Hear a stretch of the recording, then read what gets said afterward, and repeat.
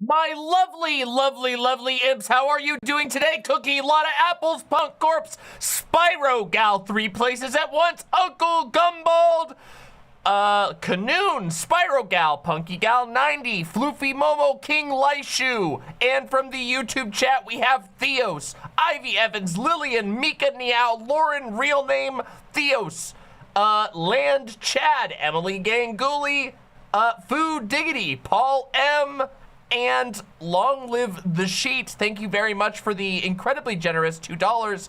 And thank you very much to Lotta Apples and Canoon for the incredibly, incredibly generous donations. If you are here, please press the like button. We have a fun night in store tonight, okay? So press the like button and get comfortable, okay? Tonight is going to be very special. You see, this stream is dedicated in dishonor to the memory of the time that Kanye West went full Nazi, full JQ on Twitter.com, and we're gonna talk about that in just a little bit. And then after that, I'm going to make a small announcement, and then after that, we're gonna play video games. It's been way too long since the last time we played video games. And I wanted to play some Cult of the Lamb. I wanna, get warmed back up, hopefully beat some bosses, recruit some cute little critters to the cult.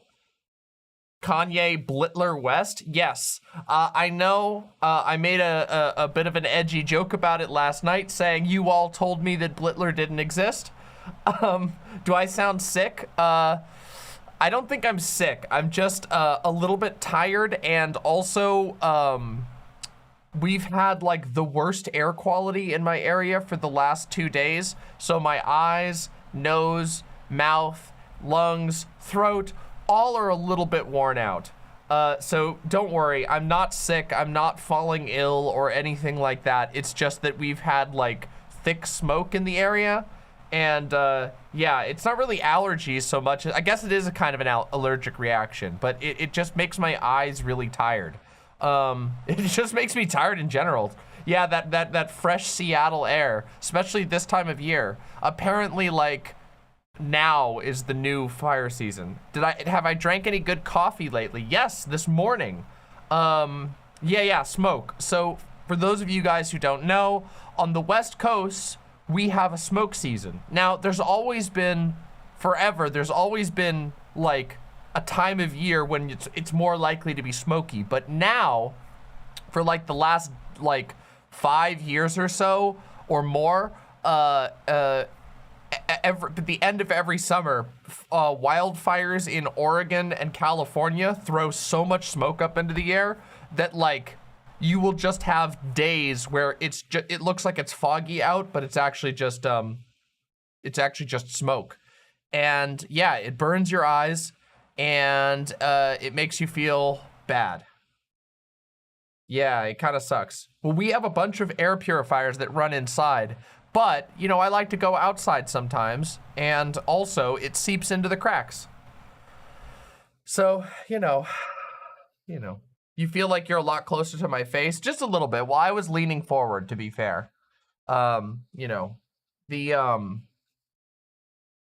camera, touching grass is dangerous. Actually, everything is dangerous. Being alive, generally, is pretty dangerous. It's pretty bad if it's stinging your eyes. Well, lots of things are stinging my eyes. What is this emote? New emote? Not super new, but it is newer. People can shit on Ohio all they want, but we don't get wildfires here. Aha, you don't get wildfires there yet.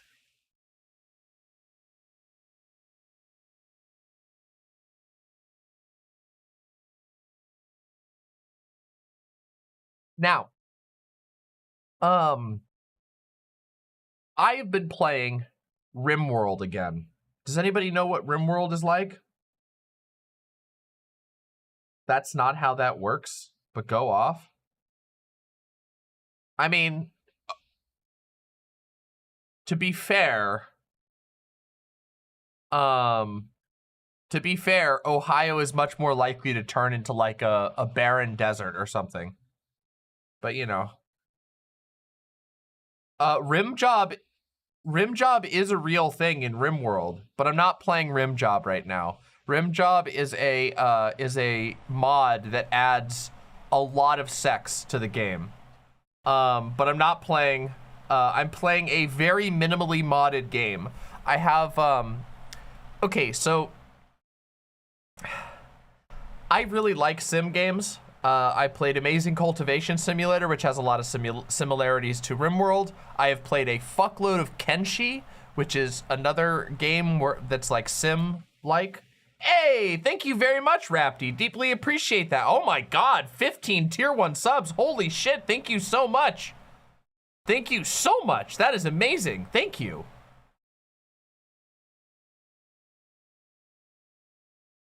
Nuts. What do you, who said anything about fucking hurricanes in Kansas? What is your problem? Why do you do this? Why do you do this? Satisfactory is better than Rimworld? I don't know if I agree with that. I do have some issues with Rimworld, okay? Rimworld, there are aspects of Rimworld that make me very mad, but nonetheless, I really do like Rimworld, and I want to play it. I want to be able to win in Rimworld. Wait, I forgot another donation, did I?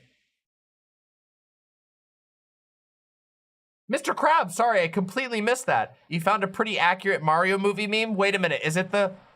All right, we'll take a look at this one in a bit. Thank you very, very much, Mr. Krabs123 with the $5. Sorry, I did miss yours. I apologize about that. Watch the meme. Okay. All right, fine. Fine. All right, fine. I'll just interrupt my rant. Here, fine. This is training you all poorly. All right. What? They've got Jack Blacks now. They've got Jack Blacks now.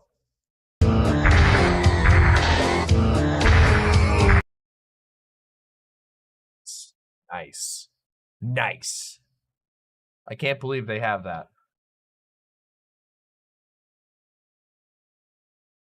It's true. I do think that Jack Black would make quite a good stomp around. Yeah. Do you guys want to see my cute shirt? Look at this. Look at my cute top. Look, it has black cats, and it has little owls, and it has little candy corns. See? Anyway, what I was talking about before the meme came on was Rimworld and how I've been playing Rimworld again lately. Rimworld is a game that sometimes makes me annoyed. But it also is a really fun game, and it has a lot of cool stuff in it, so I'm trying to learn how to play it. So far, it's not gone so well. Yinglet Rimworld? Yinglet Rimworld would be awesome, but I don't know how you'd mod that, but it sounds cool. Is there like an already existing one? Oh, there is an official Yinglet one. Oh, that's sick as hell. Wait, all right, I'll check that out. All right, cool. Oh my God, they're really cute. All right, that might be fun. That might be fun. Aw, they're really cute. Huh. Aw. Wow. Okay, sorry. Well, I'm distracted by many things right now, okay? They're like furries? Yeah, they are. Yeah, they're little furry critters. Yeah, so I've been playing Rimworld lately. Not updated though. Well, that's okay. It happens. Not a big deal. The thing that's nice, there's a lot of things that are nice about Rimworld. There are a lot of things that I don't like all that much about Rimworld. But oh yeah, we're gonna talk about Killjoy asks, have you seen the TwitchCon foam pit? Yes, we have to talk about the TwitchCon foam pit. The foam pit. The spinal destructor. I don't think she broke her neck. I think she broke her back, actually. Although your neck and your back are like the same structure. Yeah, they made like a death pit. Okay, guys, actually, you know what? Let's just talk about that right now because this is a perfect opportunity. Before I do that, however, I'm going to need all of you, my lovely imps, to please press the like button. I know we have a lot of viewers right now, but we actually only have 54 likes. We're missing 100 likes. We really need the likes. People come and watch if you press the like button, but we literally basically don't have any. So, you know, that makes me a little sad. Do you guys want to see me? Do you want me to like cry on stream? Is that what I have to do? Do I have to cry in order to get likes? Because I can cry. My eyes are super dry right now. I can cry. No, I don't want to make myself cry, but you know, I will if I have to. Thank you. Appreciate it. Unironically, thank you. Seriously, I know I have to heckle you and shake you all down for likes, but like the reason for that is because YouTube makes me. If I don't get the likes, YouTube doesn't like me and I don't have a job anymore.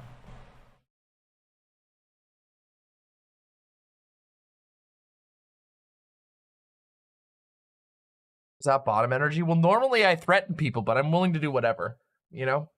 Fake crying in a YouTube apology video. I don't do apology videos. Actually, that's not true. The funny thing is I'm willing to apologize when I'm wrong. You all have seen that. So, all right. So let's talk about this Twitch foam pit thing, okay, real quick. So, yeah. So where do we start?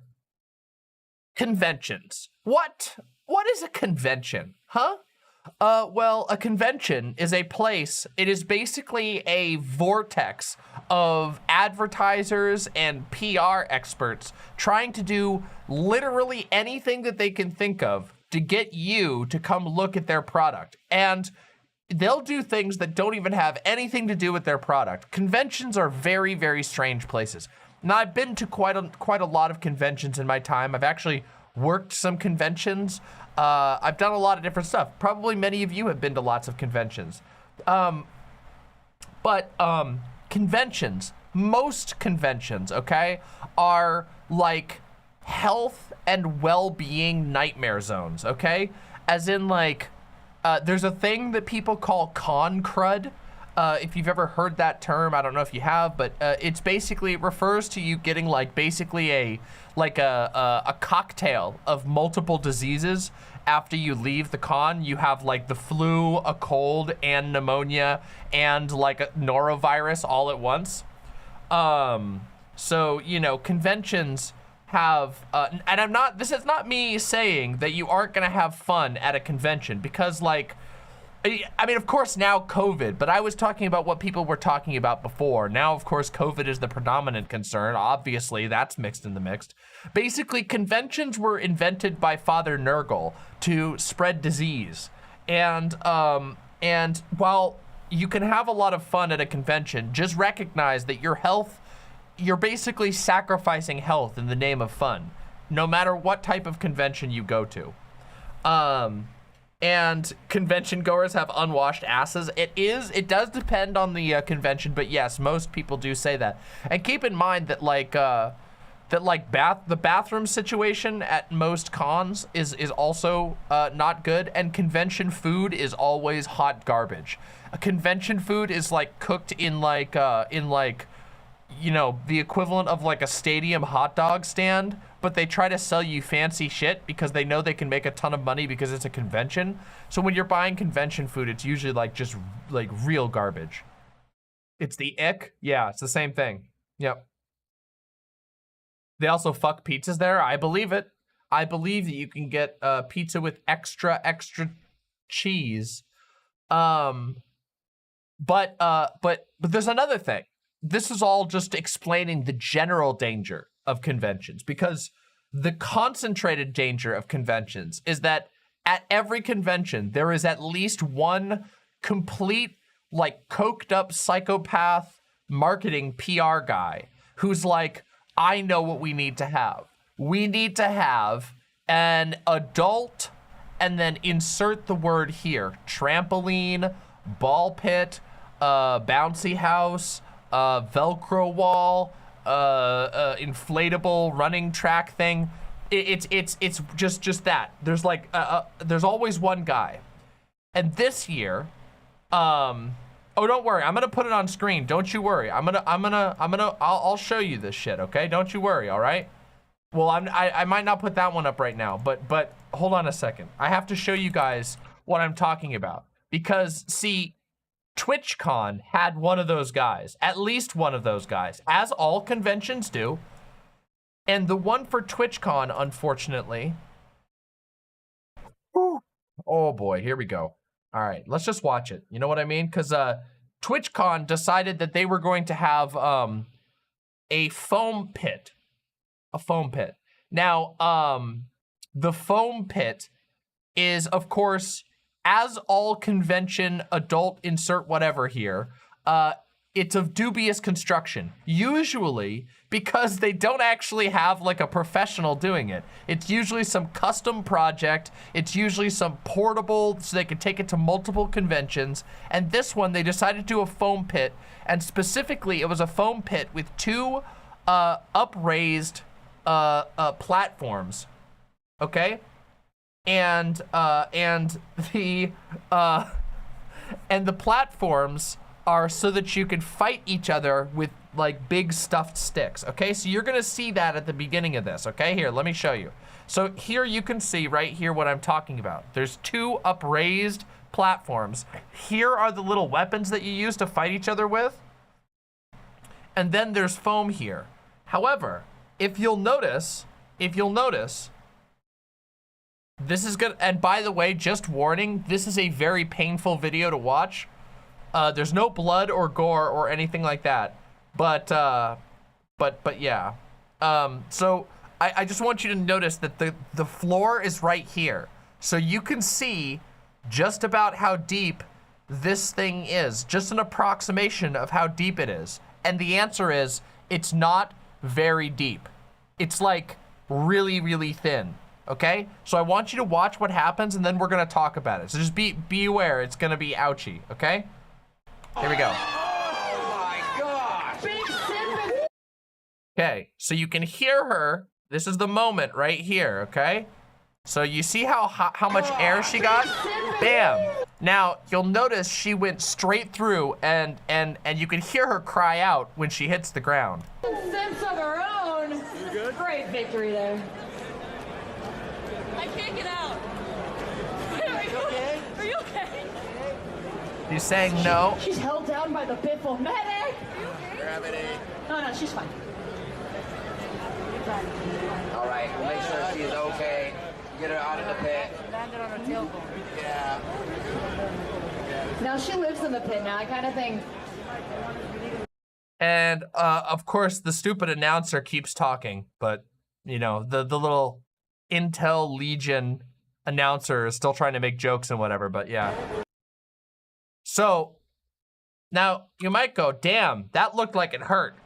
It didn't just hurt, okay? Because I wanna give you guys the follow-up on this. This is the person, Adriana Cheshik.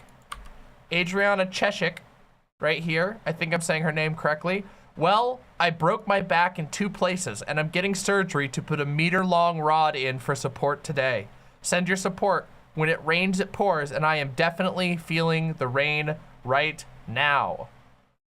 Ooh, boy. God damn. Yeah, it is so fucked up. She was trying to keep everyone calm. Yeah, I'm sure she was. I was just saying that, like, my point there is to say that PR people, fucking PR people for Intel, whatever, are not trained to deal with the dangers of a fucking bar pit. I mean, of a ball pit.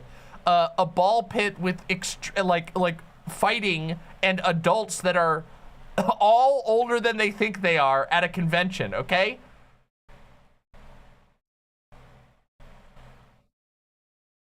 So, and I've now heard that there were at least 2 other injuries, that someone broke their leg and someone sprain their ankle or hurt their ankle, which is like, Jesus Christ. Yeah,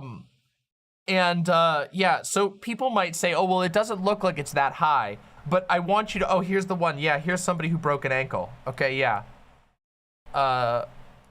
Yep, here you have another person right outside of the ball pit.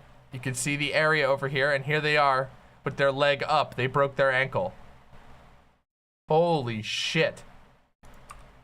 And Loch Vaness dislocated a knee. Here we go. Here's the third person. Yep, here you go. So here you have them in the hole again. And here you go. Now she's rolling around because she dislocated her knee. God damn. God damn.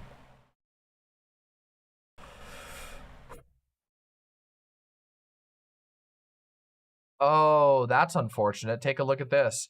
Yeah, unfortunately, we can't do shit about it because we had to sign a waiver. Waivers don't really matter when people are getting seriously injured and they continue to let people play. This is blatant negligence. Yeah, waivers only... waivers only hold up so far. At what point do we shut down the foam pit? Okay, this is why I said that, like, conventions... Okay, all right, hold on. Let's start this over again. Let's pretend that you're going to a convention, okay?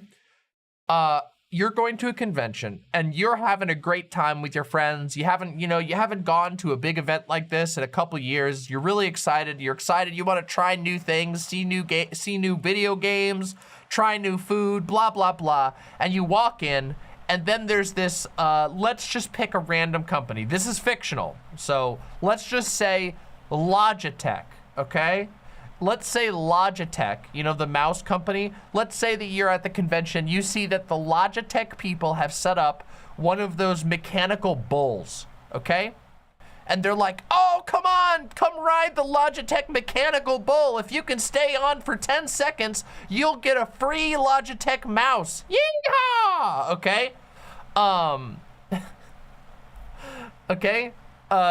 Think twice before you climb on that mechanical bull. Because chances are they put that thing together like 2 hours before, and it was originally designed to be in like a padded room that was custom designed for the mechanical bull, and they've decided to put it into like a portable convention stand thing. Yeah. Jade Monkey says, do the Jesus lean snap. Do the Jesus lean snap. Oof. No. All right, listen. Yeah, so this is what the pit is supposed to be constructed like. Yes, this is exactly. This is what a real foam pit looks like. These pits only work when they are deep. You can see just how shallow this one is because they're stacking foam cubes on the floor. It's no wonder that people got hurt. This was an exceedingly dangerous setup. An absolutely dangerous setup. 100% correct. Like, this is what, like, a gymnastic foam pit looks like that people can fucking flop into, and it's because there's, like, 10 fucking feet of distance. By the end of it. Nobody thought of this while constructing? No, because they don't care.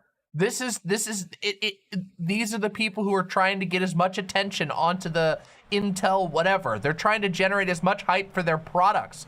That's what conventions are all about. So like, yeah. Yeah, just be careful, okay? Don't do silly things in dubious things. Like, by the way, I'm not blaming any of the people involved, just so that we're clear, okay? Like, I'm not blaming any of the people who are injured at all. They were just having fun at a convention. I'm warning people for the future to be careful whenever you're at a convention, because conventions always do this bullshit. But you shouldn't be expected to like have to think that every single convention that you go to with big name brands that they're just going to build a death trap for you. The people who set this up should absolutely be responsible for it. It's reasonable to think that Twitch would keep their con safe. Well, that's the thing. So it's a freak accident then? No, it's not a freak accident. This sort of shit happens all the time. It's just not to the degree that your everyday, okay, people who are going to a convention aren't like, they're not like professionals. They're not like gymnasts or anything like that. They're visitors to an event that's designed to be fun. They have an expectation that the people who are throwing the event are gonna have safe things there. The people who got injured didn't do anything wrong. They were just sort of trying to, you know, have a good time with the stuff that's in front of them at the event they've been invited to. Obviously, the fault is on the people who set up the pit. Well, yes, okay, obviously, as Punk Corp says, streamers, some of the laziest and most unathletic people around. Okay, maybe, okay, just maybe, all right? I will say that when I first heard about the foam pit, I said, oh my God, you thought it was a good idea to put a foam pit at a streamer convention. The guys who literally sit in front of their computer for a profession 12 hours a day. You thought that was a good idea. That was my first thought. But then I kind of went, okay, not all streamers are like that. And also, a foam pit is always a bad idea anyway. So,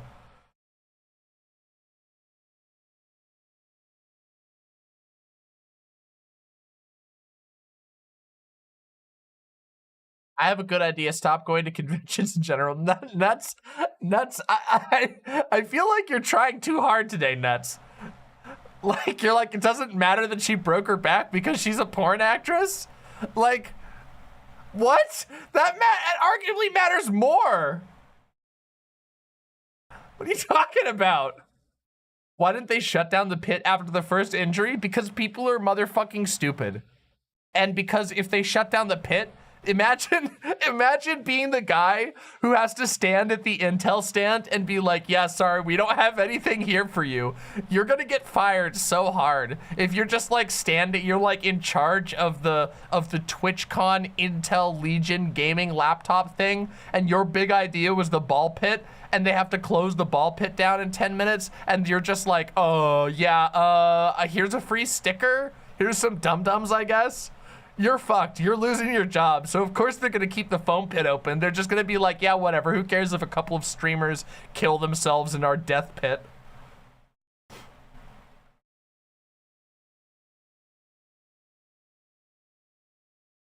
Yeah,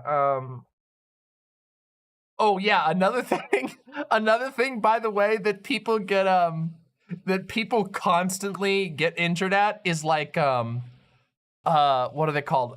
Those like school fairs, you know, in like college when they do like little festivals where they have like, again, adult bouncy houses, adult Velcro walls, those big bouncy slides, those things, but they have it all set up for like the adult kids.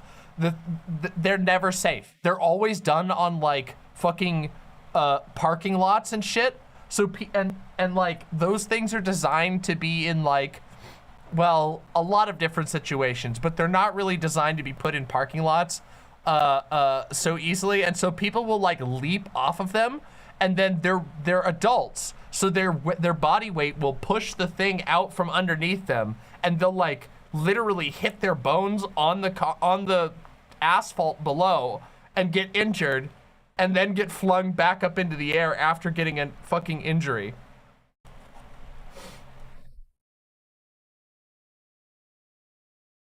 Yeah, shh, don't tell Amazon.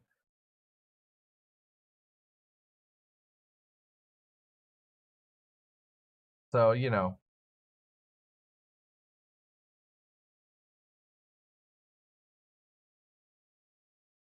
Oh, Hassan survived the ball pit? Well, that doesn't surprise me. Isn't Hassan like, well, look, let's take a look. Hassan, as you see our balance.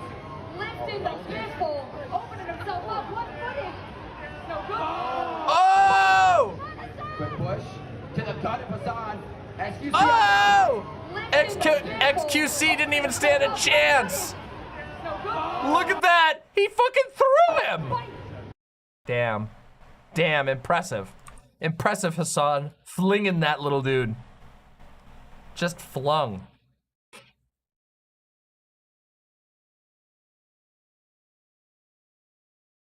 Okay, to be fair, if Hassan had jumped like that other lady had, like if Hassan had done like a leap up into the air like that, he probably would have broken his back as well. But yeah, it fucking sucks that so many people got injured. That fucking blows. When are we gonna get into the Kanye and Crimea discourse? It's okay. We'll get there. Soon. Soon, Emu Anon. That's another thing. They aren't pairing people in weight classes. Yeah, wouldn't it be fun? Wouldn't it be great if you were like, oh boy, guys, just imagine like going to the TwitchCon like fucking ball pit, and you're like, oh boy, I'm an Animal Crossing streamer. I'm a what's that fucking? I'm a Pokemon Nuzlocke streamer, and you're like this little tiny stick, and then you go in and you like get put up against like a bodybuilding streamer who just like films from the gym constantly, and they just pick you up and throw you across the fucking entire con floor like you're a spear. You just go like, you know, just like obliterated instantly. Yeah. Sign the waiver. The nerd javelin toss. Just, I don't know. There's just so much that can go wrong with these things. Look, I feel really bad for the people who got injured, and God, I really well, I wish the best. Okay, I wish them the best. I have a feeling that Intel is probably going to have a large lawsuit on their hands, and they will deserve it. So, yeah.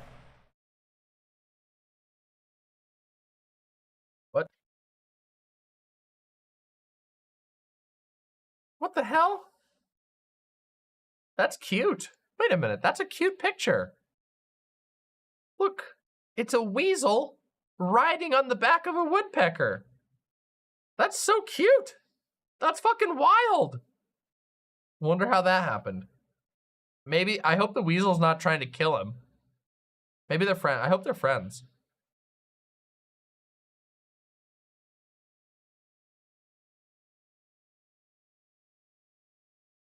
No, I'm not gonna. All right, fine, I'll show it. All right, last con meme, and that's this furry convention, okay? Enjoy the furry convention footage. Look, this is a giant, high quality, look at that. Look at this high quality fursuit, okay?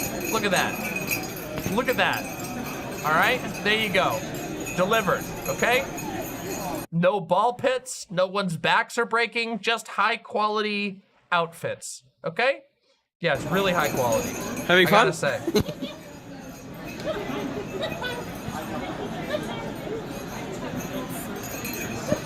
I don't think yinglets are supposed to be that big. IRL, I think they're supposed to be small. Do I have a link to this jacket? No, I don't, because we found this at a, I found this at a Goodwill.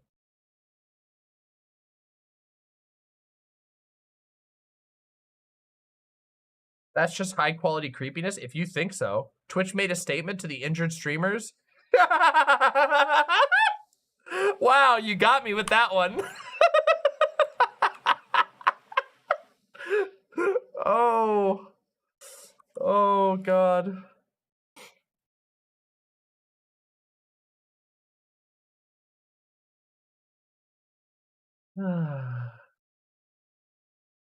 That's goofy. Would you ever buy a fursuit? Not really, probably. I'm not really into that sort of thing. Fursuits aren't really my sort of thing. What the hell is a Doom Patrol? I don't know what a Doom Patrol is. Did you see the 50-50 split tweet? Oh my God, no, I didn't see that. Could you not get your peasant blood on the convention floor? Yeah.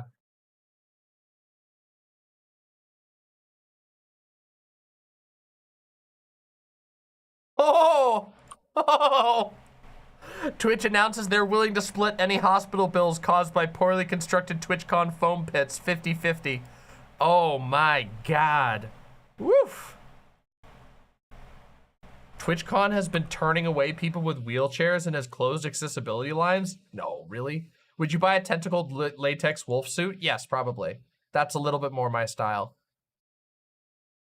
Holy shit.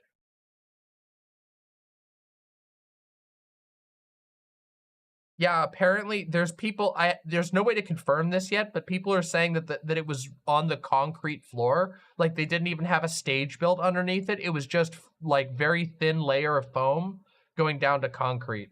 Holy shit. That is fucking nightmarish. That is, whew. Yikers.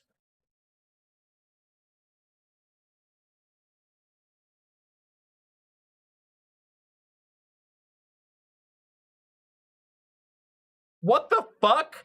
Jderv? What the fuck?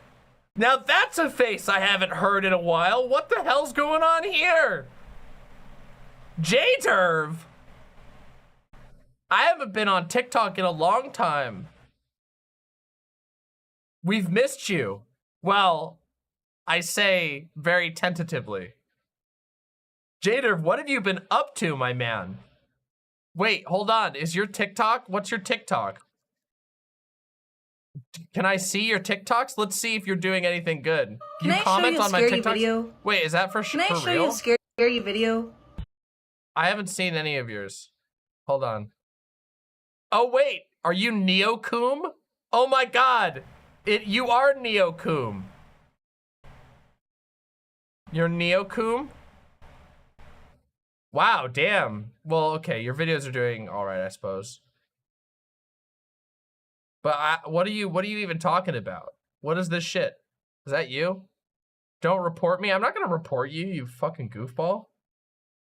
Let's see. Incels are wise. They are scholars. They are seers. They are modern-day truth-tellers. Think back to, if you will, ancient Greece. Think back to Diogenes. Why did the words and works of Diogenes have value? Why were his critiques poignant at the time? Because he had nothing. He was a zero in the system. He did not derive anything from it. He lived in a terracotta pot. So who better to critique the world of ancient Greece than the man who had nothing? Now do incels. Do incels and the modern woman. Do incels and our current femininity. Do incels and our current power structures. Do them. Oh, I did, You will Sheedy. find- Yes, that Sheedy Ghost, I did read yours. Thank you very much. I read it at the very beginning of stream. No better poignant critiques of the construct of the modern woman than the man who goes without poon. For they are the modern-day Diogenes of our time, and they are seers. Read the forms. They are wizards. Incels. If your girlfriend is tall, thin, and always hungry, that's not your girlfriend. That is literally Praetor Rykar, Lord of Blasphemy and head of the Volcano Man. Dummy. Idiot. I should make a comeback to TikTok. I just got really tired of TikTok because all my TikToks kept getting fucking shadow banned and shit. Not shadow banned, but the thing where like nobody sees them after you post them because apparently you violated some invisible rule. Women will tell you that they oppose discrimination in all of its many forms, but then will go on to deny someone. So is Jderv actually a chud? Yeah, well, at least, I mean, at least until proven innocent again. Because originally, we gave Jderv a shake. Jderv tried to cancel me over me roasting a vegan. But then we had a lot of fun with Jderv, and now Jderv seems to have come back. So we'll see, I don't know. Their human dignity, deny We're them happy their to see human you again. rights because of their star sign. You bitches are completely foul and actually worse than normal racists. You are planetary racists, celestial racists, cosmic racists. You are foul. The only reason some of you substantively disagree with the works of Adolf Hitler is because he was not genociding Scorpios. You need to reassess how you evaluate and treat people, Emily, because this is a little bit warped. Women will This applies to Final Fantasy XIV Astrologians. Damn. God damn.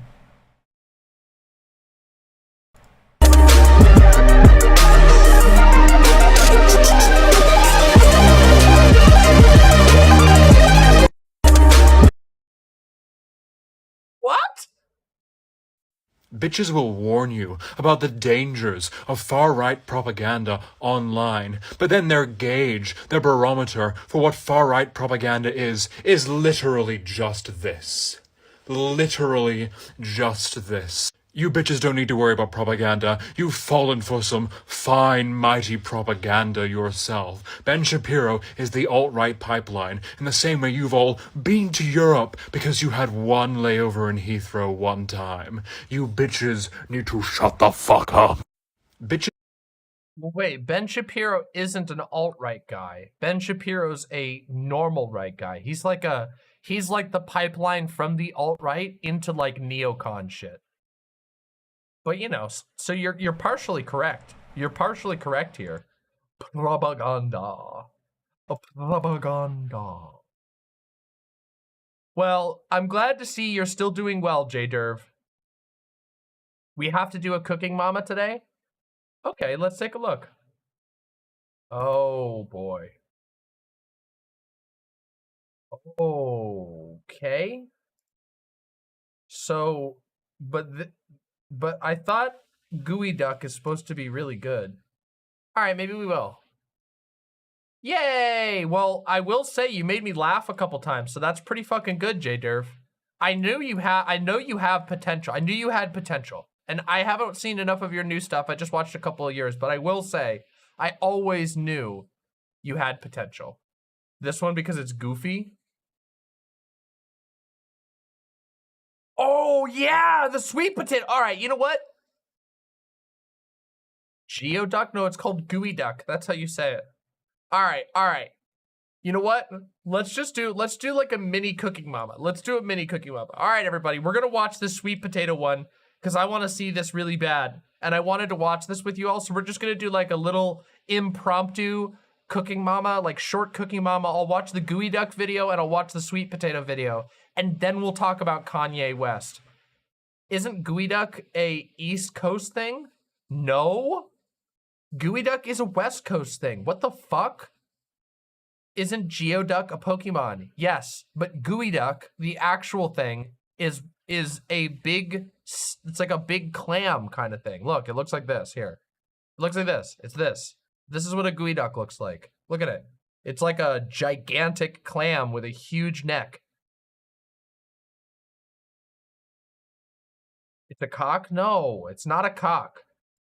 If you use it that way, that's between you and the devil. All right, let's watch this. Let's watch this thing. I want to see. This is apparently somebody who's never seen a sweet potato before. I came across these. These were in a bag, and it said sweet potatoes. I don't know what this is. It doesn't even really look like a potato. What exactly makes it, why they call it a sweet potato? It doesn't smell sweet.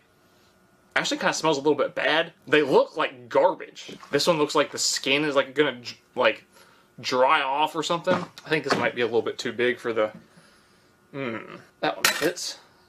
But anyway, so I want to see if these sweet potatoes will work in the same thing. I don't even know what country these things come from. They're very strange to me. So let's do this. Oh! Wait a minute. Why are they orange?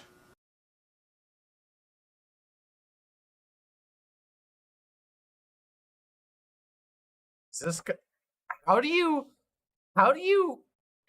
go like you're like sweet potatoes are remarkably fucking common. How do you not know like but this guy sounds genuine. So I have to give him credit. If he's faking his surprise, he's doing a really good job. Is there something wrong with them? Why are they orange? What kind of potato is orange? I don't understand. What's happening here? What country are these things from? Are they all orange? Oh, this one might be just a little bit too long. They are orange, all of them. He lives in a food desert? Do you really think so? Is it really a food desert? This thing does kind of struggle just a little bit. I don't want to be rude, but like... You guys, you're gonna have to educate me in the comments. I don't understand. Where do they grow? Where do you grow a potato to make it orange? And why is it sweet? It just smells like a regular potato. Oh. It did it. Is there something wrong with these potatoes? Why are they orange? They must be much more dense, because this thing struggles quite a bit. I want to get this one in there. I need to cut it off. Use my special culinary sword. The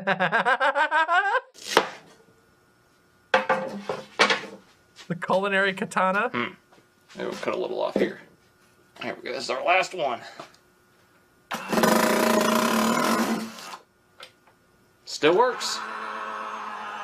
Nothing stops this thing. All right, so that is our potato slicer. I'm really surprised that so far this episode, like, everything is just working beautifully. Like, normally there's like at least something that's garbage by now. I need to do like some research or something about these potatoes, because these.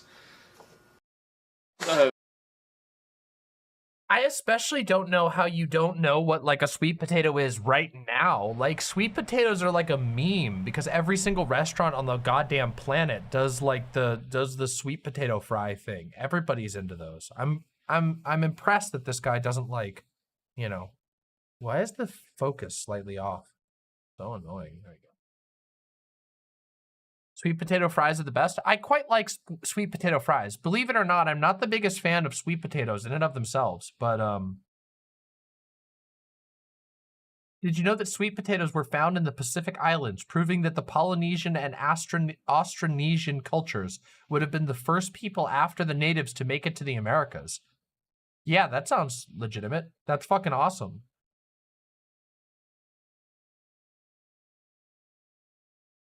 Who's never had a vegetable before? I surely hope no one here. I would be kind of impressed if somebody made it to the point in life where they were able to chat in a web chat without ever having eaten a vegetable. So, you know. What if he knows them as yams and just hasn't cooked with them as an adult? I don't know about that. It's possible, I guess. Okay, so hold on a second. Is there an actual difference between a sweet potato and a yam? Because I always hear mixed things. Yam versus sweet potato. Aren't they just different types of roots?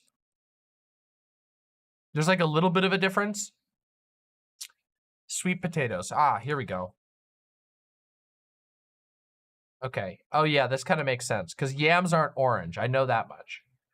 Thin, reddish brown skin, rough, textured brown skin, orange, white, or purple flesh, pale, starchy flesh, sweet flavor, neutral flavor, sometimes called a yam in U.S. grocery stores. Okay, so here in the U.S., sweet potatoes and yams are interchangeable. Not widely available in U.S. grocery stores. Well, okay, yeah, maybe that's like mainstream ones. You can get this type of yam really, really easily in like an Asian market or something like that. Sweet taters. Yep.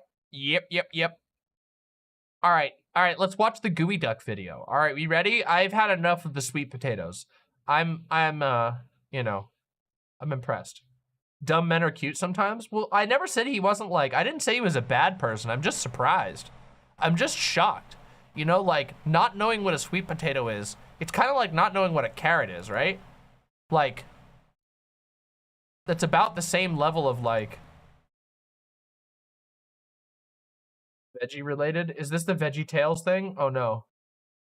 Oh yes. That's another thing. We'll talk about the Veggie Tales thing afterwards. All right, let's watch the gooey duck thing. So this is a little bit of a longer video. This is learning about how to clean and eat a gooey duck. This is probably gonna be a little gross. All right, let's watch it though. Damn, look at that. What the hell?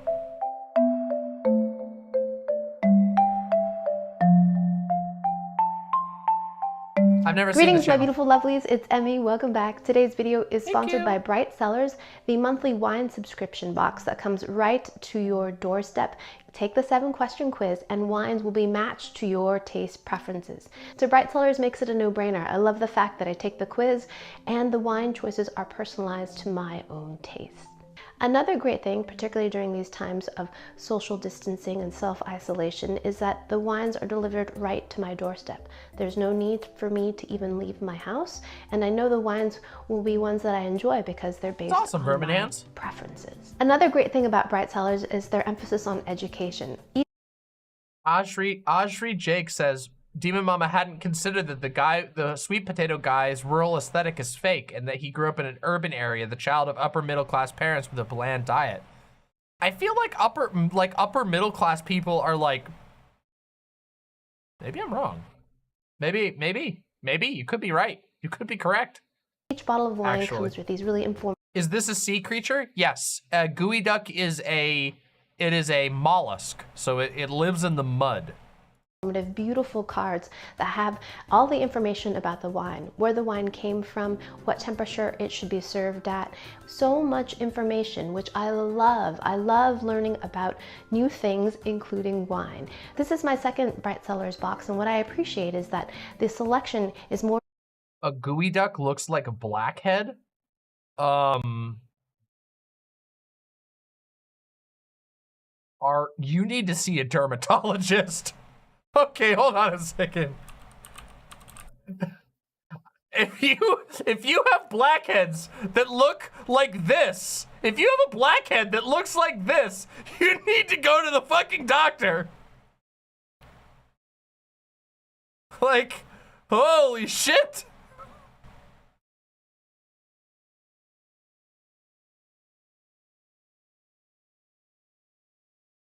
More tailored to my preferences based on my opinions of my last box. I'm gonna taste the Mojave Rain, and this is a Merlot. It comes from the north coast of California. Is a long, no offense, but I think I'm gonna just fast forward just a little bit. This is a long ad. Oh, that's nice. So this is a really great wine for me. It's a medium-bodied wine. It's not too assertive, not very lovely. The test is okay. Here we go. Geoduck, but it's pronounced geoduck. It actually comes from a Nisqually word for this creature, which is a very long-lived clam. The average age of these clams is 140 years. It's the largest bivalve. That's sick as hell. They live so long. That's the average. So some of them probably live for like 200 fucking years. Damn. On this planet. Ancient beasts. And it looks very... Sus! It looks sus! Very phallic. Now, I've eaten plenty of phallic things on this channel, including a banana candle, including actual penis in penis ox soup. But this definitely takes the cake. My lovelies, I give you the geoduck.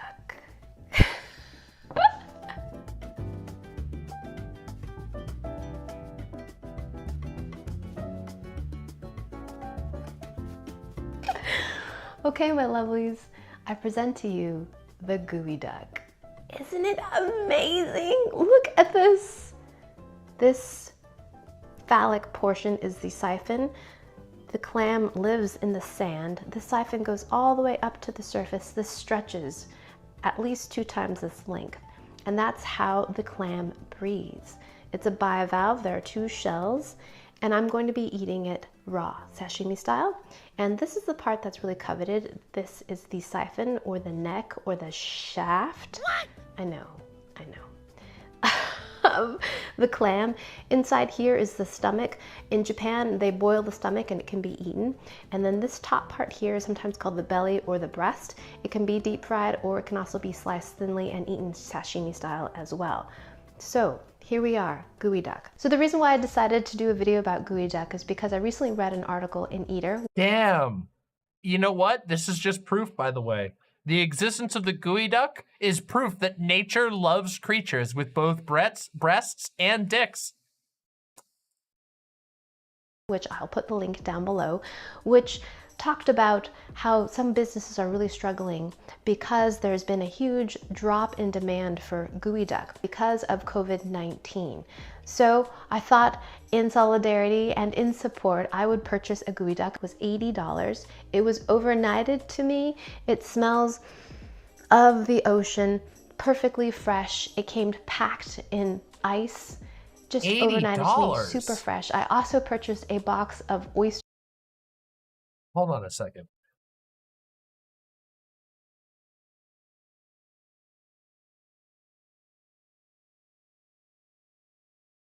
That is so much.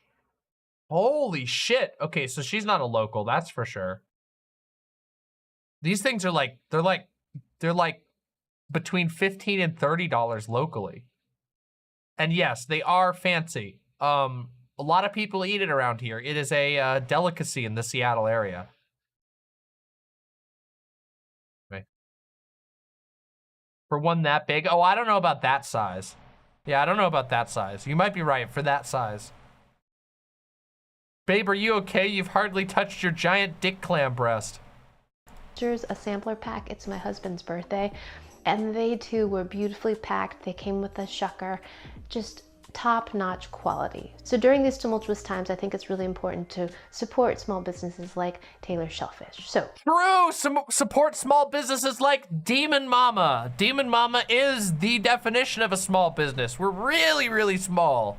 So yeah, you know, support, you know, throw some love my way. Support, you know, donate, join the Patreon, support the show, give us your likes and your subscribes.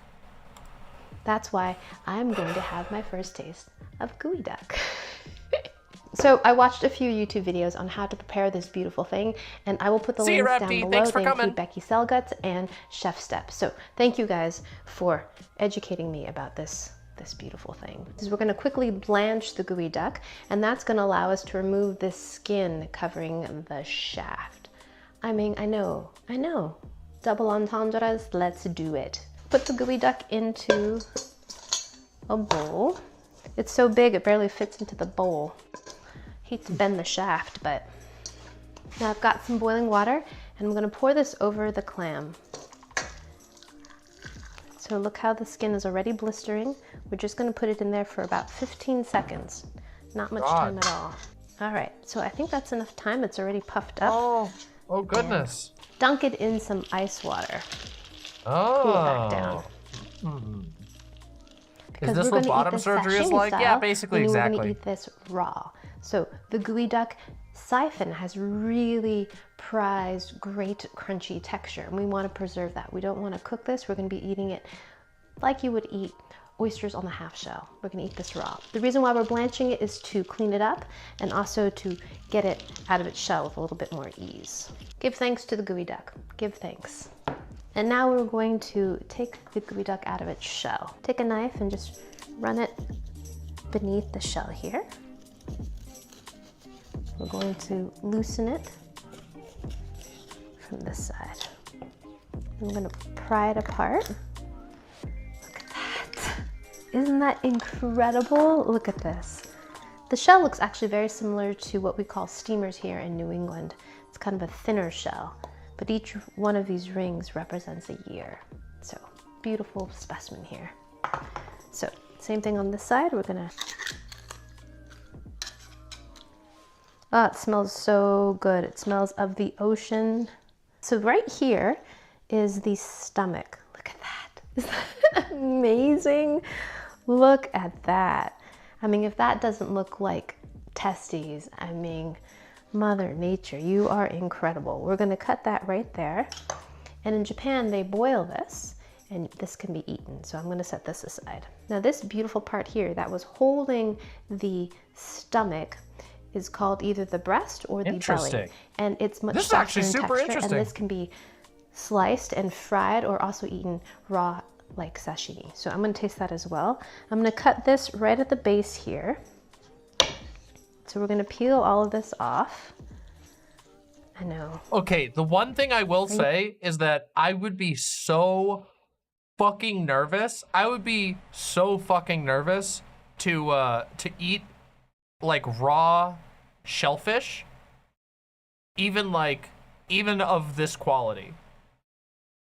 Like, holy shit, I would be so fucking nervous.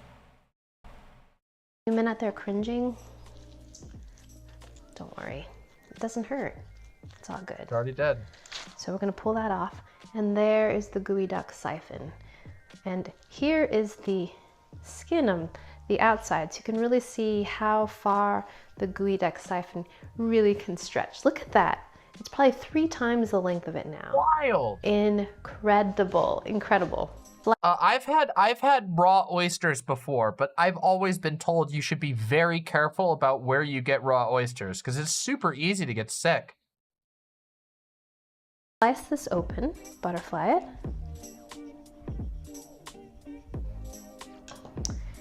is what it looks like inside. And as you can see, there's some sand in there, some muck. So we're gonna rinse that out.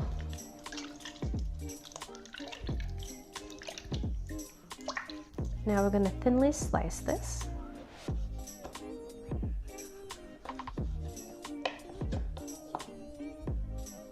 Wow, that looks fascinating though. The worst food poisoning I've ever had was from fucking chicken. I got salmonella once from a restaurant and it was so bad. Yeah, true. Yeah, as Retcon says, yeah, you gotta buy your seafood on the back of a rusty pickup truck in an empty parking lot that used to be a Denny's or a paintball store. Fucking true! Fucking the only trustworthy seafood in the world. Oh my gosh, I'm so excited about this. I remember reading about gooey duck years and years and years and years and years ago. And I thought, someday I'm gonna go to Seattle and taste gooey duck myself. I still might do that, but in the meanwhile, I can do a beautiful thing and order it online and have it come right to my doorstep, beautifully fresh and amazing. But someday I will have it in Seattle. Oh, okay, wait, hold on. She is using a wooden cutting board. A wooden cutting board, which is probably not the best, but it looks like it might be coated. It looked like it might be a sealed one. So, did I see what Verminhand said? No, I didn't. Is this a Bad Dragon dildo stroker combined into one? Bad Dragon wishes. Bad Dragon wishes they could get that level of fucking realism. They wish. Someday I would love to actually go fishing for gooey duck. I love digging for clams here in Rhode Island. Why is a wooden cutting board bad? So wooden cutting boards are, they're absorbent. So if you have a wooden cutting board, you don't want to cut meat or other, or seafood or fish or anything that can soak into the wood and grow bacteria in the wood. Because then you'll be, every time you cut on it, you'll be at risk of cross-contaminating. Yeah, so you gotta be really careful. If you have a wooden cutting board, there are certain types of wooden cutting boards that are like pressure treated or something along those lines. I don't know the science behind the treatment process, but they seal them in a layer of protective whatever, and the wood is just for looks basically, and those are usually okay. But if you have like your sort of standard store-bought wooden cutting board, you should really only use those for vegetables, and you should get something that is non-porous for everything else. Plastic for meats, exactly. Yep.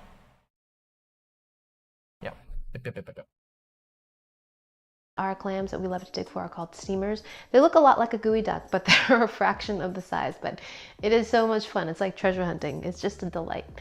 Now I'm gonna put these on a plate. I'm gonna serve these sashimi style, just like this. Alrighty, so there it is, the beautiful gooey duck, all ready for me to eat. Oh, I'm gonna slice up some belly too, because I really wanna taste that as well. This part is really tender. Much softer in consistency than the siphon. Ooh, I'm so she's gonna eat part of that raw. Okay. Like have fun shitting your guts out. No. This, to be fair, this is a pretty major. She has 2.85 million subscribers, and as from what I understand, she's a professional chef. And this was overnighted in a frozen box. She paid $80 for this. I highly doubt there's much risk of food poisoning. I do get a little nervous about eating raw shellfish in general, but this is about the safest way you could do it outside of getting it fresh off the truck. Belly portion over here. One of my favorite things in the world is going clamming with my boys and eating raw clams on the beach. It's perfect. It's really what it is. So Becky recommends a squeeze of lemon juice, soy sauce, and a little bit of olive oil. But I'm gonna do this sashimi style and just have it right out of the ocean as it came. So let's give this a taste. I'm so excited. Alrighty, itadakimasu.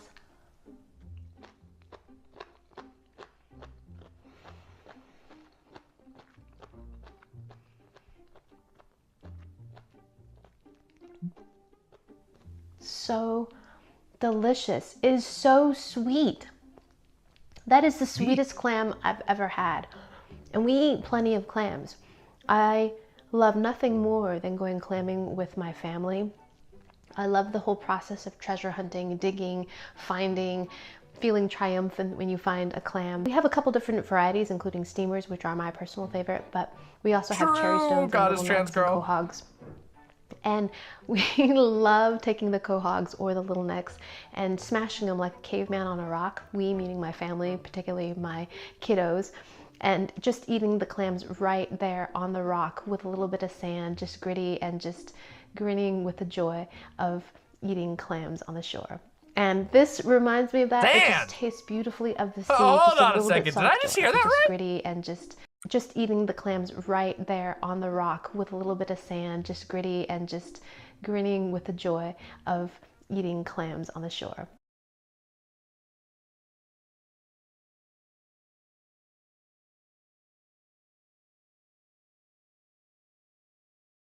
Well, I mean, I get the experience, but like, why would you? The sand is is like the most definitively unpleasant part of that entire experience. The sand does not add flavor. It hurts your teeth. Okay, all right. And this reminds me of that. It just tastes beautifully of the sea, just a little bit salty, but mostly it is sweet. It is sweet. It has a beautiful, beautiful flavor.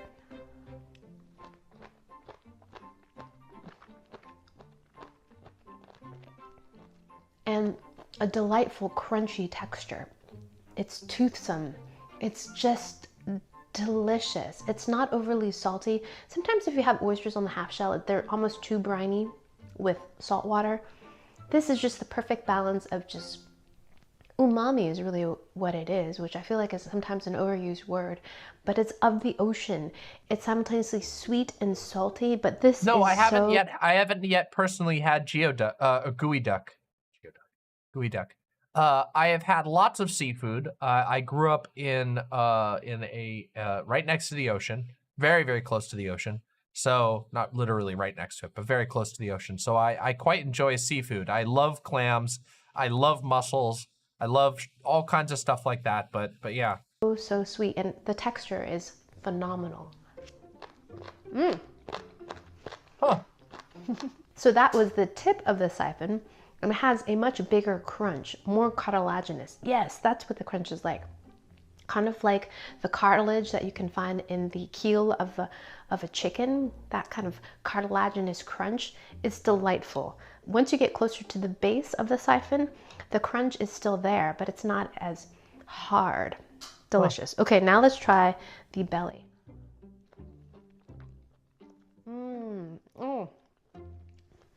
The belly is delicious too. A completely different texture, a much tenderer texture, more similar to a raw quahog, but not so chewy, and has a great clammy flavor to it, but still so sweet. So you won't eat the clam raw? I would eat the clam raw. Of course I would.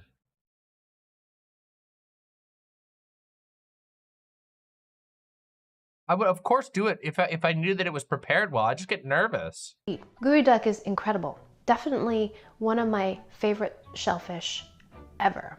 Ever. It's so scrumptious. So scrumptious. So much to be thankful for in this beautiful world. So much, including very ancient. Well, not the gooey duck, because you ate him. He's got nothing to be thankful for. He's fucking dead. That motherfucker's dead. Bivalves. Thank you.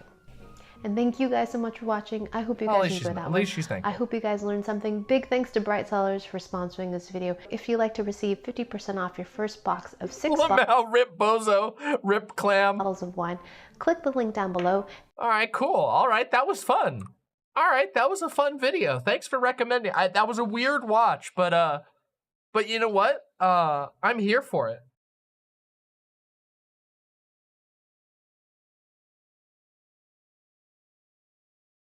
You guys want to watch one other thing? Do you guys want to check out one other food thing? No, we have so much other stuff we got to do. No, you know what? We're going to watch it. No. This one's not a funny one. This one's cool as shit, okay? Oh, it's so long though. Whatever, I don't care. It's so interesting. You guys ready? This is sick. This is sick as fuck, okay? This is a video by Tasting History with Max Miller. It's about pemmican. And by the way, if you guys know, like, look, just watch. I'm telling you, this is a really good one, okay? You guys gotta know about pemmican, okay? I'm kind of obsessed with pemmican. It's spelled like this. Pemmican, okay? And it's super interesting, okay? Pemmican is like the ultimate survival food.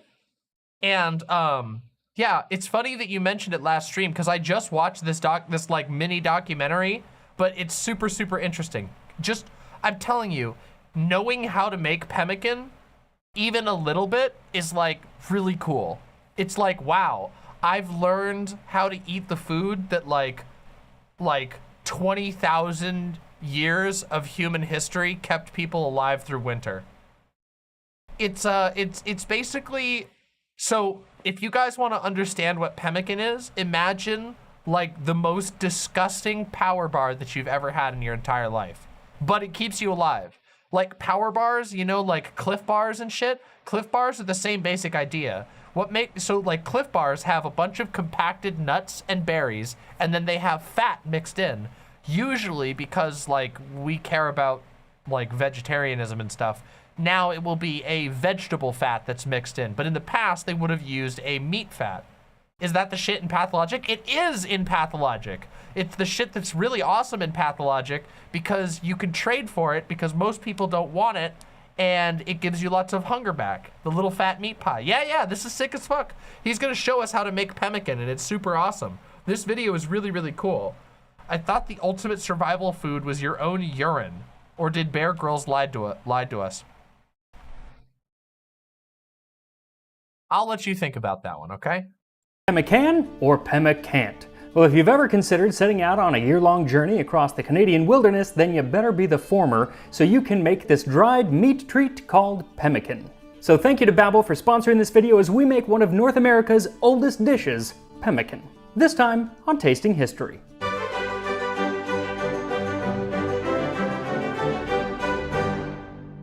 So this has to be one of the most requested dishes that I've done here on the channel, basically ever since I did that. It's not hardtack. Hardtack is something completely different. Hardtack is like dehydrated bread. This is something different. That video on hardtack, people have been asking me to make the meaty version of a survival food that has a shelf life measured not in months, but in decades, just like hardtack. Decades. That's right. Pemmican can last fucking forever. Forever. It's like a time machine for shitty food. And just like it's cracker-like. And yes, Gold Teeth, Keith, I do watch the Townsend's channel. Yeah, I watch that frequently. Like cousin, pemmican is less of an Epicurean delight and more of just a means to an end. It's not something that you're going to be serving at your next dinner party, but something that you'll be really glad you have when you are trekking through the Arctic. The word pemmican is derived from the Cree word for processed fat. Now, while it's the Cree word that is typically used today, pemmican was and still is made today by Native American tribes all over North America under many different names and with slight variations to the preparation. But at its core, pemmican is meat of any kind, dried and pounded and saturated with fat. There is as much nourishment in 1 pound of pemmican as in 4 pounds of ordinary meat. That's fucking wild. That is wild. That is some concentrated survival calories right there. Can you imagine? Can you imagine being like living on a mountain in the middle of nowhere and being like, damn, I'm scared for winter, and then taking like 4 days to make a fuckload of pemmican and being like, never mind. That's wild. And that meat can be pretty much anything. There are old descriptions that talk about pemmican made of venison, beaver, elk, duck, rabbit, and even fish. Though perhaps the most common version, or at least the most well-documented version, was made of buffalo. And that's the kind that Lewis and Clark had as they journeyed across the plains searching for a passage to the Pacific. Some hunters were sent out to kill buffalo in order to make pemmican to take with us. Pemmican is buffalo meat, dried or baked, Pemmican. pounded, and mixed with grease. We eat an immensity of meat. It requires 4 deer, an elk and a deer, or 1 buffalo to supply us plentifully 24 hours. Meat now forms our food principally, as we reserve our flour, parched meal, and corn as much as possible for the Rocky Mountains, which we are shortly to enter, and where, from the Indian account, game is not very abundant. So even if they couldn't agree on a spelling of the word pemmican, I have decided to follow their lead and make my pemmican out of buffalo. And let's take just a moment and talk about that word, buffalo. That is not a buffalo, it is a bison. And yes, that is correct. The American buffalo is not, in fact, a buffalo, which is an entirely different genus with the rather whimsical name Bubalina or Bubalus. Oh, look at these bubalas. But most people in the last 300 years have not made that distinction and have called the bison buffalo, hence the Buffalo Nickel, Buffalo Bill, and many North American cities called Buffalo. So I know it is actually called a bison. Heck, the scientific name is bison. Ah, the Visible Isabel says, now I need that piece of trivia. What was the name of the elven bread in Lord of the Rings? Lembas bread. That's right, motherfuckers! I know my fucking Lord of the Rings trivia like nobody fucking else besides Doe, okay? Doe has me beat. Lembas bread. Right. And the plains bison has the scientific name bison. It really wants you to know I am a bison. But as most writings from the period I'm going to be discussing call it a buffalo, I will be using the term interchangeably throughout this video. And if you want to blame somebody for calling it a buffalo, go ahead and blame the French, because it was French fur trappers in the 1600s who first called bison buffalo, the word being related to the French term for beef. Do you think you would rather have pemmican or dwarf bread on a journey? Pemmican. Dwarf bread? I don't know what dwarf bread is, but I'm going to go with pemmican. Or boeuf, something that you can learn when studying French with today's sponsor, Babbel. Babbel is one of the top language learning apps in the world, and one thing that I love about them is their short 10-minute lessons. It allows me to squeeze in a lesson here and there throughout the day, and they're all taught by actual language teachers rather than put together by some AI. And since they teach real-world conversations, they're perfect for things like travel, and that's why I am actually brushing up on my high school French because I'm hoping to plan a trip to France.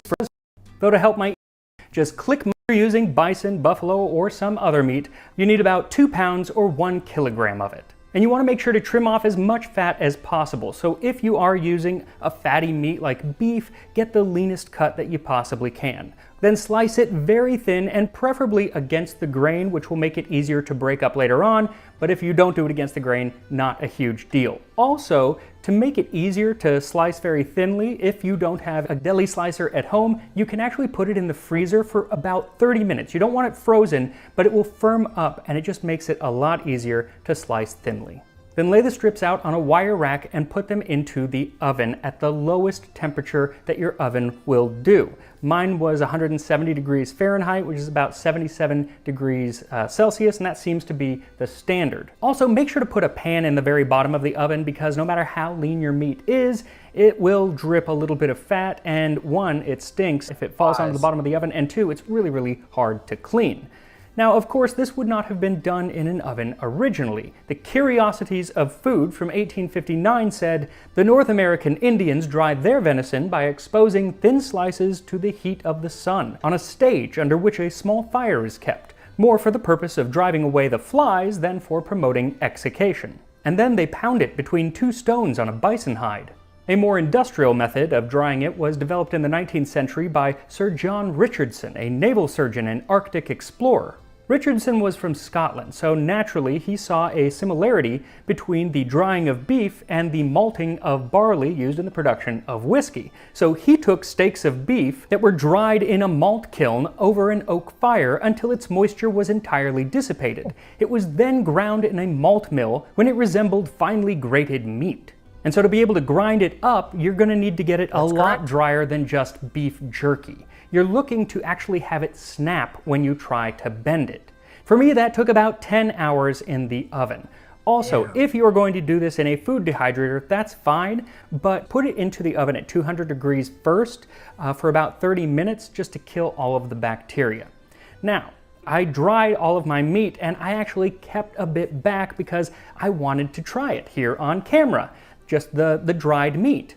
But I wrapped it up, and today my cat took it and ate it himself. It's bad kidding. So you just have to trust me when I say that the texture was that of very thin balsa wood, and the flavor was that of the mere memory of beef. I'm kind of certain that any flavor was all in my head. Anyway, once it is completely dried, you have to grind it up. I started with a mortar and pestle just so I could prove to myself that it could be done by hand, and once I had done so, I moved on and used a blender because it is just so much easier. Either way, you want to get it into a coarse powder. Now, the only other ingredient that you absolutely need for this is fat.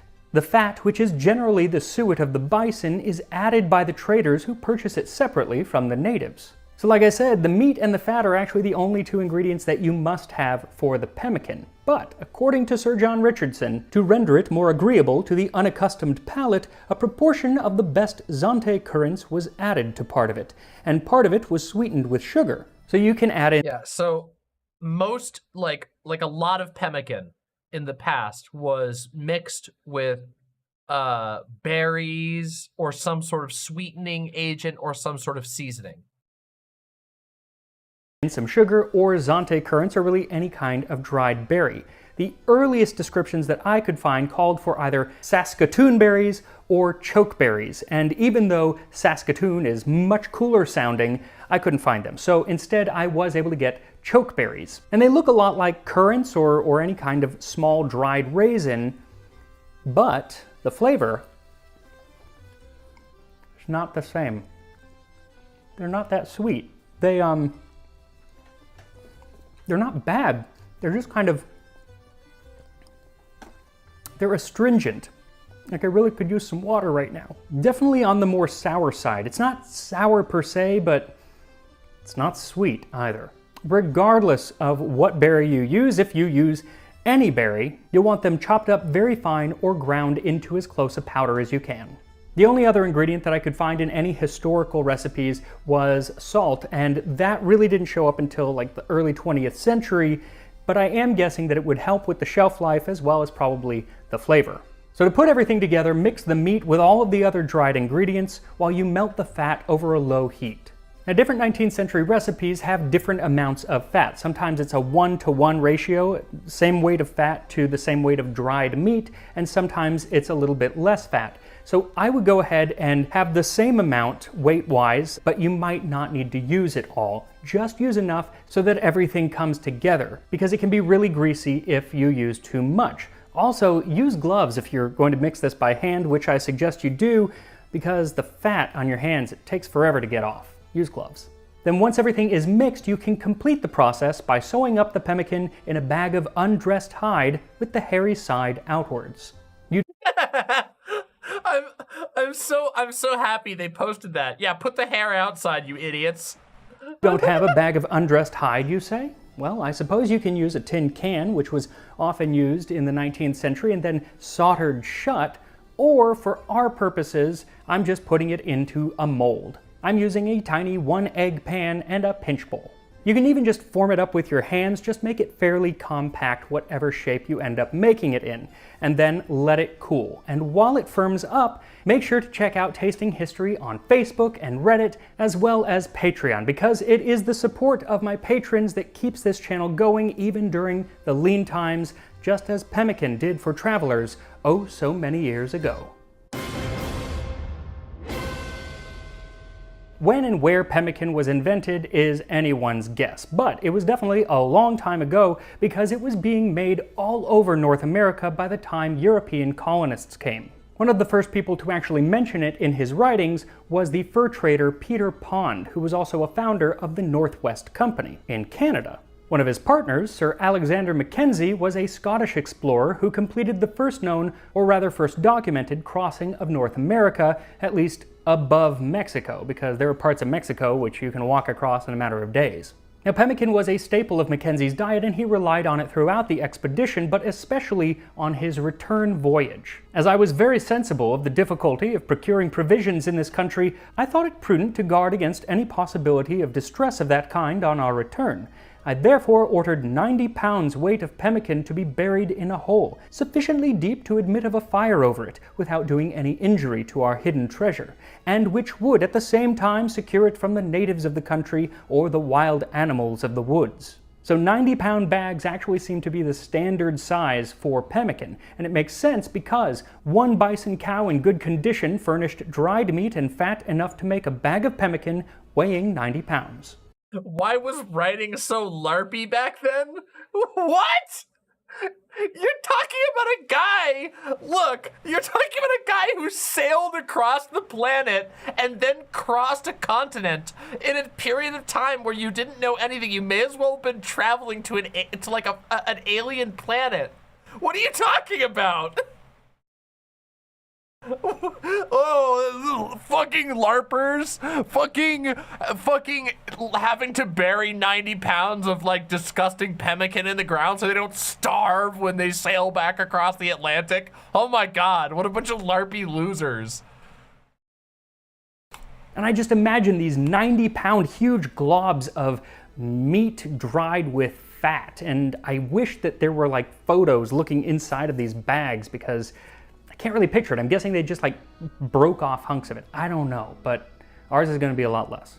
Now, while Mackenzie stored his pemmican away for his return trip, he had plenty of time to think of ways to kind of spruce it up and make it a little bit more exciting. He did eat it plain, but he also boiled it with who the hell buried this fucking fat shit in the ground? The tops of parsnips, and on the banks of the river there was great plenty of wild onions, which, when mixed up with our pemmican, was a great improvement of it, though they produced a physical effect on our appetites, which was rather inconvenient to the state of our provisions. He says that because for much of the journey they were running dangerously low on food. At one point, he says, I was also compelled to confine them to 2 meals a day, a regulation peculiarly offensive to a Canadian voyager. One of these meals was composed of the dried roes of fish, pounded and boiled in water, thickened with a small quantity of flour and fattened with a bit of grain. These articles, being brought to the consistency of a hasty pudding, produced a substantial and not unpleasant dish. I'd probably stick to my pemmican over the fish pudding. I have had... God, that's disgusting. Oh, fish pudding is like, oh no. Some bad luck with fish puddings in the past. And I'm a glutton for punishment because I'm making another quasi-fish pudding next week. Now, as I said, pemmican was, under many names, a product of pretty much every nation native to North America, or at least the northern half of North America. But there was one group that had a stronger, or at least more famous connection to it. The Métis people of Canada had a unique culture as they were the descendants of indigenous women, mostly Algonquin, Ojibwe, and Cree, and European men, mostly French, Scottish, and English fur traders. Their name, Métis, came from French and referred to this mixed parentage, and they were often bilingual, which put them in a good position to work with and trade with the colonists. And one of their major trade commodities was pemmican. Twice a year, Métis hunting parties would go out to hunt bison. The men would hunt and the women would butcher and dry the meat. One hunting party could return with as much as 1 million pounds of pemmican, and considering one bison made 90 pounds of pemmican, that's a lot of bison. They would keep a portion for themselves, but then they would trade or sell off the rest. Well, around the year 1800, they had two main trading partners, and they were both companies. There was the Hudson's Bay Company, which was the major player in the fur trade because they actually had a charter from the king and got a lot of help from England. Then there was the Northwest Company, a little bit more of an upstart, so they relied all the more on trading with the Métis. Now, it was around this time that back in Scotland, the Highland clearances were going on, and this was a period where lords were kicking people off of their land to put sheep on because sheep grazing made a lot more money. Even today, you go to the Highlands, there are a lot of sheep. But Thomas Douglas, 5th Earl of Selkirk, was moving these Highlanders to Canada where he was starting colonies. And he had started 2 before engaging in what essentially was a hostile takeover, buying up the majority share of the Hudson's Bay Company, after which he gave himself or allowed himself to use the land for a 3rd colony around the Red River watershed. Now, this land was used by both companies and was the home of many Native American tribes, including the Métis. And as colonists and people started coming in, the provisions and the amount of pemmican didn't seem quite sufficient. Well, the Northwest Company kind of saw this happening, and so they bought up a lot of extra pemmican to make sure that all of their employees would be fed as they traveled north to do fur trapping. In response, this led the governor, Miles MacDonald, to issue the Pemmican Proclamation, which limited... They had a whole fucking proclamation about the pemmican. That's how fucking op pemmican is. Historically.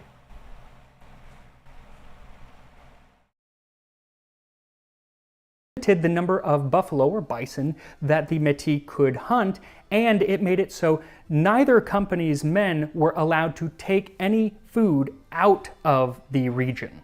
Well, both companies and the Métis complained, but the Hudson's Bay Company was still getting help from home in England, and their majority shareholder was kind of the owner now of the area, so they were less worried than were the Métis and the Northwest Company. Well, the latter 2 groups decided to just ignore the proclamation and even plotted to attack the colony. And to paraphrase Yoda, begun the Pemmican War has. Essentially, it was the Northwest Company and the Métis against the colonists and the Hudson's Bay Company.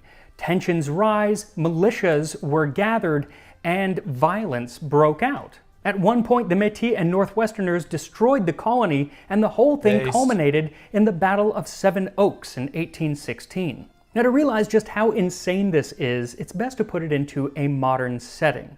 So imagine that the government decided to put a cap on the amount of caramel color that could be made and sold. Well, you've got Coca-Cola on one side and Pepsi Company on the other side vying for the remaining caramel color. So both actually raise private armies and begin skirmishing with each other. And it goes on until the city of Atlanta is destroyed and there is a pitched battle along I-85. It's madness. And the only thing that ended up kind of stopping this going on, not the Coke and Pepsi one, the actual one back in the 1800s, was that England stepped in. They had been fighting the War of 1812 and Napoleon and had been... Listen, everybody in chat's laughing right now, but you won't be laughing when you get conscripted into the Pemmican Wars of 2025, okay? So keep it to yourselves, you know? Just keep that in mind. Laugh while you can, and be ready, because not really paying attention to what was going on. Well, that was all over, so finally they step in and are like, you gotta get along better, and they encourage them to form one company, and that's how it ended. But it's pretty nuts, and the fact that all of that happened over pemmican makes me really curious to try this stuff. And here we are, pemmican, history's power bar. Yeah, so this is the little one. I guess I'm just gonna break off a piece. It is kind of crumbly.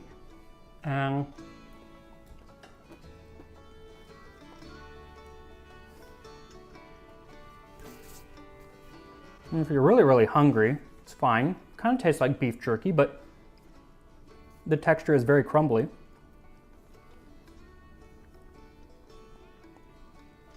I gotta say, the berries don't do anything. I think adding sugar would probably be a good thing, but I'm not sure that it's gonna be great either way. Part of it is the fat is just... Put the screw in the tuna says, I'm allergic to gluten and beef. I will not be surviving the apocalypse. Y'all be easy though. Hey, wait a second. You can survive the apocalypse. You can survive the apocalypse by going to a coastline. A coastline will be your greatest friend, where you can spend the rest of your life digging clams out of the mud and gooey ducks like we just watched. See, I gave you the gluten-free, beef-free option, and now you have the gluten and beef option. kind of coating your mouth and you can really taste it. Don't use more fat than you need to get it to come together. It's just, yeah, don't use more than you need. The thing is, well, before or after the coast is flooded? Well, keep in mind that once the coast floods, that just makes more space for clams to live. it was often eaten by itself, it could also be cooked to make it more palatable. A journal entry from 1874 says it was... Oh, sorry. I don't mean to keep interrupting this great video we're watching, but I just hope you know it's the clams and the mollusks that are gonna save us from the microplastics, you know. I hope you realize that, okay? Like, those motherfuckers have been working overtime. They like suck up all the microplastics and then they die and it's all contained in their body so that you don't have to eat it. So thank your local clam and worship your local mollusk god. Because, yeah. Cooked in two ways in the West. One, a stew of pemmican, water, flour, and, if they could be secured, wild onions or preserved potatoes. This was called rhubarb. The other was called by the plain hunters a réchaud. It was cooked in a frying pan with onions and potatoes or alone.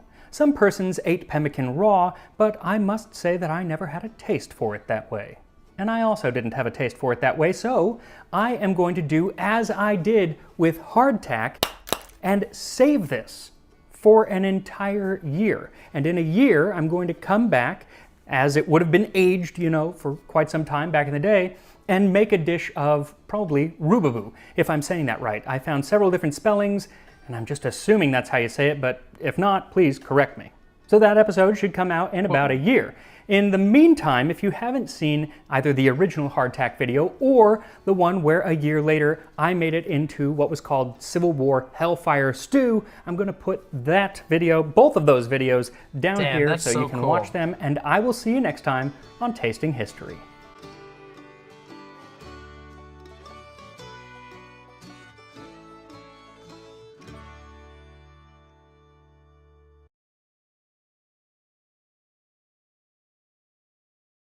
Wasn't that awesome? Now you all know the basics of how to create one of the most important survival foods in the entire history of the entire human race. And it's incredibly, incredibly easy to make. All you gotta do is dry the fuck out of some meat, melt the fuck out of some fat, grind it all together, pack it as tightly as possible, and you're fucking good to go. Isn't that fucking sick? Damn, I'm glad we decided to do CookingMama. This guy's channel is really good, by the way. This guy's channel is called Tasting History with Max Miller. I really like his stuff. I've watched a lot of his videos. It's really good. Yeah, Townsend's also did a video on pemmican. As it turns out, pemmican is historically incredibly impactful. We'll check in on Dave next time. Oh, the garum one. Yeah, the garum one is really good. There's so many cool things. It's so fucking interesting. Look, I just find it amazing and interesting.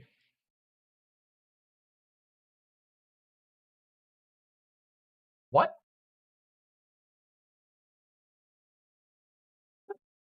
You know what? I can't tell you how good that is in Furnitrix, Sophia. I don't know who you're trying to bait. Who are you trying to bait? I don't know.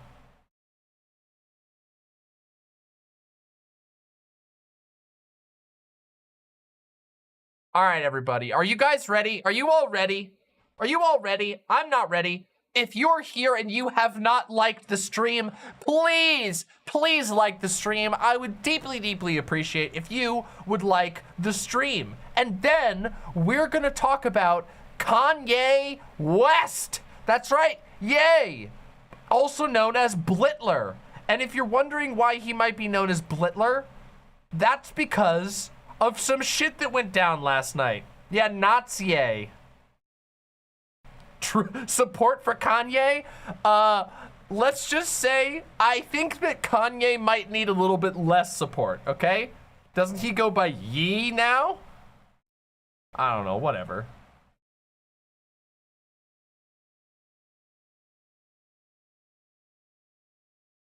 Yeah, Blitler. Yeah, I made a joke about Blittler last night, okay? Who cares, Lamau? Yeah, I don't give a shit. No, like, yay? Yeah, I thought it was yay. Like Kanye. It's because of the Jews, isn't it? Unfortunately, I regret to tell you that yes, Kanye has decided to declare war on the Jews. I mean it. I'm not kidding you. I'm not fucking kidding you, okay? Now, if you want proof of this, when it happened last night, I tweeted about this. So, you'll notice something though. Here we go, ready?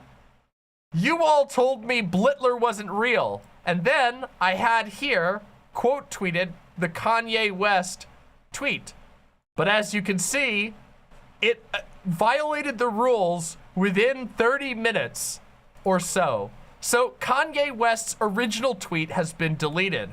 But, my lovely imps, never ever underestimate me, because you should remember that I'm always fast on the draw, and I preserved this tweet forever in quote form. Thank you to the quote bot, which I very quickly responded to and saved it as a quote bot quote, so you all get to enjoy it now. So this is the tweet here, okay? And this is a quote, so don't get mad at me. This is a quote. I'm going to quote it now. This is a quote. I'm a bit sleepy tonight, but when I wake up, I'm going DEFCON 3 on Jewish people. The funny thing is, I actually can't be anti-Semitic because black people are actually Jew also. You guys have toyed with me and tried to blackball anyone who opposes your agenda. Quoted Kanye West. Now,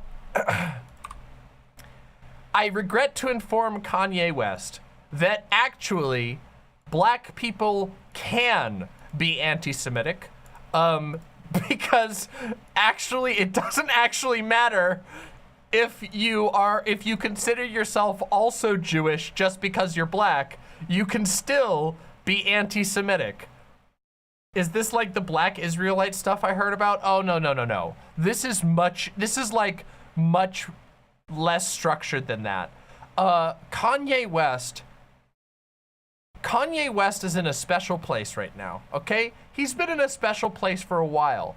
Kanye West has basically been having like a prolonged mental health crisis in public, being cheered on by the worst people imaginable. And I mean the worst people imaginable. And the more his like mental health crisis proceeds, I mean, guys, do you not remember that Kanye West ran for president because he said that God appeared to him while he was showering and told him that he needed to run for president, and that's why he decided to run for president? Do you not remember that happened like quite recently? Can we finally call someone mentally ill? No. Like, Kanye West is most certainly mentally ill, but he's also an anti-Semite. Do you see, like those two things can coexist, and one doesn't necessarily cause the other. Well, I will say that anti-Semitism does often drive people into mental illness, but mental illness doesn't like produce anti-Semitism. It's just that some people, once they become increasingly mentally unwell, they stop containing some of the hateful things that they would have said before. Now, it is a little bit funny that he said that he was going to go DEFCON 3, but then just ended up saying Twitter isn't the place to discuss this. Yeah, because he did delete the tweet, and then he came back to Twitter and said, Twitter isn't the place to discuss these sorts of things. But I just want you guys to recognize something, okay? Which is, as funny as it is to see a celebrity completely lose their mind in public and start tweeting the most unhinged and ridiculous things, I just want you to realize that, unfortunately, most people, well, not most, but unfortunately, a lot of people did not see this as Kanye West acting out his unstable, racist anti-Semitic worldview, but instead saw it as some form of based, okay? I mean, really, really bad. Yes, he also did, of course, this was what he said shortly before tweeting directly about the Jews. This is what he said. Who do you think created cancel culture? Obviously, and then like literally 30 minutes later, he tweeted that the Jews are out to get him. Yeah. Here's the Kanye tweet. Yeah, here's, if you guys want to see the original tweet that wasn't saved in like in the form of a quote bot quote. I'm a bit sleepy, but this is the original tweet. And then he had a picture of himself that says Musk welcomes Kanye back to Twitter after he's been blocked by Instagram over apparent anti-Semitism. Yeah, so yeah. But I just want you guys to realize something, which is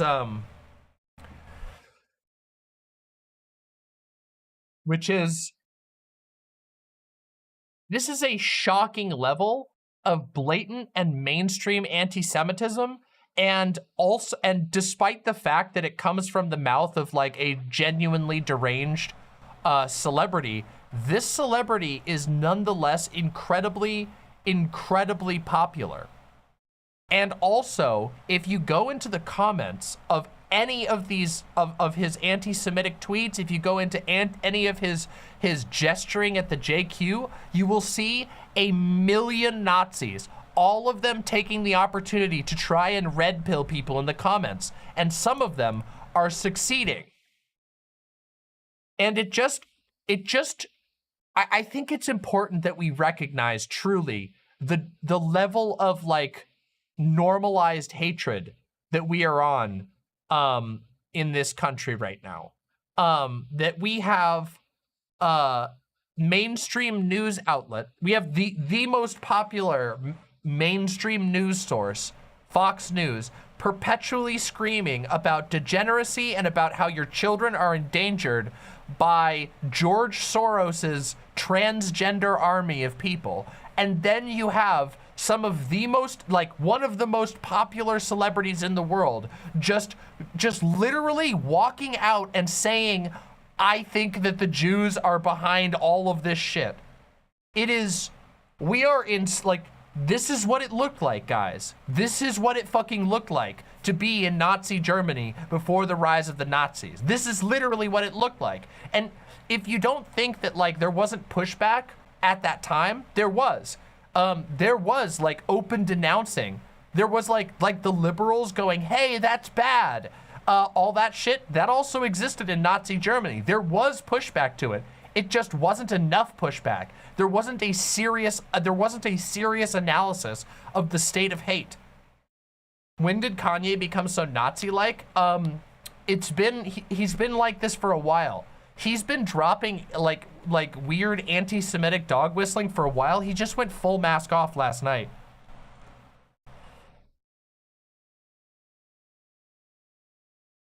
Posadas John says, I'm pretty sure this is all because Pete Davidson cucked him. Kanye is a weirdo divorced dad, and his skinny monster dick Jewish comedian is fucking his ex. Yeah, skinny monster dicked Jewish comedian is, yeah, I mean, that's possibly true, but it doesn't really matter. Like, Kanye West is insanely influential. I mean, wait, hold on a second. I just want to make sure that we're here real quick. Hold on. Just real quick. It's this thing. The cactus plant flea market. The cactus plant flea market is the hold on, isn't cactus plant flea market in partnership with Kanye?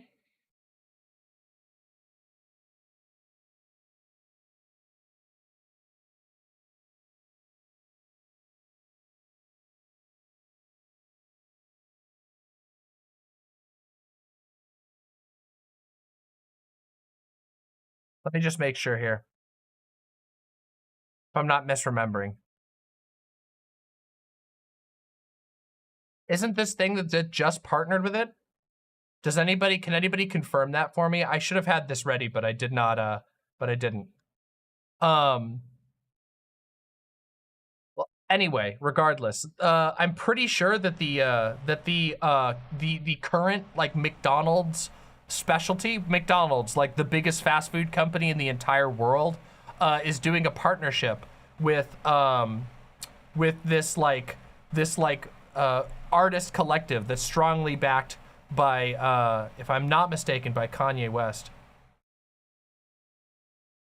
Anyway, regardless, it's not just that. What I'm trying to, the whole point of me bringing this up is to say that Kanye West is very, very popular. The specific of the fucking McDonald's thing doesn't matter. He's incredibly popular in the music world. He's incredibly popular in the entire entertainment world. He has multiple major brands. He has partnerships all over the world. And none of that is, almost none of that, I'm going to guess, is going to go anywhere. Yes, he got one of his tweets deleted off Twitter. He didn't get banned after literally just going out there and dropping raw anti-Semitism on the timeline. Like just blatant anti-Semitism. And we're not even talking about like, it's not like a fucking, he's like giving out a political position. He's just saying the Jews are bad.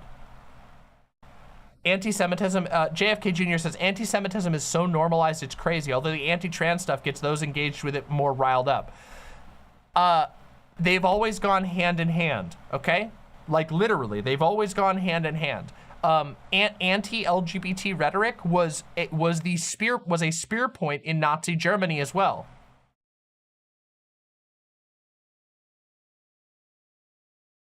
Yeah, you want to look at the tweet again? Let's just remind it. I'm a bit sleepy tonight, but when I wake up, I'm going DEFCON 3 on Jewish people. Funny thing is, I can't actually be anti-Semitic because black people are also Jewish. You guys have toyed with me and tried to blackball anyone who ever opposes your agenda. This is just Nazi rhetoric. This is, again, just open Nazi rhetoric. From one of the most popular American musicians. And yeah, I'm glad that people are coming out and saying something about it. Like, you know, you do have people here saying, fuck Kanye, that's it, carry on. True, fuck Kanye. But also, keep in mind that, like, the fact that this can happen at all and not completely and immediately destroy you just goes to show you how much sympathy this idea still has in our country. It's pretty fucking gross. It's pretty fucking gross. And I don't know. I think that people just need to be aware of how ridiculously normalized this still is, and also recognize the knee-jerk reaction that everyone has, which is to excuse it.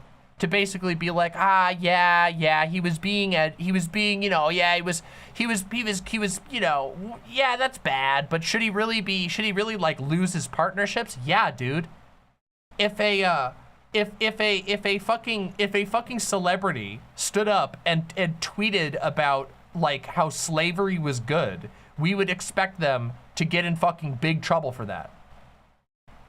People's love for Kanye's music blinds them from who he actually is. Yeah, absolutely. Yeah, this guy should be, people should be dropping him like a hot potato. Today should be the worst day that has ever happened for Kanye's business career, but it won't be.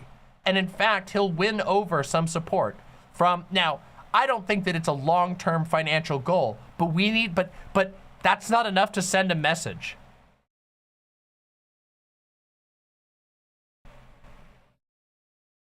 The music industry is full of awful people. Yes, it's full of awful people, but you have to be, but there has to be okay. Every industry is full of awful people, and some industries are worse than others. However, there are certain things that become completely unacceptable in a society, okay, right? Like, for example, I would say that that certain types of bigotry are completely unacceptable in our country right now.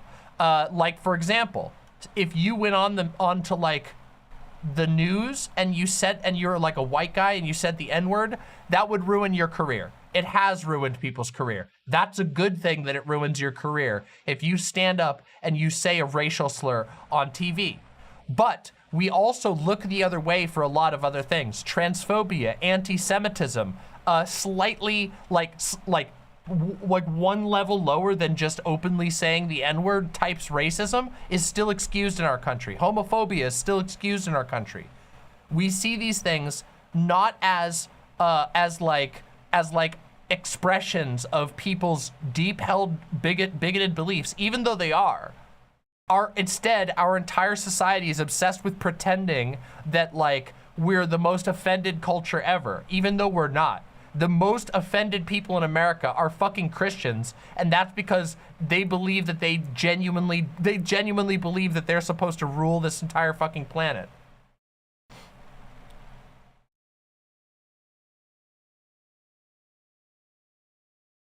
Oh yeah, okay, so hold on a second.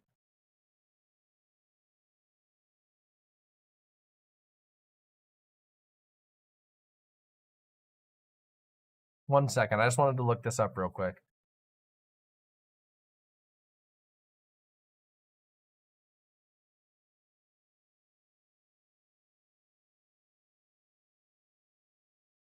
I wanted to look at this real quick. Yes, it is. It is Kanye West. Look, back in 2016, Kanye West was photographed alongside Chance the Rapper and Drake wearing a black skull cap and a slouchy long sleeve shirt with CPFM adult film scrawled across the front. CPFM, for those who don't know, stands for Cactus Plant Flea Market, and since then the brand has exploded in popularity and become one of the most notable names in streetwear in 2020. Cactus Plant wasn't new when Kanye was spotted wearing it. He wasn't even the first celebrity to co-sign the brand. So yeah, he's a part of that. And that is like literally, again, this is like one of the brands that he's pushed, and it is currently the special item at the world's most popular fast food joint. Yeah, the McDonald's thing, yeah.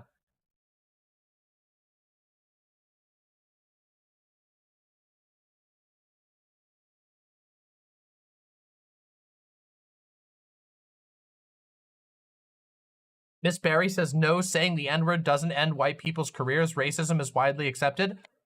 I disagree with you on just partly on that, which is to say that, no, if you're a celebrity and you are videotaped saying the N-word, it will destroy your career. Fuck, even that guy, that comedian, I always forget his name, Kramer. Kramer got caught saying the N-word and it ruined his life, and that was a long time ago. I'm not saying that white people can't get away with a ton of stuff, but like saying the N-word on TV is like unacceptable for a celebrity. Yeah, Michael Richards, Hulk Hogan, Jeffree Star, yes. So there's like that. Thankfully, we've gotten to that level of society where it's not acceptable to openly say slurs.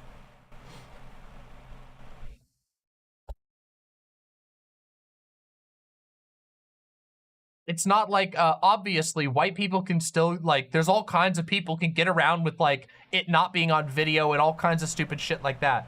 But what I'm trying to say is that we have, like, I'm not saying that America, like, the whole point that I'm trying to say is that that we still allow all kinds of other things. We have a society that is incredibly forgiving toward, like I said, towards anti-Semitism, towards transphobia, towards slightly masked racism. We have only gotten to the point where like the mass of people will not accept that level of open disgusting racism. That's all I'm saying. Yeah, Paula Deen. Some slurs are completely ignored. Yes, there is a ton of slurs that are completely ignored.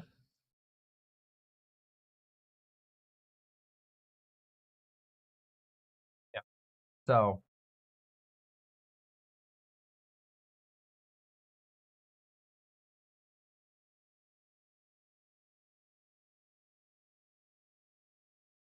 Bosch has been dropping the R-bomb a lot lately. Yeah.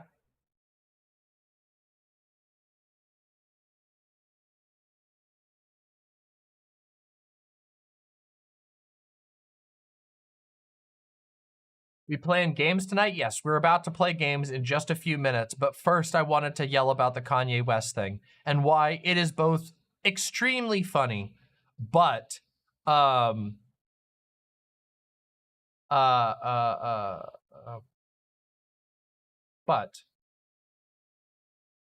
it's also very concerning, okay? It's also fucking concerning because the backlash is quite honestly not harsh enough.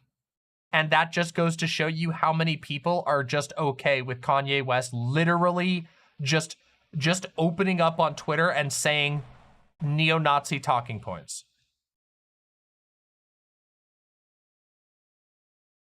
So we need to keep abreast of this shit. I want people to have an accurate analysis of hate in America, and it's really fucked up.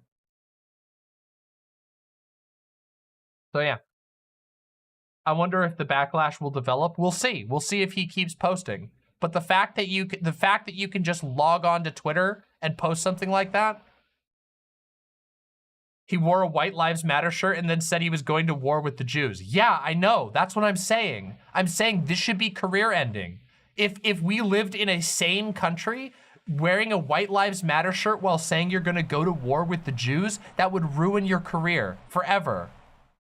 It should ruin your career forever. You should not be accepted as like a pop icon by any sane society, any like healthy society.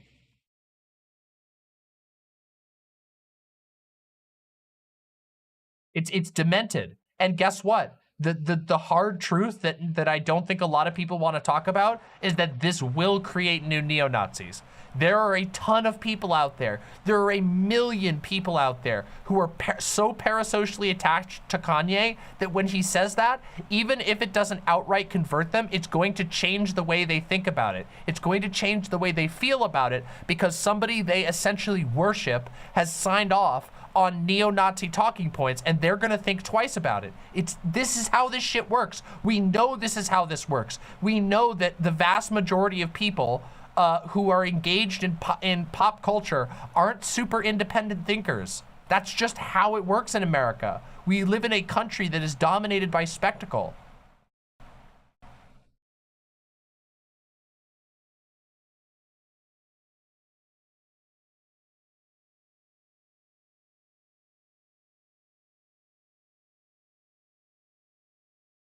No, he did not say he's going to war with the Jews, did he? Yes, he did. Look, let me just show you. Here, I have the quote right here. Look. Here we go. We'll do it again. I'm a bit sleepy tonight, but when I wake up, I'm going DEFCON 3 on Jewish people. The funniest thing is, I actually can't be anti-Semitic because black people are actually Jewish also. You guys have toyed with me and tried to blackball anyone who ever opposes your agenda. So in this, so DEFCON 3, by the way, DEFCON 3 refers to DEFCON 3 is a presidential wartime alert level. It's bad. It's really bad. Kanye is literally just voicing neo-Nazi talking points. I know it's DEFCON. He said DEFCON, but that's because he's an idiot. We know what he meant.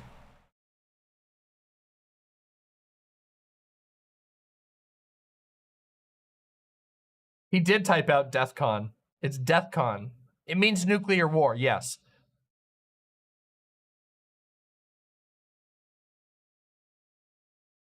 Here you go. Ready? Here. This is what it is.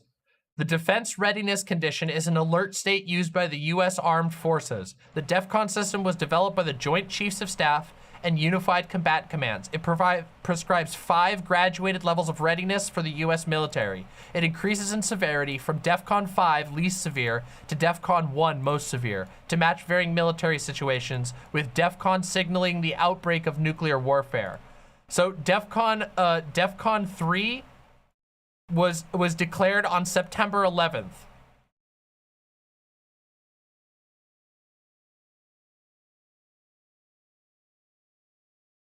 Yeah. So that's the level of, that's like what he's talking about. Is any news station picking this shit up? Lots of people are talking about it, but very little action is going to happen. And do you want to know the raw secret? And this is the most horrifying part. Kanye West will keep making money.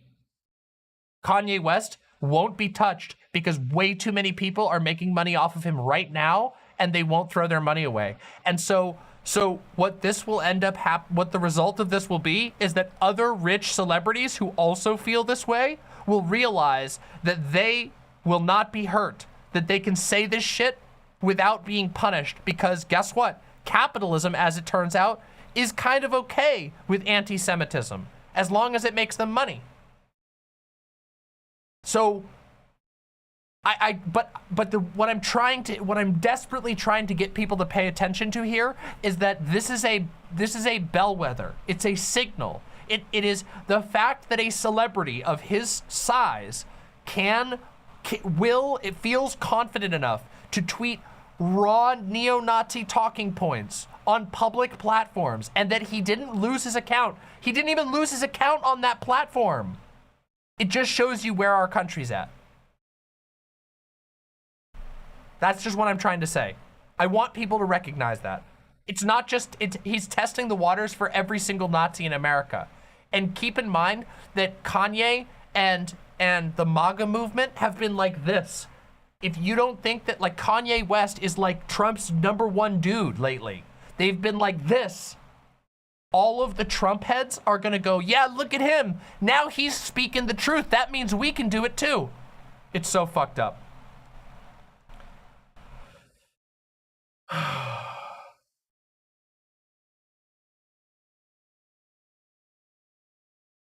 People who don't see like an impending race war coming from white nationalists, yes, they've been screaming about it, and they're only getting louder, and now they have mainstream celebrities screaming along with them.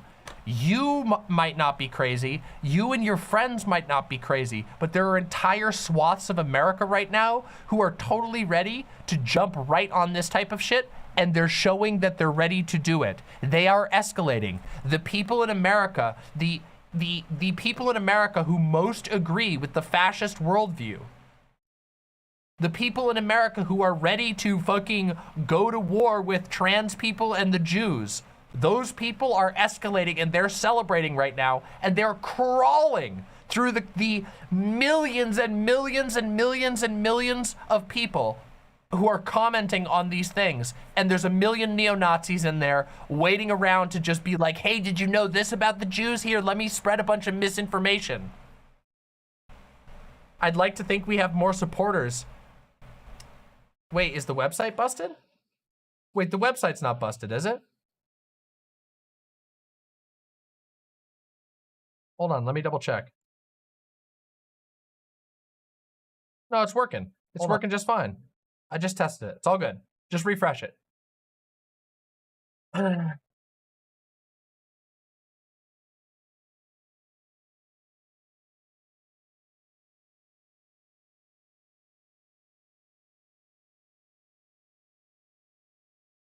All right, see you later. See you later, Emu Anon. Sorry about that.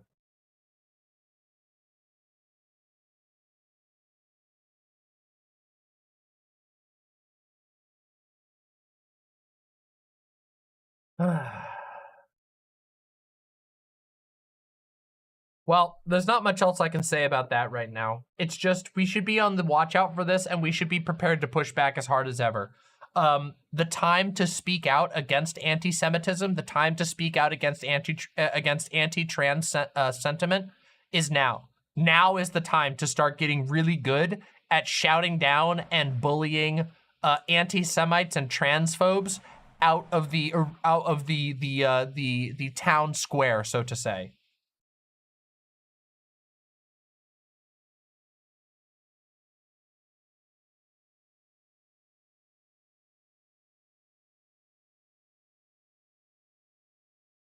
It has been time, but we really have a narrow window. The window is narrowing every single day, and it is incredibly stressful because if you look historically, hate is like the way that hate movements foment, the way that they build is that they're like a powder keg. They blow up, and the bad shit rolls really fast. The really bad shit, the killing. These things are the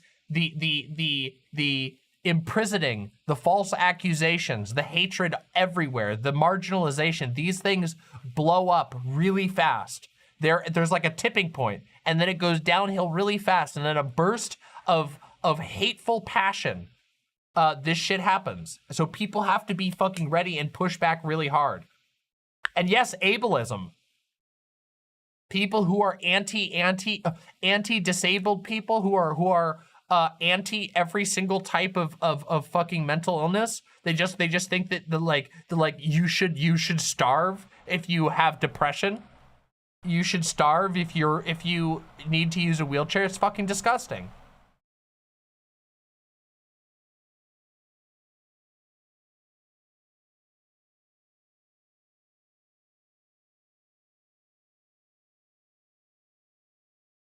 Oh, don't mind Nuts. Nuts is like we all love Nuts around here, but let's not pretend that Nuts isn't like Vaush's biggest dick rider.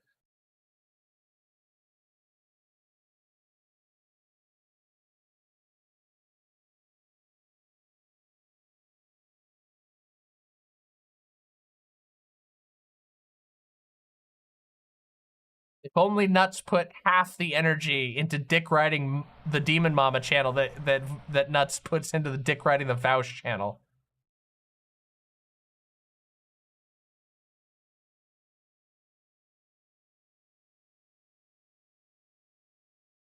Do you? Do you, Nuts? Do you, Nuts? Do you? We'll see. We'll see.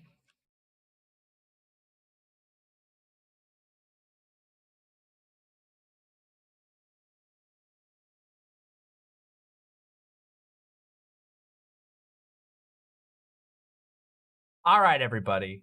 So, well, okay, I appreciate that then, Nuts. I appreciate that. I'm just goofing with you. It's all good, though.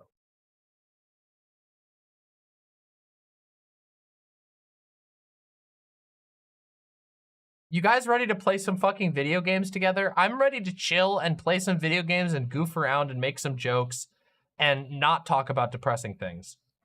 And you shouldn't go anywhere. If you are normally here for my politics content, stick around. We still talk about politics. We still do all kinds of other stuff while we're playing video games. Just, you know, video games are fun, and I haven't been playing them as much lately. Oh, wait, there's one more thing I have to do before video games. Which is an announcement. An announcement. Rather, two announcements. Good morning, Intentions Nasty. It's 4 a.m. Oh my God. Well, thanks for being here. I have two announcements. Are you ready? First announcement. For the rest of this month, we are going to be doing more video game content and a little bit less politics content, which is good, okay? Because we've been doing a ton of politics content and I don't want us to burn out on politics. And guys, our video game streams are super, super fun and we always end up doing debates, talking about politics and watching videos anyway. So, but I want to play some horror games together. So we're probably gonna play a couple of different horror games. I've been thinking about playing Iron Lung on stream. I've been thinking about going and playing a game with my partner Fawn on stream, which is a game called Illbleed, which we've been wanting to do for a while. It might take some setup, but I want to play some games on stream for a while, because it's as you can see, it's the month of the spooky. Look, I'm wearing my spooky outfit, and I really want people to come hang out and give my video game streams a chance because they're really, really fun. Most people know me for politics, but you know, my video game streams are some of the most popular streams that I've done among my fans. And there's a reason for that. It's because the video game streams are they're like concentrated personality. So I get to like make funny jokes. You get to see what happens when I lose at a video game. I get to goof around with people in chat. You get to ask me questions. It's super fun. So they're really cozy. They're really comfy. They're awesome. Oh, hell yeah, Pansabi. I've been thinking about doing Pathologic 2, but unfortunately, Pathologic 2 is still very unoptimized for streaming. For some reason, the game kind of breaks when it streams. But also, the second announcement is that I am going to be traveling at the beginning of November. So there will be the first week or so of November, there will be no streams because I will be traveling. I have not traveled in a very long time. I am going to go visit some friends and family in a very far away place. So I am going to be gone. However, I will be updating on my social media. I'll be posting pictures to the Discord and all kinds of stuff like that. And I'll send you guys some really amazing pictures from where I'm at. But I just want you guys to know in advance, the first week of November, no streamies. It's gonna be just me traveling, and I'll update and tell everybody how it's going. And then when I get back, I'll have a whole bunch of new stuff to talk about and a whole bunch of new stuff to dive into. Those are the two big announcements. One, we're going to be doing more gaming streams for the rest of this month because I've been working super hard, and I really want to make an active effort to do more gaming streams because I'm a gamer. Games are really fucking important to me. Talking about the artistry and exploring the artistry of games is very important for me. So yeah. And then yeah. So that's the main stuff. That's the main shit I gotta talk about. Is the more video games and the traveling. I don't think I'm doing any holiday traveling this year, so that means we're probably gonna have a big cozy Christmas stream and all that like we did last time, which is fun. So yeah, that's the big announcements. And now we're gonna sit and play some games. You guys ready? You guys ready? We gotta finish the cult. We haven't revisited the cult in a while. I gotta open up the list. What the hell's going on here? All right, let me get the game open here. Here we go. Kanye and P. Diddy had a fight right before his tweet. Yeah, oh yeah, I heard about this. Here, I'll show this first. Kanye West rejects Diddy's love. Fuck you, I'm selling these WLMTs. Diddy's attempts of reasoning with Kanye West over the White Lives Matter t-shirt controversy are falling on deaf ears. Send me an address. Let's stop playing these internet games and don't feel threatened. You'll be fine. Just love.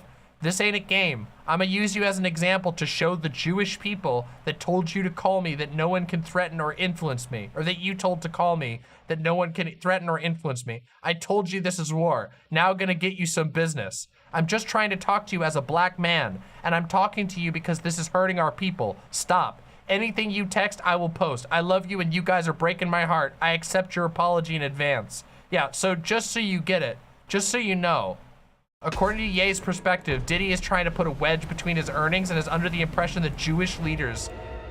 Why is the game playing audio right now? There we go. That Jewish leaders sent the Bad Boy Records rapper to silence his messages. That is demented. It's demented, and guess what? Nazis are gonna fucking love that. They're gonna fucking love that shit. It's fucking shitty. Oh, boy. Okay. All right. Let's play this damn game, shall we? Let's play this game. No more depression. So, oh, we haven't beaten this guy yet. That's right. Fuck. What the hell's going on here? Why is this... Oh, no. I gotta unplug and replug in my controller. Give me a second, everybody.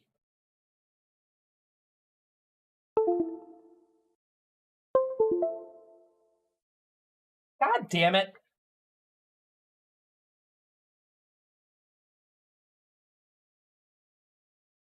Busted. I busted it. God damn it.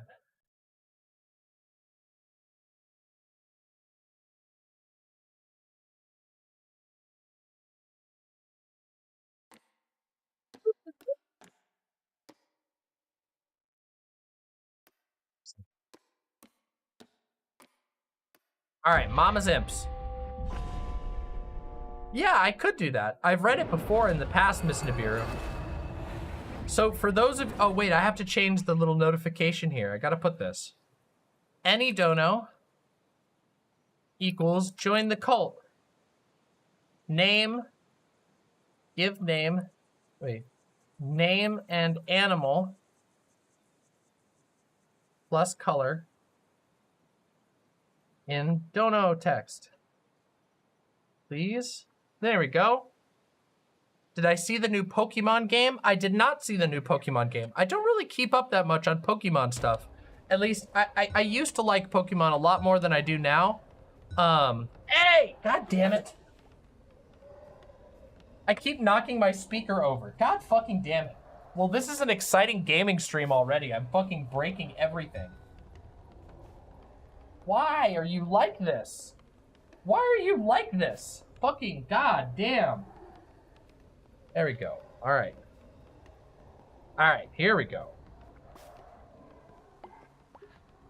God, fuck.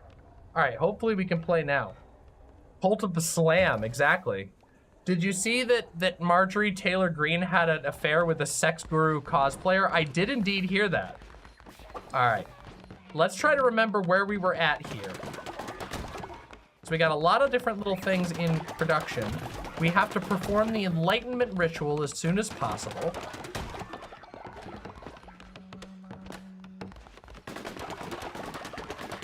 We have to kill Calamar, which I'm gonna need to protect. Hey, hey, get re-educated.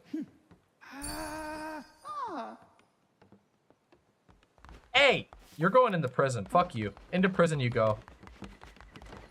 Let's take a look at the current state of our cult. So, it's been a little while since we last played, but we currently have, our followers are Kimberwolf, Copioid Crisis, 85D2D, Derek, Aska, Nasty, Socialist Potato, Sigma, Raccoon Slime, Fell the Formless, Falmer Flamingo, Punky Gal, Twitchy Pal, Twitchy Paws, Yazzie, Varnish Eater, Stargazing Star, Goddess Trans Girl, McConaughey, and Root Beer. That's who we have so far, or currently in our cult. Those are all the living members. Now we have some dead members and we have some that we've sacrificed and given away, but all things considered, we're doing pretty goddamn good. I was badly injured during my missionary. I can die in peace knowing I got to speak with you one last time. No, Fell the Formless. Oh no, Fell the Formless died. Rip. Bye, Fell the Formless. I'm so sorry.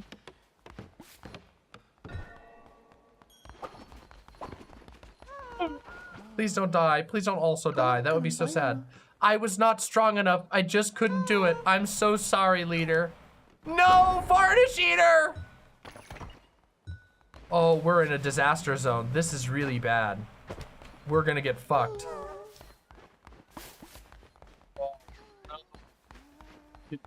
All right, we need to do some drastic actions here. We don't have many options. All right, first, rituals. Can we resurrect anybody? Is there anyone we can bring back from the grave? No. However, we can brainwash so that we will not have any negative faith. It's time. First, we must do the ritual. No, wait. First, we do the ritual of enlightenment. Then we do the ritual of the mushrooms.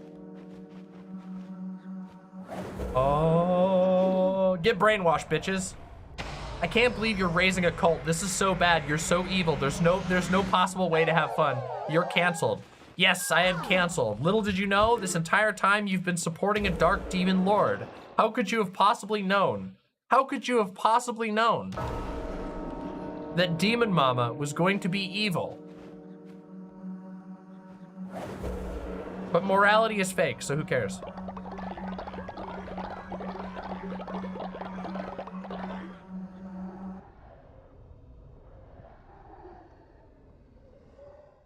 And look at those, look at that. That's what happens. I love to do mushrooms with my cult.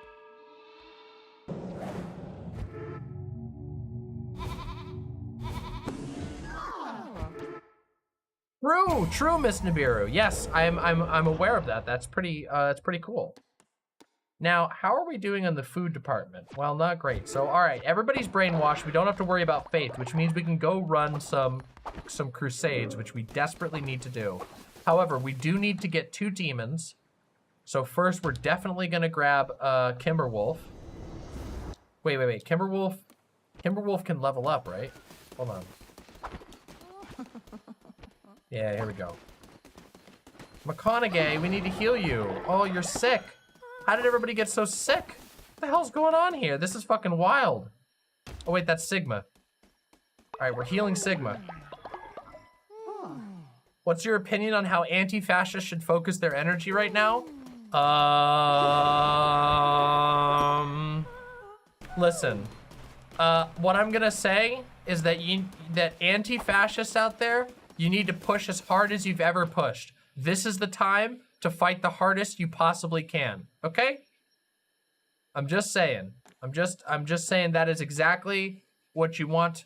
We need you to go the hardest as you possibly can, and that's about all that I can say on YouTube, okay? That's about it. I just want you to understand that, okay?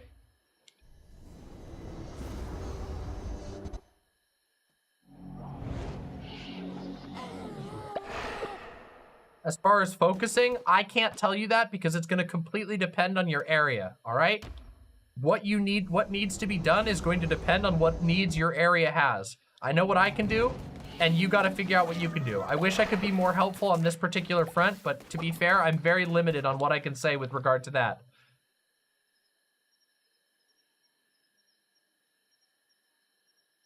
All right, now I need to plant some of this shit. Cauliflower.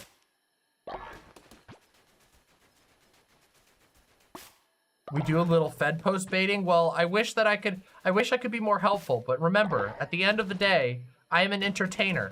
There is only so much I can talk about with regard, there's only so much I care to talk about, and there's only so much that I'm allowed to talk about with regard to anti-fascist action. And that's always been the case. Should we start bullying bad people? Well, yeah, but there's no shortcuts. You have to make sure they're actually a bad person, and you have to do your due diligence. But yes, we should always be fighting back against Nazis. Always. Because otherwise, they fucking creep up. The battle against fascism is one that is going to have to be fought for a very long time. Fascism sprouts up in all types of societies because it comes from a fundamental desire to otherize and to dominate. So you always have to keep fighting.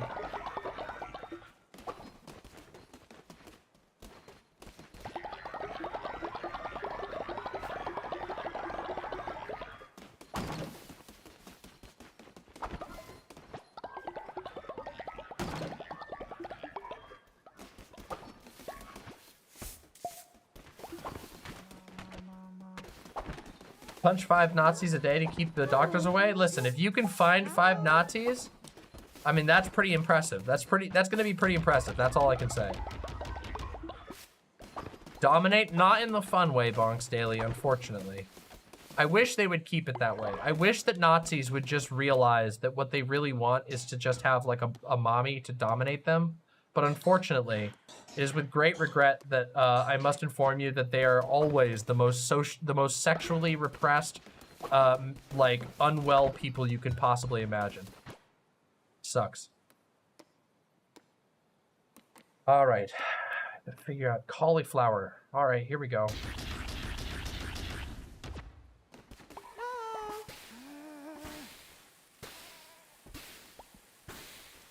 Cooking up some fucking cauliflower for my critters. Then we gotta go do a crusade. We haven't done any battles in a while. Sucks. Some bikers came into town for the summer. One of them buzzed our neighborhood at like midnight. That's fucking annoying. Build more decorations? I'm always happy to build more decorations. You can also re-educate this bitch.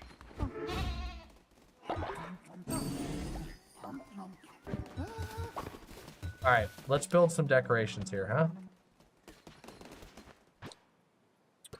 Decorations. What do we... Ooh, the skulls. We should get some cool skull shit. Let's get a bone arch right here. Can we get a bone arch? Oh, wait, can we put it right here? Yes, we can. There we go. We're putting the bone arch right there. And then we also want to get, let's see. Let's put these right around here. Let's put the bone arch, and then we'll put this right here, and like this. There we go.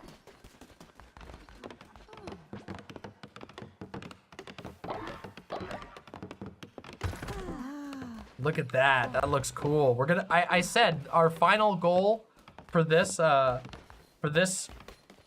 cult is to make it look nice as well, because you know we're putting a lot of work into this. I want to make sure that we get everybody in, and that we get everybody who donated in, and that we get this place decorated to hell. How do you like the No Man's Sky 4 update? Have the critters played it at all? I haven't played the new update yet, but I've heard good things about it. I'm gonna go check it out probably sometime soon. I've played a lot of No Man's Sky, believe it or not. I know that probably comes as a surprise. I have a lot of critiques for No Man's Sky, but I've had a lot of fun with it as well, so I don't know.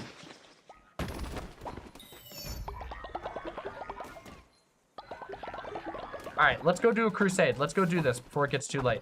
Crusade time, here we go.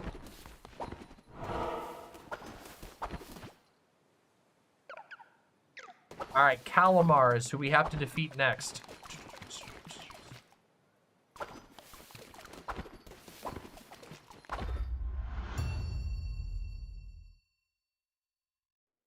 The inventory rework is probably going to be a life changer. Yes! Poison Dagger, first run of the day. Yeah, my favorite. Fuck yes.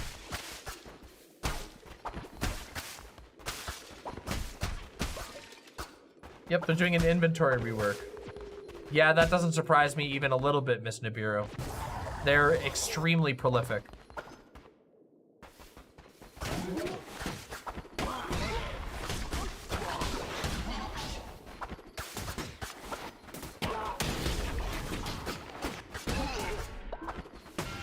Ouch.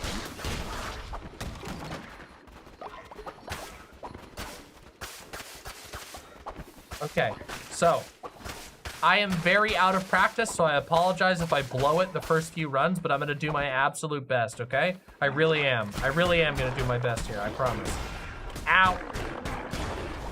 But my timing might be a little bit fucked.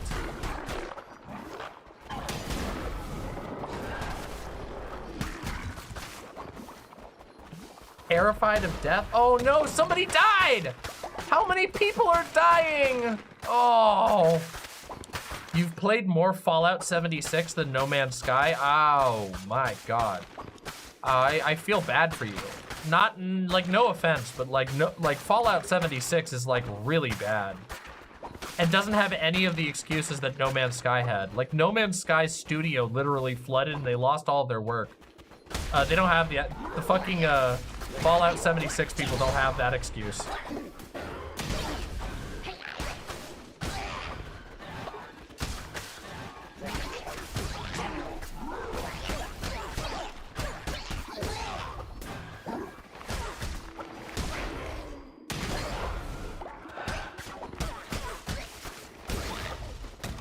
Got him! No, I won't give away. I wouldn't. Listen, I know we all like the meme here, but I would never take away Windleby's mod privileges on behalf of No Man's Sky, because being able to play No Man's Sky for a number of hours shows that you have a tenacity that most people lack, and I like tenacious mods, you know? So, you know, that actually, in my mind, actually qualifies Windleby better to be a mod.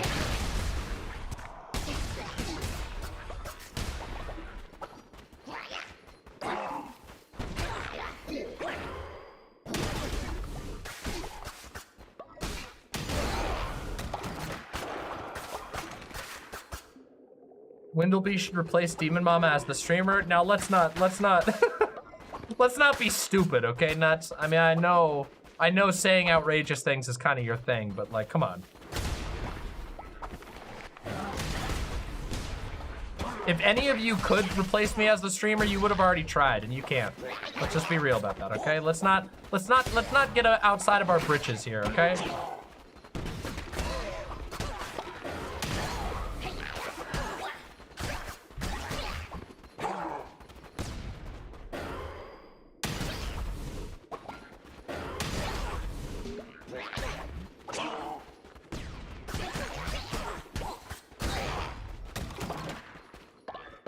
Have you watched or heard of Gundam the Witch from Mercury? The fake fan chuds are throwing a fit about it. I have heard of it, but I don't really watch Gundam. Gundam was one of my friends who might actually still be here, is an anime commentary YouTuber, and he has watched it and said that there's a lot of fun stuff about it, and that yes, the chuds are very, very mad, but I don't really watch Gundam. Retcon 404, if you ever look up Retcon 404, his channel's been exploding recently. He loves Gundam. He did a whole series on Gundam. It's really cool. You know what? We're getting this one.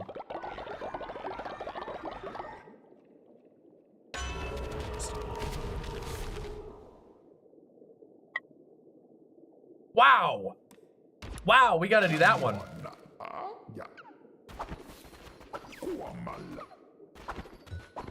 Right, here we go. Oh no, Asuka's getting old! Oh shit!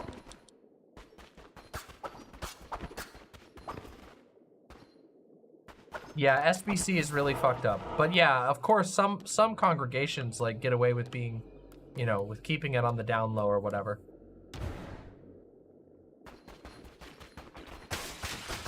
Wait a minute.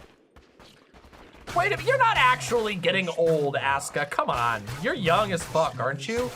Aren't you younger than me? I think you're younger than me. What do you mean you're getting old? What the hell? Gain extra 2 hearts? Holy fuck, I want that. But I can't.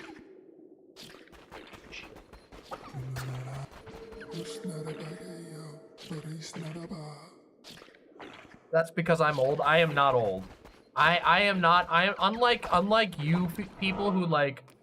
You're 3 years older than me, so you're not old at all. That's what I'm saying.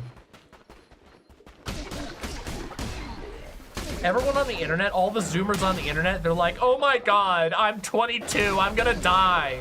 I'm like, my life is over. And it's like, you guys haven't even like, your like understanding of the world is like shit you read on the internet. You haven't even begun to experience life.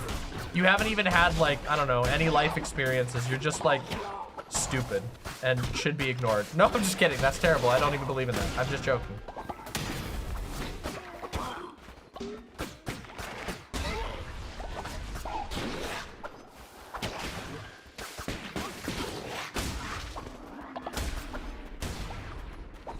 Guys, your 20s is the time of life where you are made to feel bad about everything, but you actually can't possibly know anything about anything, so you just feel extra bad. My 20s sucked, and so does basically everybody else's. Your 20s kind of blow. Yeah, you get to have some wild fun, but a lot of your 20s is just like, I don't know, getting fucked up and feeling bad. Everybody actually starts to accomplish things in your 30s because you don't know how to do anything when you're in your 20s. It's just how life is. There's like a handful of people who get lucky and become famous, and then they're like irrelevant by the time they're 30. That's just how the way it is sometimes. Okay, well, I wouldn't go that far. I wouldn't go as far as to say your 30s are just your 20s, but you have money. I don't have any fucking money, but I spent my early 20s homeless too. How do you feel right now in my 30s? I feel happier than I've ever felt in my entire life. I have like a level of independence. I've discovered like I know what I need to like live a decent day-to-day life, which I didn't know when I was in my 20s, because how the hell can you possibly know that? Also, if you're queer, your 20s are almost assuredly gonna suck because it's gonna be you figuring out that you're queer and then your family either being weird about it or your friends being weird about it or your entire society being weird about it. And all of that is pretty tough to deal with. But it does get better, unironically.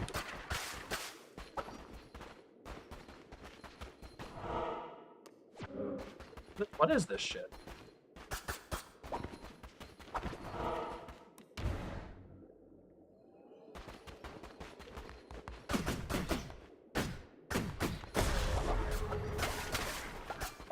All right, let's see if we can kick this.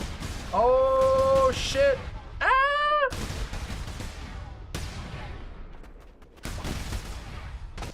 Hey, we didn't take any damage. That's great.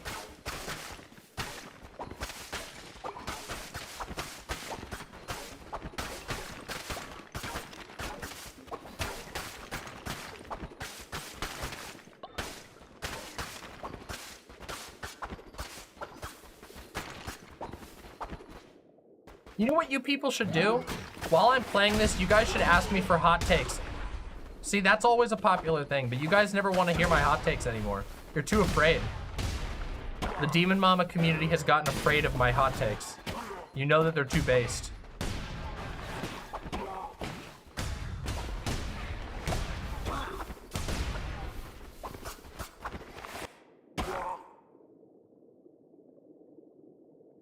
Pug me, I'm 24 and look 30. Hey, that's all right. That just means when you're 30, you're gonna look younger than you should or something, I don't know. Hot takes about French people? What's my pathologic hot take? Pathologic? Oh, you wanna know my pathologic hot take? Here's my pathologic hot take. My pathologic hot take. Ready? Here we go. Most people are giant pussies and that's why they can't beat Pathologic. It's not because the game's actually too hard. It's not because of anything like that. It's because people are used to games holding their hands and them not having to make any tough decisions. And so finally a game wants you to think for yourself and it punishes you if you do stupid shit, and then people get mad at that. People talk about how they love hard games and like, oh yeah, I'm a Dark Souls fan, but then they face a game that isn't about like perfectly memorizing a system. Instead, it's about like making like sensical decisions and analyzing your surroundings and surviving and shit, and they get really super mad. There's one. There you go. True, but Patho 2 is a pain simulator? Yes, it's a pain simulator. It's supposed to teach you... Oh shit, I'm not supposed to do that, that's right. You can't steal his money. No stealing this guy's money.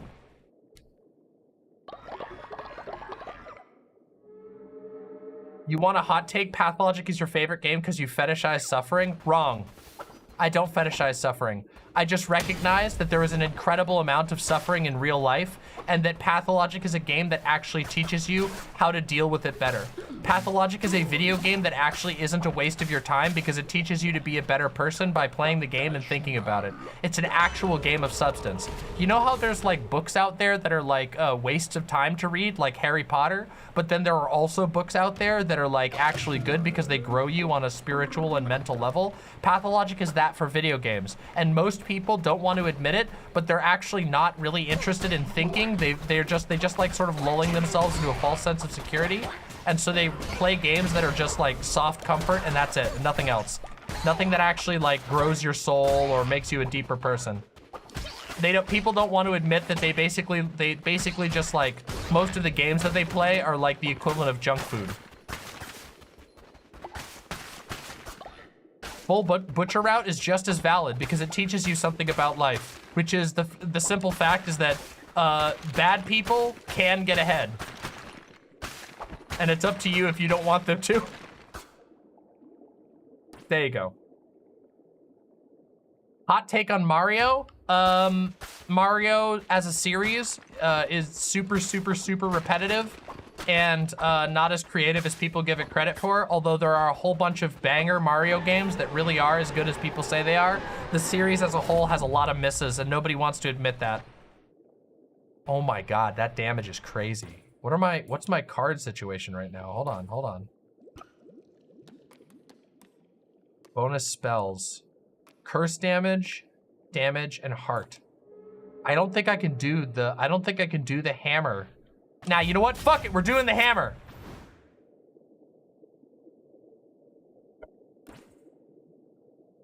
Elak Kaval says, thinking creates a physiological response and actually requires physical effort. It's important we try to get ourselves out of lazy forms of thinking. Yes, exactly. Exactly. Hot take on gender. The hot take on gender. Honestly, that's a hard one. Hot take on gender. Hottest take on gender? Most cis people would be more happy if they were non-binary. In fact, most people would be more happy if they were more willing to embrace being non-binary, because most people are non-binary in my opinion. Unironically, like even people who are generally like pretty binary, I actually believe they're probably more binary than they want to admit. I think a lot of binary people I think a lot of binary people basically feel pressured into having to be more binary than they actually are because they won't be acknowledged like their feminine or masculine traits won't be acknowledged, or they think they won't be acknowledged. And they're right, because cis people are basically terrible about it. Oh, hey, whoa, I missed a couple of super chats. Holy shit, hold on a second. Any gun hot takes? Hot take on guns. Yes, absolutely. Hot take on guns is more people should own them, unironically. And specifically, leftists should own them. My hottest hot take on guns is that I would actually think it would be awesome if there were a bunch of lefty gun nuts who got really annoying about guns and talked about guns all the time. I know that people joke about, like, people get a little bit mad about the way that Vosh goofs around with his guns, but I actually think it's really good. Because we really need to, like, encourage there to be lefty gun nuts, because as it speaks right now, like, the right wing is, like, is teetering on the edge of, like, calling for a race. They're, like, literally calling for a race war, and lefties can barely pick up a gun. So, yeah. Any of you out there who feel like becoming obnoxious lefty gun nuts, who just want to, like, I don't know, like, spend your time acting like a character from a fucking Metal Gear Solid game, you should get on that.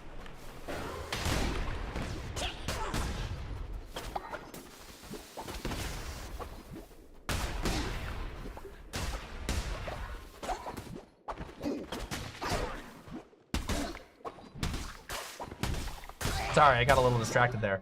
Hot take on the Bible. Hurt my feelings. Most of the Bible is incoherent noise. And what I mean by that is that it's a bunch of different periods of like Jewish history, and it like regularly contradicts itself in the most obvious ways imaginable. Like, for example, did you know that there's a story in 2 Kings, the Old Testament? There's a story where God just summons all of the demons, and then he sends the demons out in the land to create false religions.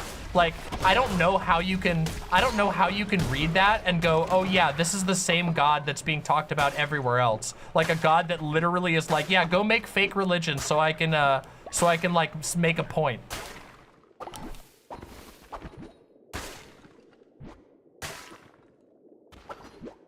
Yeah.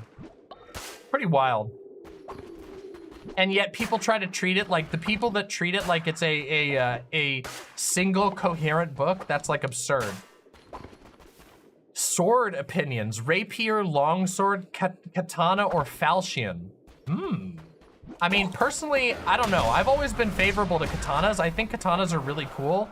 But I also like spears more than I like swords. I've always been a spear type person. I think spears are really fucking sick.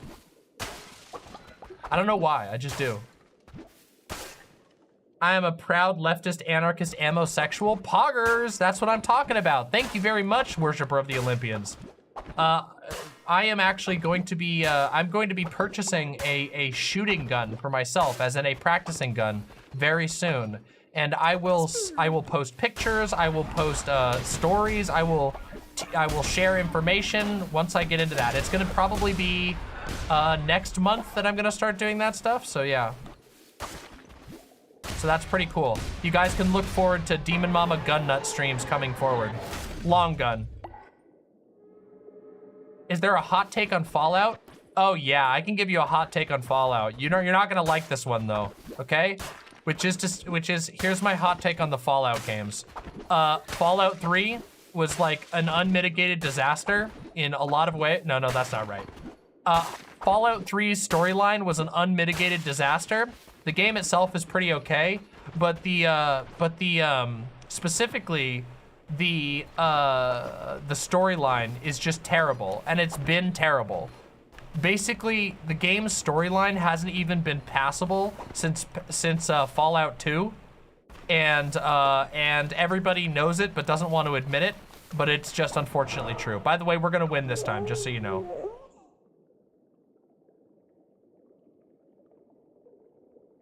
Insignificant critter, you will learn your place. You do not understand, lamb. Heed my warning and stay away. I do not watch the British Bake Off. I think it's dumb. I can't watch British TV most of the time, unless it's like British comedy. British comedy is top tier, but like generic British TV is insufferable.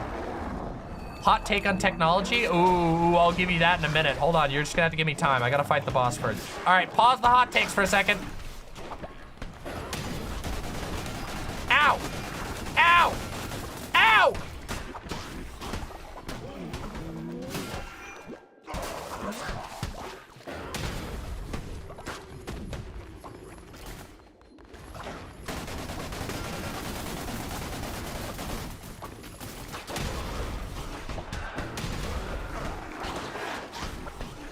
Holy shit.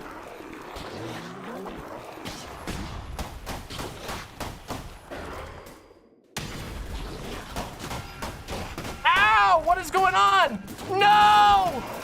He's not supposed to cast that twice in a row! What is happening? I'm gonna lose. Never mind. Wait, no, I still have a sacrifice. Hold on a second, hold on a second, hold on a second.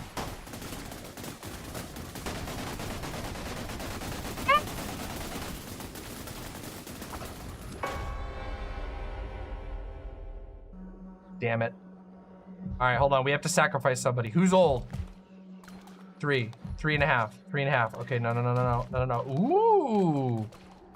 Socialist potato? I think your time has come. Your time has come, socialist potato. You must give us life. Ah. Yes. Give us the blood.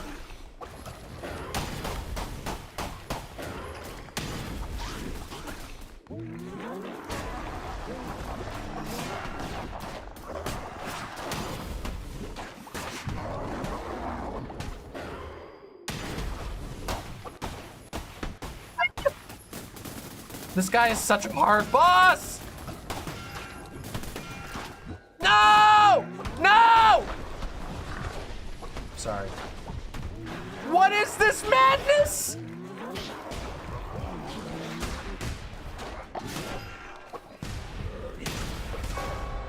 Oh no!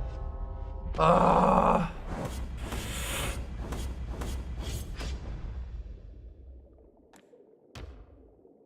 We were so close. We came so close. This boss is the hardest boss I've ever fought in this game. Oh my god. We're in trouble.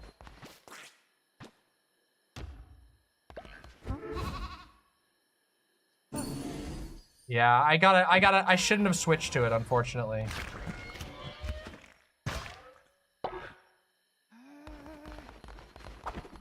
Well, hey, we grabbed somebody new, so let's add somebody new here. We got somebody new. Hold on a second. All right, let's see here. Here we go.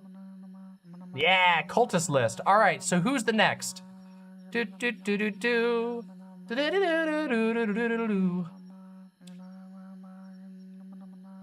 Done. Okay. Who's not done yet? Not done. That guy who could. All right, so the next one is that guy who could. That guy who could. What do you want to be? Yay! What do you want to be, that guy who could?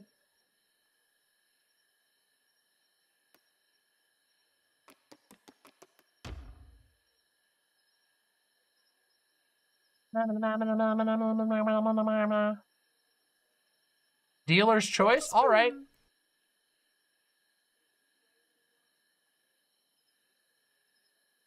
All right, there we go. All right, we're gonna pick, let's see. Otter! We've never had an otter. Yay! I'm gonna make you a pink otter. A pink otter with the cute little ears. There we go. Naturally obedient and cynical. Yay! All right, go to work. All right. So that guy who could has been brought back into the game. There we go. So the next one is going to be, it looks like, well, we'll have to see. It's so cute. Are you excited for the community movie at all? The community movie? Oh, the Community movie. Theos on YouTube asks, hot take on Cult of the Lamb? Yeah, Cult of the Lamb encourages cults, and that's a good thing.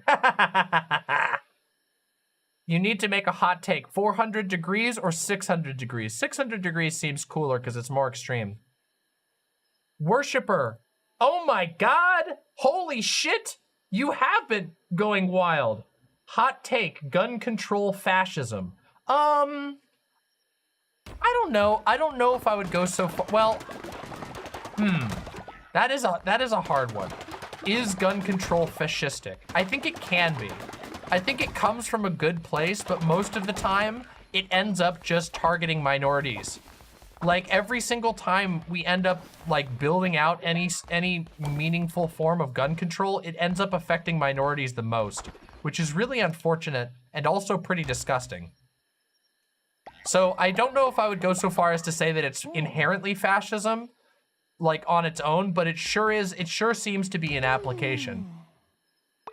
Because it seems like whenever there's a gun control push, obviously the people who are going to be doing the gun control is always people who are allowed to keep guns. Otherwise, you can't do it, and that means it's almost always the cops. And we know how cops are about fucking fascism. Hot take on straight cis allies. Ooh, that's a good one.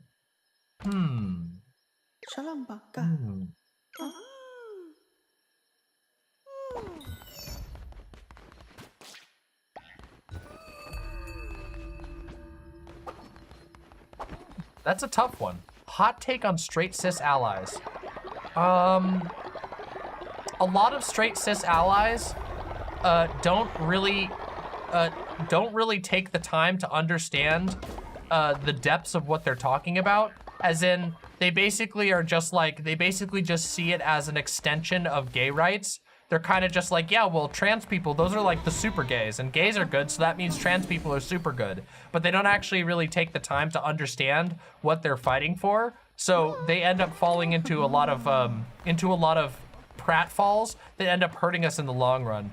Like, for example, the fact that like lots of cis straight allies like ran with the like born in the wrong body narrative, which was a thing that was, which was like a narrative that was like kind of propagated initially because it made sense to like your parents and shit like that. It wasn't really supposed to be the main thing that people argued with. And it's not a really good representation of trans people because most trans people don't really actually feel like, oh, I was born in the wrong body per se. That's an example of like cis people kind of running with something that was like the most babyest version of like what it actually means and then sticking with it. I don't know, I don't really have that many hot takes. It was an appeal to religion. Yeah, it was because most people were like dualists, you know what I mean? They believed in like a soul, but it doesn't actually do, like by and large, it doesn't actually do that great of a job of explaining, you know, of like, it's not very helpful in an explanatory way. It actually kind of puts people further from the truth. Anyway, they're not trans, so it doesn't really affect them, so they don't think about it that deeply. Well, that's totally fine, but I get what, well, nuts, don't get me wrong, I know why it is that way, but that doesn't, but people wanted my hot take on you know, cis allies, so, you know, if you want my hot take on it, I'm gonna give you my hot take on it, and that's the simple truth.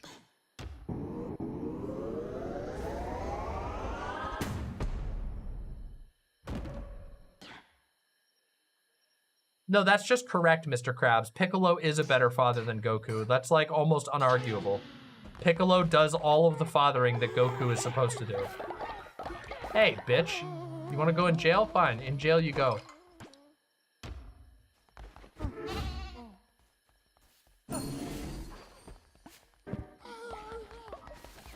Okay, I may have missed some of your hot takes. If I missed your hot takes, just say it again in chat.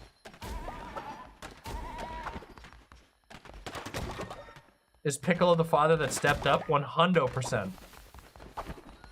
All right, we need to get some faith up in this bitch.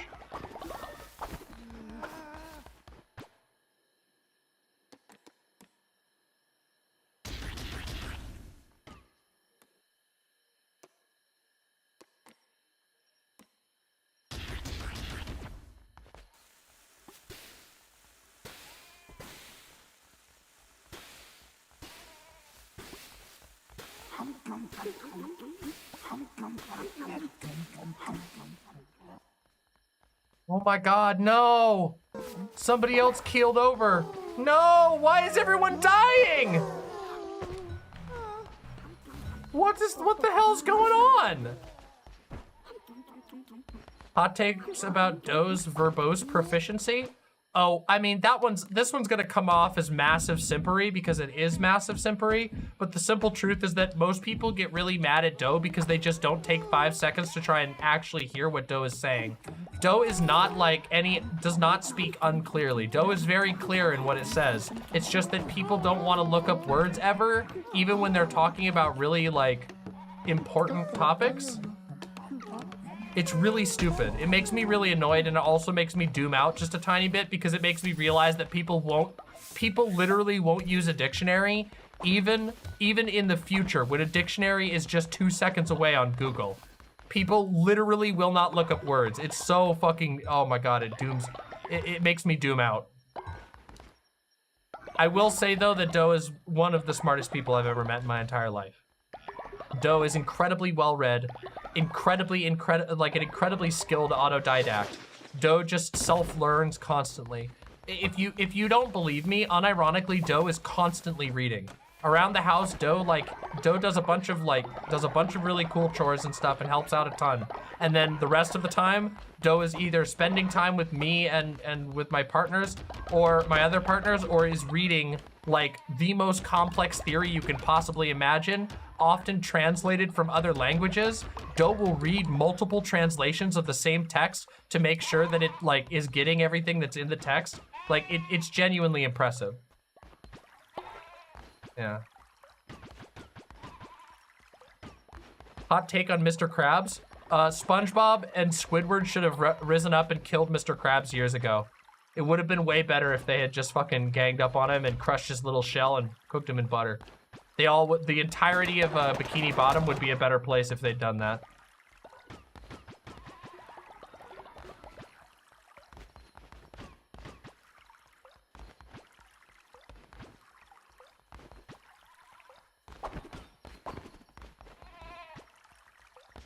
Also, even though Plankton is an asshole and doesn't really deserve to be like a skilled respected restaurateur, Mr. Krabs has basically declared war on Plankton, and I don't think it's very fair, if I'm completely honest. I think it's kind of dark, honestly. Hold on, let's see. What else did I miss? Did I miss any other ones? Hot take on cheddar cheese on apple pie. I've actually never had that. I like apple pie and I like cheese. Probably missed some. Is it a valid read of SpongeBob to believe ableism put a wedge in the unionizing of the Krusty Krab? Yeah, probably. Except I think it's more just like the fact that Squidward is a stuck-up piece of shit. Like, that's really what does it. Like, SpongeBob is like being exploited because he's very obviously like autistic and really well-meaning. But Squidward is like, has no excuse. Squidward is just a miserable sack of shit. Hot take on the libidinal economy? I don't even know what that means. I'm sorry.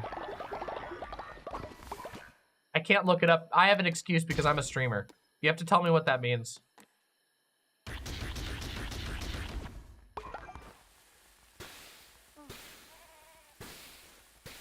Oh, sex work? What did I miss yours? Sorry, hold on. Let me double check it. Sorry, I'm trying to keep an eye on chat while playing this game. Voice actor hot takes? I don't think I have any. Where's Amphies? The strike episode is godly. Hold on, what did I miss? What did I miss of yours, Amphi? Oh, I'm missing it again?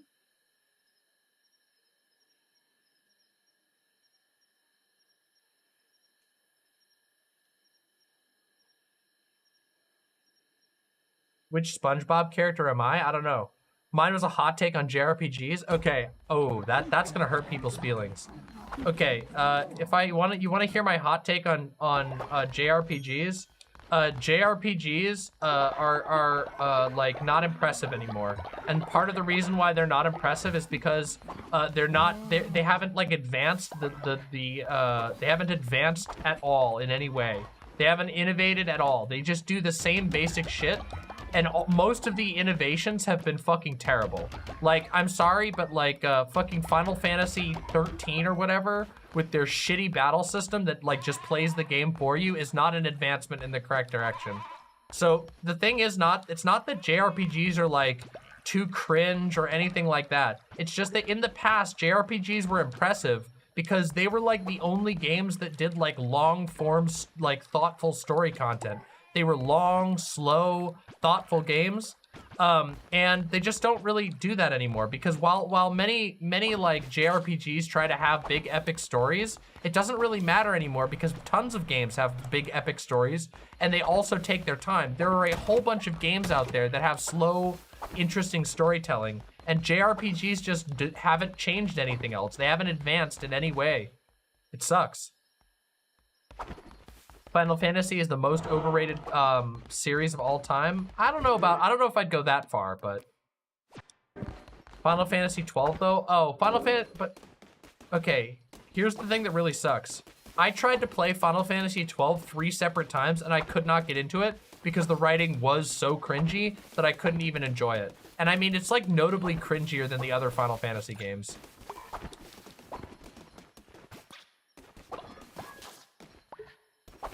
Feel like Call of Duty is way overrated? Well, obviously. Call of Duty is like one of the most popular games of all time, and it's a yearly release. Of course it's overrated.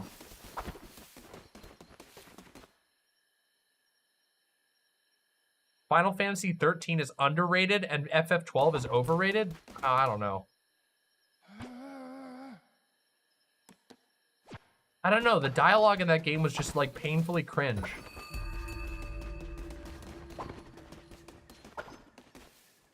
Hot take on FNAF. I've never played FNAF and I probably never will.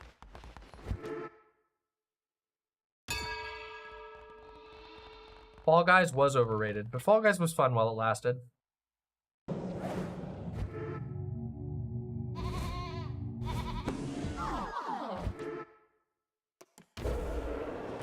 All right, well, look, we're making some progress, aren't we?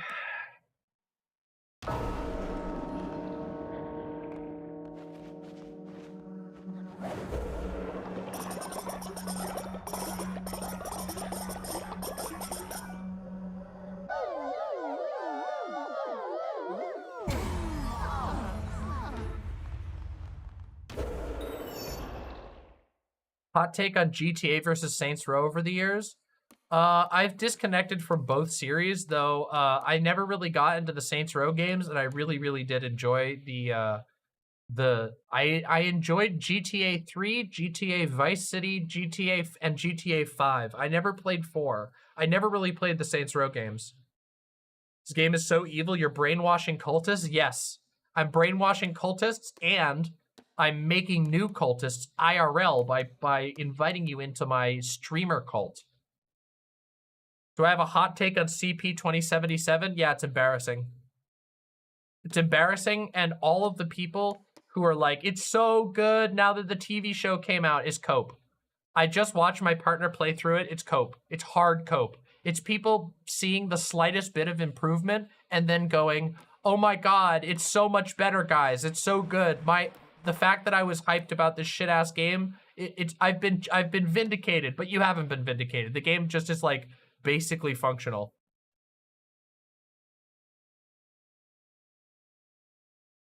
I've only ever married Abigail in Stardew Valley.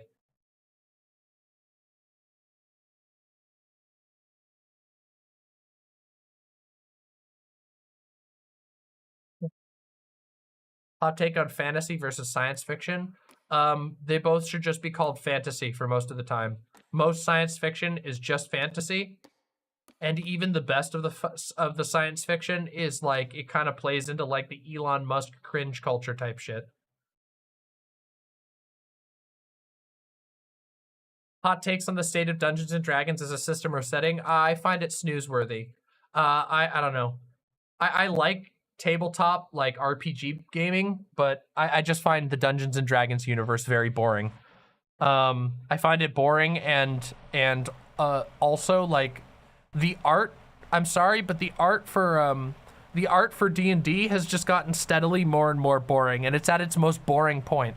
There's a game shop near where I live, and I go in there and they have like literally 100 of the premium Dungeons and Dragons statuettes, like for, you know, like the dragons and all that shit, and they all look like shit.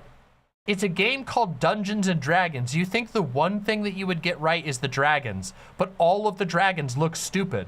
And I'm just like, I would rather have Monster Hunter monsters than the dragons that Dungeons and Dragons comes up with. It's like every dragon looks like just, I don't know how you suck the life out of dragon designs that bad. How do you feel about Pathfinder in comparison? I've always liked Pathfinder more, because I've always found Pathfinder to be more creative. I've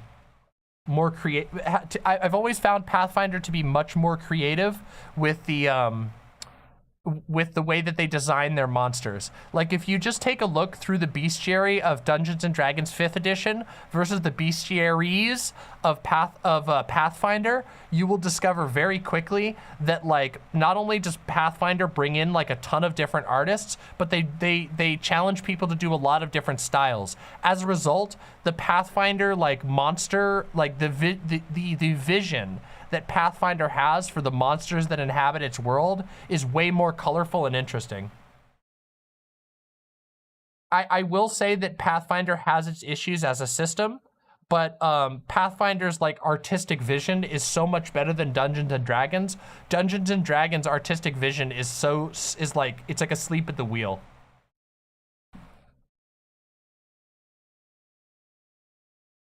Anyway. Wait, what are we gonna do here? We need to do a ritual. We need to get rid of an old person, right? Do we have any old people that we can ascend? Let's see. Do we have any old folks? We have 2 old folks. It's time to ascend. Where's our old folks? Aska. And AT5D2D Derek. Aska, you're about to die. We've got to ascend you and then bring you back.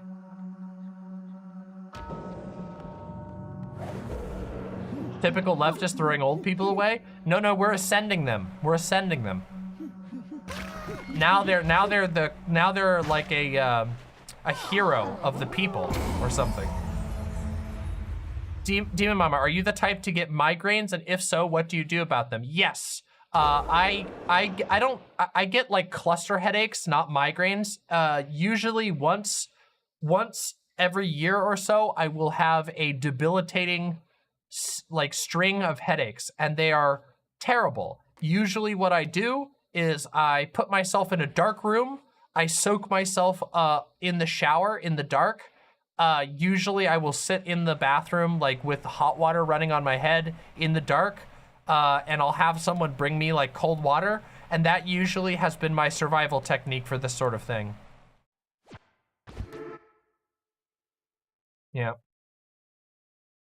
Anyway, am I playing with chat? Yes, a little bit. More or less, basically, if you're a donor, you go on my list, and yeah.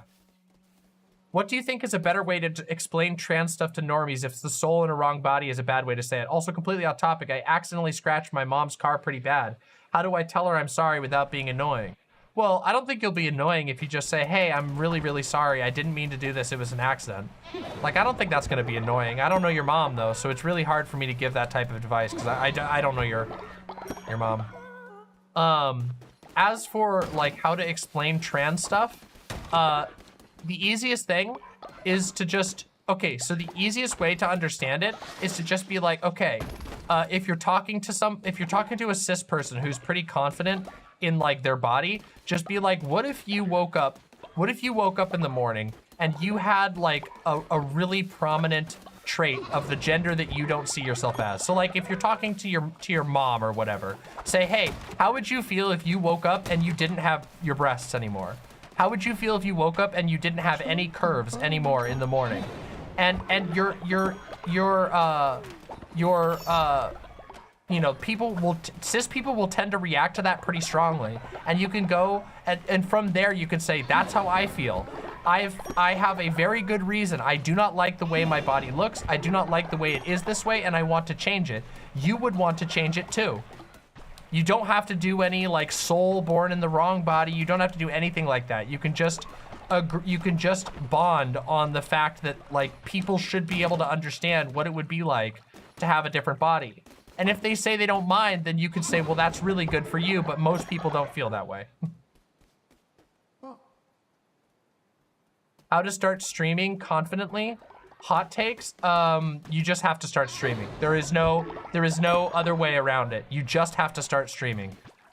Even if it sucks, even if it goes nowhere, the only way to get more confident at streaming is just to stream, even if it's the worst stream you've ever done. My first stream that I ever did, I still have it somewhere, and it is like the most boring and embarrassing thing you've ever seen. It's literally me with a weird mask on. The first time I streamed with a weird mask on. Nobody here saw that. The only people who saw that were my friends. You just have to stream, even if it takes you putting on a goofy mask. It's just how it goes.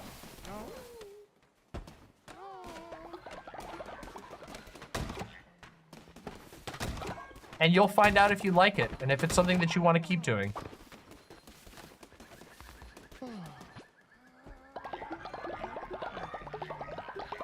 Hot takes on the trans community.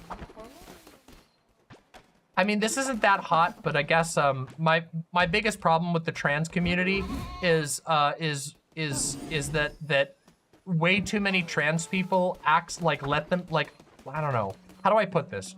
My biggest problem with the trans community is that like trans people they have like, because of the fact of like we live in a transphobic society, there are basically very few trans people who actually make it to any level of success, and those trans people who do make it to a level of success are often like basically dogpiled for the rest of their life for every single mistake that they ever make, because every single trans person who hasn't made it yet uses them as a bellwether or like as a comparison. So like it doesn't matter whether you're even a good or a bad person. It doesn't matter how good you are or how bad you are or anything. It's just that every single trans person is supposed to bear the hopes, dreams, and wishes of every other trans person if you even make it even a slightly bit ahead. It ends up being crabs in a bucket. If anybody's ever like heard that phrase, the idea of like crabs in a bucket, where like one person gets ahead and all the others will tear them down instead of working together, that is very, very true for the trans community. And it gets really, really gross. And it happens in every community to some degree. In every marginalized community, there is some level of this. But it's particularly bad in the trans community, and I think it's because, I don't know. I don't know exactly what causes it. But I think, I do tend to think that sometimes that it's because like trans people are otherwise like pretty vigilant and watchful of bigotry, that like they have the highest standards for other trans people. Hot take on Southern stereotypes. I think people are basically assholes about all types of stereotypes. I understand why there's a lot of anger directed at the South in America, especially in the modern day, because a lot of Southern states are like the bastions of racism and transphobia. But guys, here's a hint in general.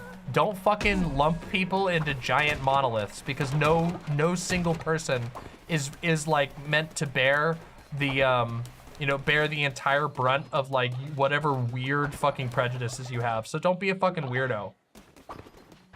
I do agree that Southerners get way too much hate because there's tons of fucked up Northerners as well. Like a lot of them, so yeah. Have you ever watched a Tyler Perry movie? I have watched multiple Tyler Perry movies, and I don't remember basically anything about them, except for that I'm not a big fan. But I understand why people like them, and I understand why people, I don't know.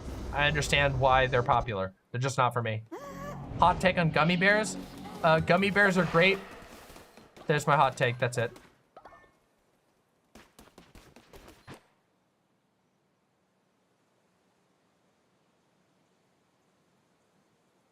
Yeah. All right, is there anything we need to build right now? I don't think so.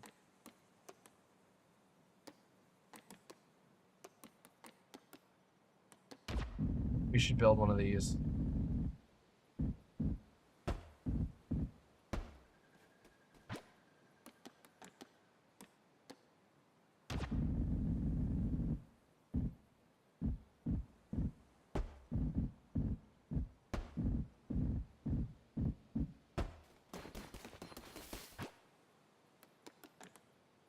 Fish meal. Oh, wait a second. Hold on. We could do the bountiful feast over here. This thing's really good. I want to do a delicious mixed meal. Or whatever.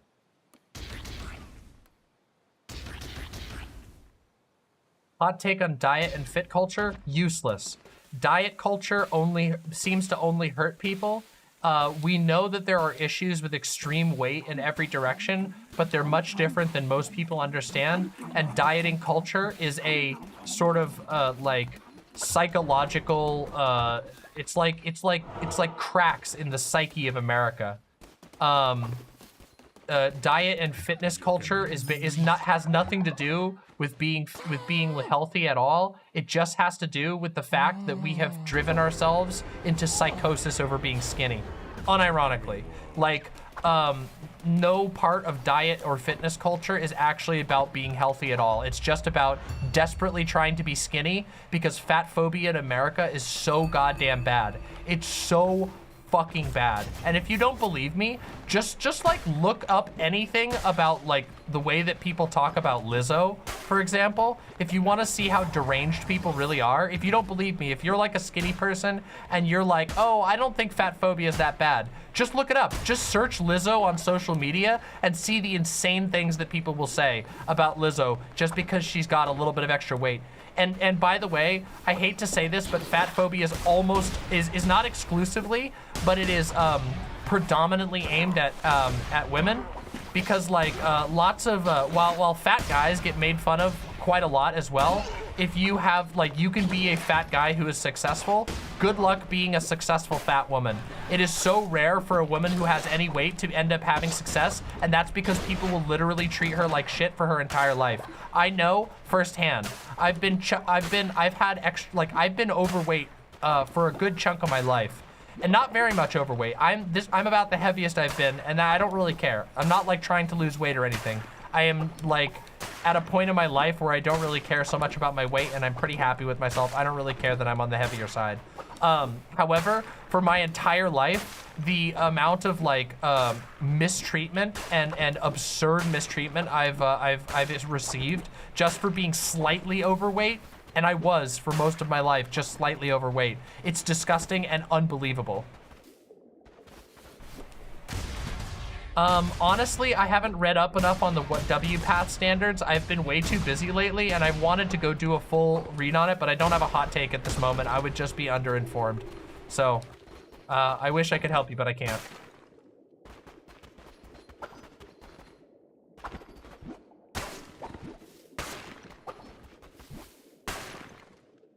The Hot Ones interview with Lizzo has a 50-50 dislike ratio because people get mad when they see a fat woman. You guys have no idea the level of unhingedness, okay? You have fucking no idea. Unless you've been overweight and perceived as feminine, you have no idea how bad it is. And I mean, it is ridiculous. Like, people will make comments at you all the time. Oh my God. I can't even begin to tell you the stories.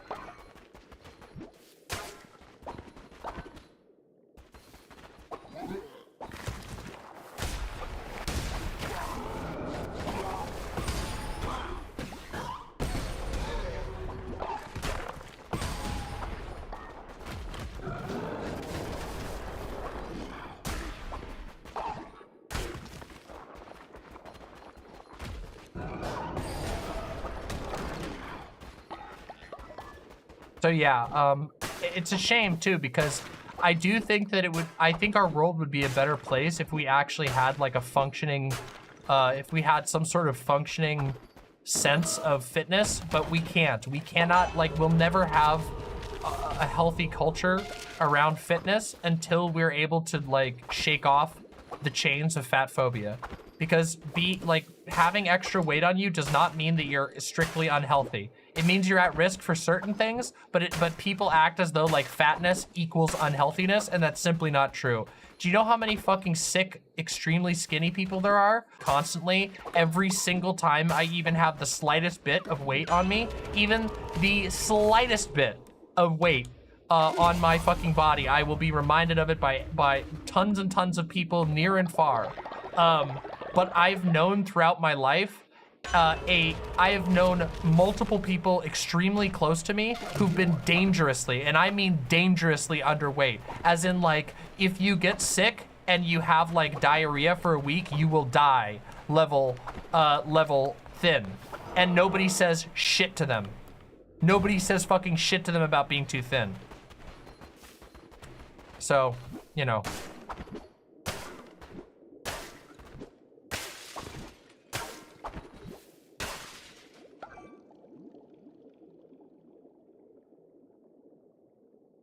Yeah, Polish people in our country community will always comment on weight. It's annoying as hell. Yep. Lots of cultures have that. And it spreads outwards, unfortunately. We're gonna recruit this guy. The leader of my cult is a coward. How can I respect someone who's too afraid to fight? Is your path forged in blood and fire, or do you believe in peace and kindness? I seek war. Oh. What? Okay, whatever. Any tips or advice on how to lose weight in a healthy way? Yes, you can't look to lose it quickly. Instead of looking to lose weight quickly, you need to find sustainable ways to change your diet or to change your lifestyle. It means something as small as the most successful, like the most healthiest time I ever lost weight, the one time I felt good losing weight, was when I started going for a walk every single day. When I was younger, I was always nervous I hated going to the gyms and stuff. And so at one point in my life, I decided I was just going to start like spending more time going on walks. And it was really small, and nobody saw it as me doing anything to lose weight, because that's not why I was doing it. I wasn't doing it to lose weight. I was doing it just because I knew that walks would be good for me in general, and because I could keep up with walks. I could keep doing them. And I did, and I lost weight. And nobody in my family really gave a shit, because I didn't make it a big deal. I wasn't like, oh, I'm going to the gym every day now. I was just like, I'm gonna go for a walk. And I would go outside, and I would watch birds, and I would look at trees, and I would think about things, and I would, you know, at that point I was religious, so I would pray and things like that. And I just started with 30-minute walks, and I slowly moved up from there. And it was so gradual that, like, for a good chunk of my life, I got a ton of exercise after not being really into doing a whole lot of exercise when I was younger, just because I made a sustainable and realistic change to my life. That's the way that you healthily lose weight, unironically. Yeah.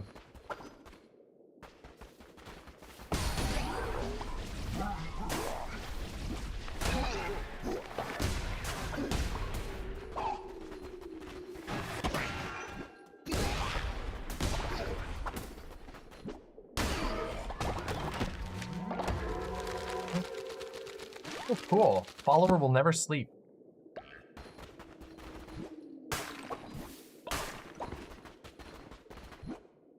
Yeah, so anyway, that's the way that I would recommend. Start small, and you want things that you can do for the rest of your life. Because temporary weight loss will always be temporary. You will gain it back, and you will probably gain it back and be more miserable as a result. So you want things that you can actually do, things that you can imagine yourself doing. Like, I don't know, imagine this. A great way to lose weight, if you go and you, like, say you wanna, are you interested in riding a bike? Buying a bike and then starting to ride your bike on a regular level will be a major lifestyle change that's fun and not too serious. You can take it at your own pace, but it will make you healthier. It will make you more likely to lose weight. Wow, this is really good.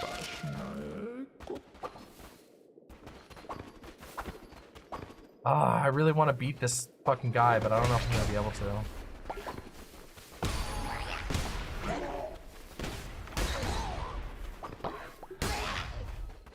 This boss is really fucking hard. We've been stuck on this boss for a while. I feel kind of bad. Maybe I'll need to practice off stream.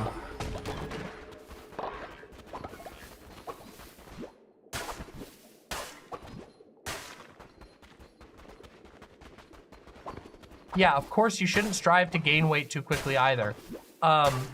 You're like, you know, the human body can adapt rapidly, but it doesn't like to.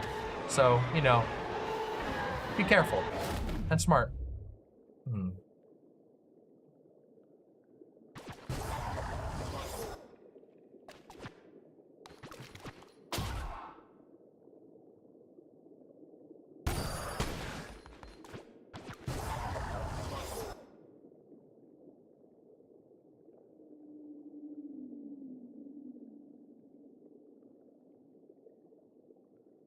Well, see, that's called, Elac, that's called you being a Chad and having confidence.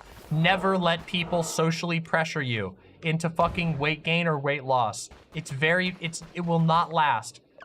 You cannot, like, social pressure does not work successfully. It just doesn't. And you should be strong against it and do what's right for you. What scared me was learning I was pre-diabetic. King Laishu. The best thing you can do then, the best thing you can do, I'm not a doctor, but by and large, the best thing you can do is find a way to put exercise in your life, any exercise to start with. Whatever exercise you can get into your life in a reasonable basis is really, really good for you. If that means just taking a short walk every single day, just going out in the morning or at night and just walking and thinking or listening to a podcast, it doesn't matter. Do what you have to do. Work with yourself. You have to live in your own body with your own preferences. If that's something that you need to deal with it on your terms. Hell yeah. And you know, you can push yourself to do better, but don't break your back over something like that. You got to take it so that it's sustainable, so that it's something that can last. My shirt is very Better Call Saul. Thank you. I appreciate that. I take that as a compliment.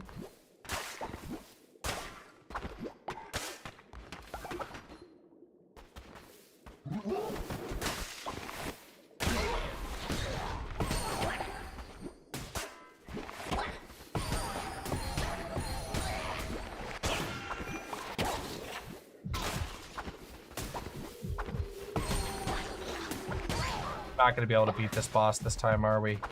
Oh. Okay, the charm abilities, honestly, they really suck. Because the enemies can still hurt you, but you can't hurt them when they're charmed. Why did they do that? That's so annoying.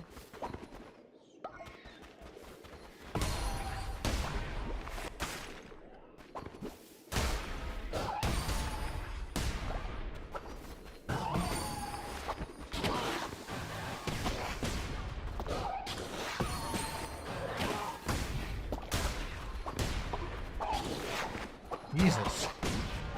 Could you describe the mask you wore on your first stream? I'm trying to remember. I think it was literally, yeah, it was literally just like a black, like a simple black ventilator mask. Like it had like a little valve on the side. It was really, really simple.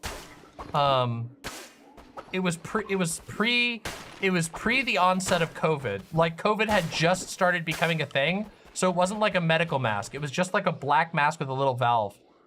The cartoon you voice acted in was so funny and creepy. Oh yeah, we gotta watch that. Hold on a second. Okay, hold on. If after I fight this boss, I'll play the cartoon. I forgot, I wanted to play it today. I was in a cartoon, guys.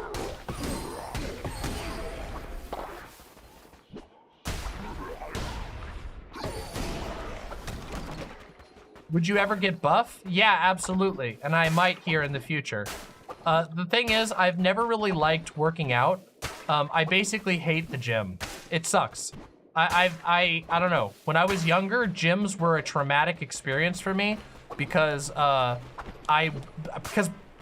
quite frankly, everybody I went to the gym with when I was younger fucking treated me like shit because I was like the fat kid.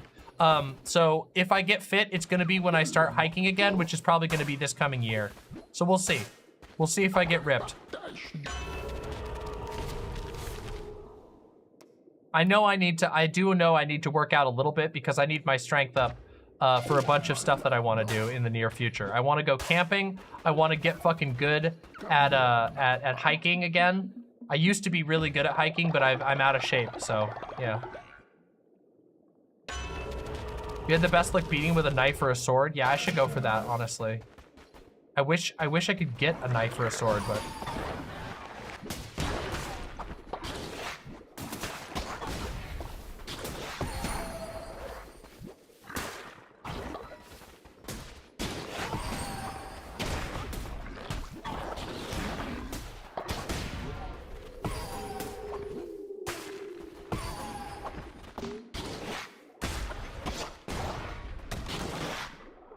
It's almost impossible to have a healthy relationship with food in America. I agree. America is like a nightmare zone when it comes to food. It's very sad. I've talked about it a lot on this stream, but unfortunately, it's just true. It's really, really bad. Americans are so demented. Like, if there was one place the fat phobia could be turned off for 5 seconds, it would be a gym. You would think so, but nah, unfortunately.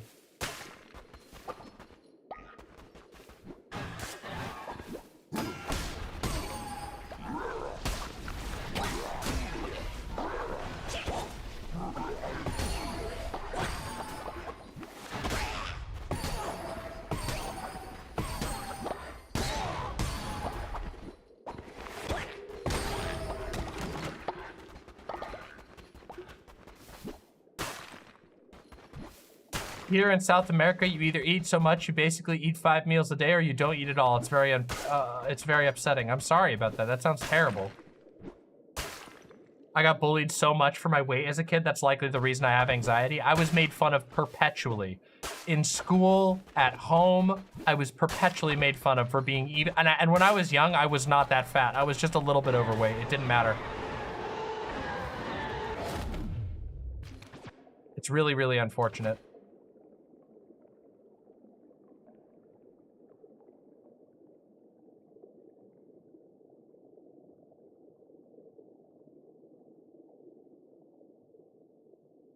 All right, so let's see here. All right, we gotta take this one now. In old pictures, you were very slender. Most of the pictures that I've shown on stream were from the period of time in which I was like severely, I was like dieting insanely hard. And I was really skinny at that point in time. And it ended up making me really sick. Yeah, so I have been deliberately avoiding dieting and been basically, for the last like 4 or 5 years, I've been working on the mental side of things, basically trying to not like feel bad about my body and shit like that, and it's been going a lot better. And I know that if I decided I wanted to lose weight in the near future, I would have no problem with it. Because I've changed the way that I look at my body, and I'm okay with myself the way that I am now. And I didn't used to be that way, unironically. I used to basically hate myself perpetually. And even though it was able to motivate me at times, I would always slip back out of it, and that's not good. Like, really, it's just, yeah.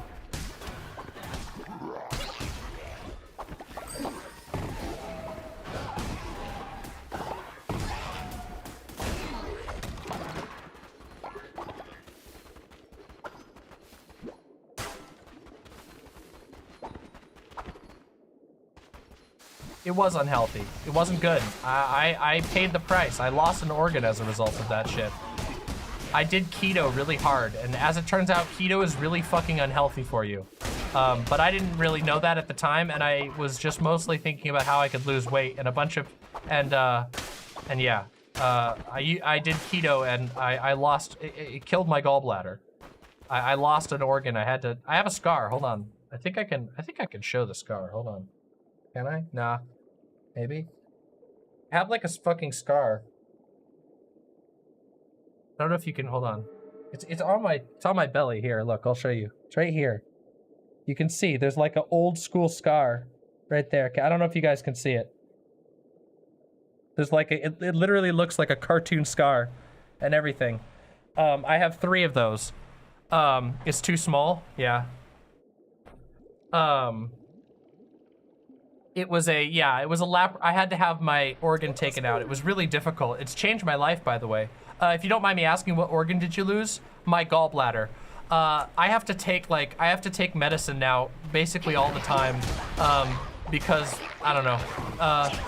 There's a number of reasons for it. It's complicated, but basically my body doesn't produce the stuff necessary to, oh my God, we got a sword. Wait, we got a sword. That's fucking awesome.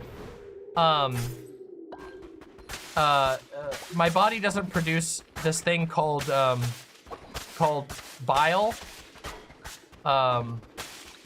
And it's, okay, it does produce bile, but it doesn't have a way to like, how do I explain this? Okay, so normally, here, I'll just do a little explainer real quick. So basically, the way your body normally works is your liver produces this stuff that it produces this stuff that helps you to digest fats, okay?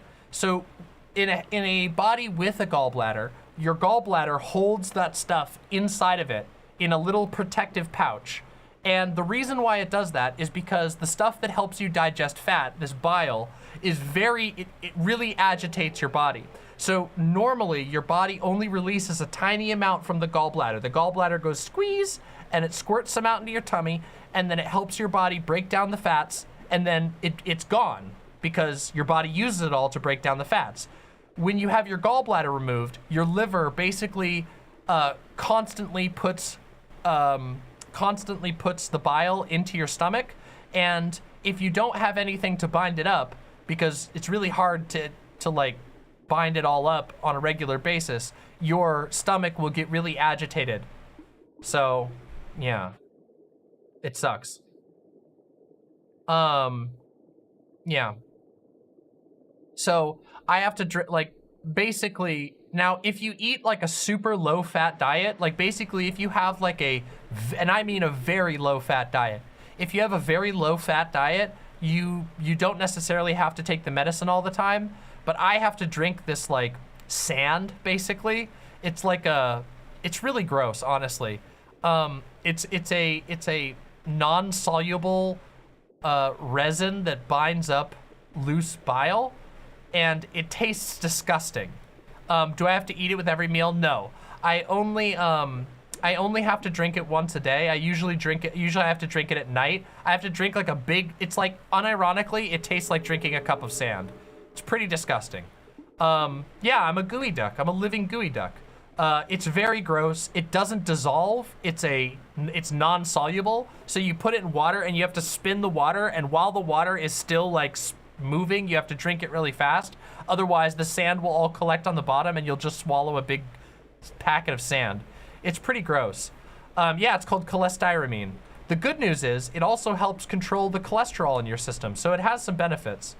Yeah. Yummy sand. It's not yummy. It does not taste good. I will say that much. But it's not like the worst thing ever.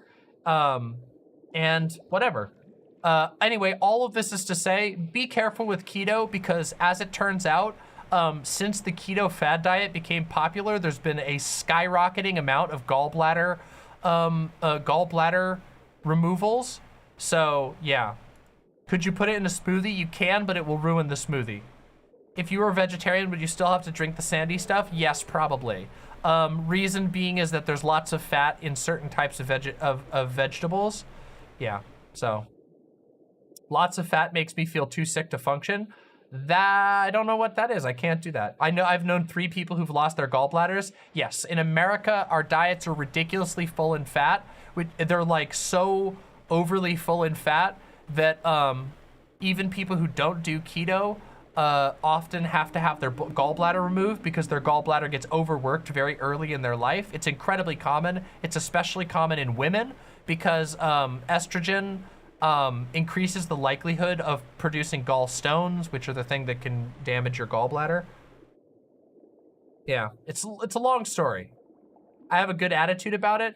Well, thank you. I have been through a lot, and I try to have a good attitude about things. Losing your gallbladder is not that big of a deal in comparison to other things. For example, I have a healthy liver. I have healthy kidneys. I have healthy lungs. I only lost my gallbladder, so I just have to drink a little bit of sand every day. Not a big deal. Just means, it means like, I think about it like this. I'm like a fantasy character. I have a potion I have to drink every day, or else I go, ah, the pain, and I drink it and go, ah, now I can fight. See, it's like that. Is the sand orange? Yes, it is orange. How did you know? Would you ever try dwarf bread? Sure. You looked it up. Yeah, it comes in like 2 flavors, regular and orange. And the regular and the orange taste identical. So, you know, I just usually get that one. What if they could grow a new gallbladder? Well, of course, if I could get a new gallbladder, I would gladly take that. What is my favorite food? Nabiyaki udon. It is like an old school home style udon noodle dish. I love it. Oh, thank you. Have you ever had potato bread? Yes, I have. I love potato bread. Anyway, let's get back to the game. Sand and less sandy flavored. What if we kissed in the Demon Mama sand smoothie? Well, you would be very sandy. I will warn you. Like I said, it doesn't dissolve. It is non-soluble. So like, you have to drink it as a suspension. It's called an oral suspension because it just stays in the water. It sucks. It's so weird. I didn't know that was like, I mean, I did know it was possible, but I didn't know how uncomfortable it was. Oh yeah, the cartoon. Well, I have to finish this run first, and once we finish this run, then we'll do the cartoon. Just wait till Mario steals your liver at 3 a.m. If Mario steals my liver, I'll steal mine back, and I'll steal Luigi's to make up for the difference. Can you compress it into a stone and drink it as a pill? No, unfortunately you can't. It needs to enter your body as like a sand so that it can actually bind up the stuff. Unfortunately, there's no ifs, ands, or buts about it. I just have to drink sand. I just gotta cope about it, you know? But it's all right.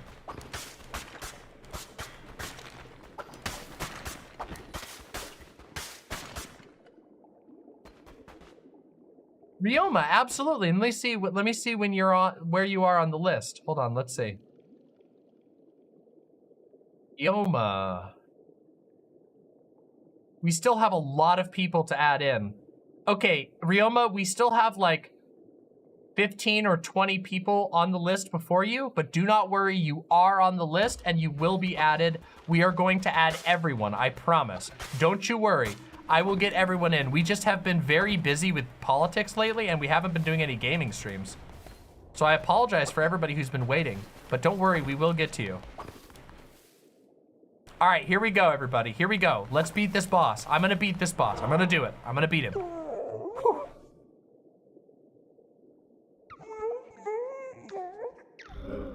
Go, here we go, here we go, here we go, here we go.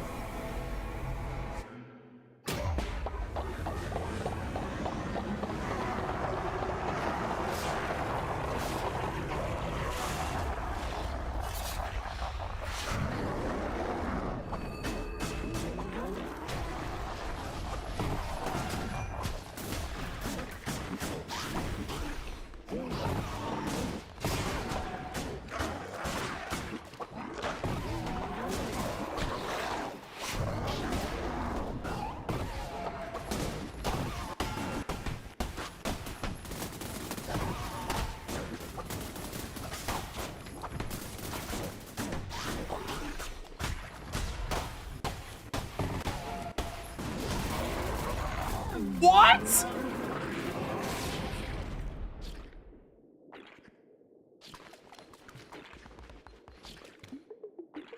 What?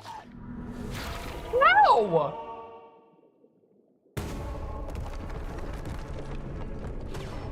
That was some super autism focus. Yeah, I don't know how I did that. I just went into the tunnel. I wasn't looking at chat. I just was like, I must dodge. I took 1 damage in that fight. What the fuck? Well, we can build this now. I guess I needed to rant about my opinions on fucking fat phobia in America to be able to win. Oh.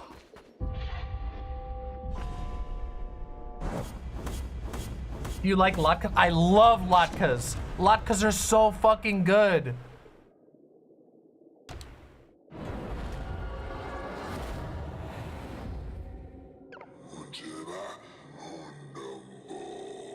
Calamar was always a coward.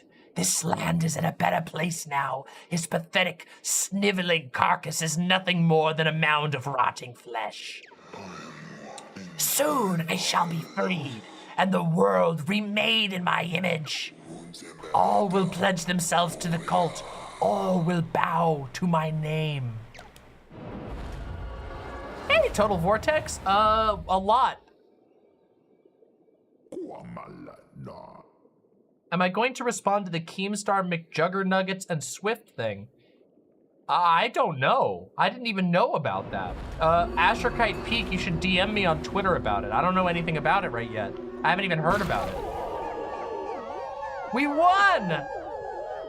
Wow, our cult is getting small. We really need to get some more people in here. Everyone's dying and getting old and shit. Oh no!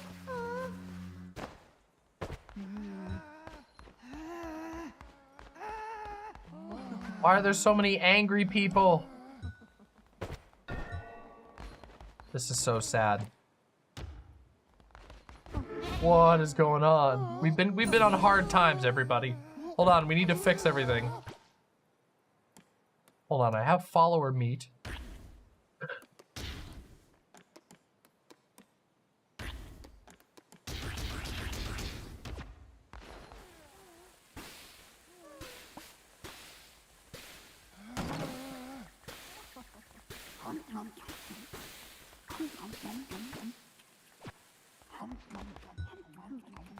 Jeez.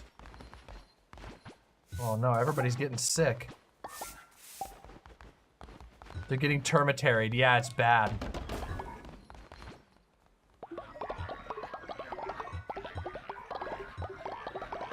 Oh, Marcus. When I was playing through, I've been playing through Pathologic 2 with Doe for the first time ever.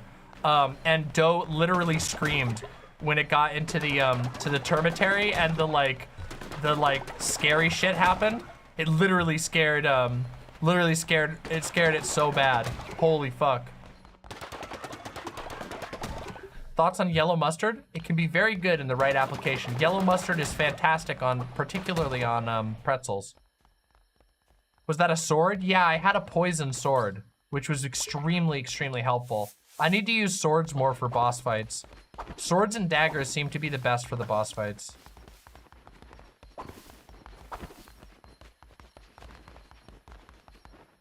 What bed? Are we like all out of, are the beds busted? Oh, they are. The best type of pie. Pathologic 2 playthrough on stream? Guys, I really want to do a Pathologic 2 playthrough, but like, it's gonna be difficult. I mean, theoretically, I should be able to do a Pathologic playthrough on stream because of my 2-computer streaming setup, but it might be really difficult. I really want to do it, but I want to do it with a costume. I want to give it the playthrough that it deserves. So it'll probably be a while, but I will do it. I plan on doing a full playthrough of Pathologic because, believe it or not, full playthroughs of Pathologic are quite rare. So I figure if I do like a costumed full playthrough of Pathologic, I bet it would get a lot of people to check out the game. Oh, I'm sorry. I'm sorry about that. Sorry about that. On fairy bread? I don't know if I've ever had fairy bread.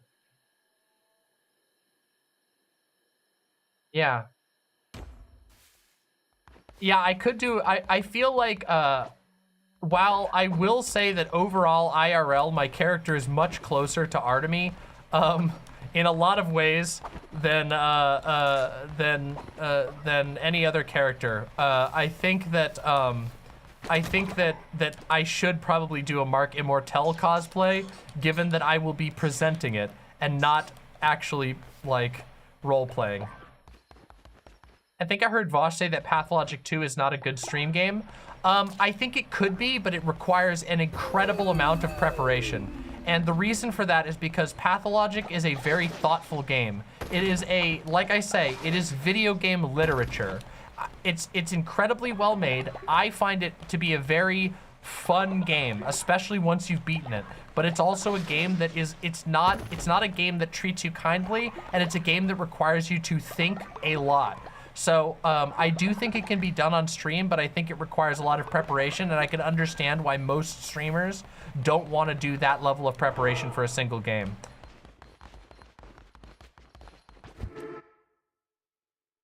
True, Elac.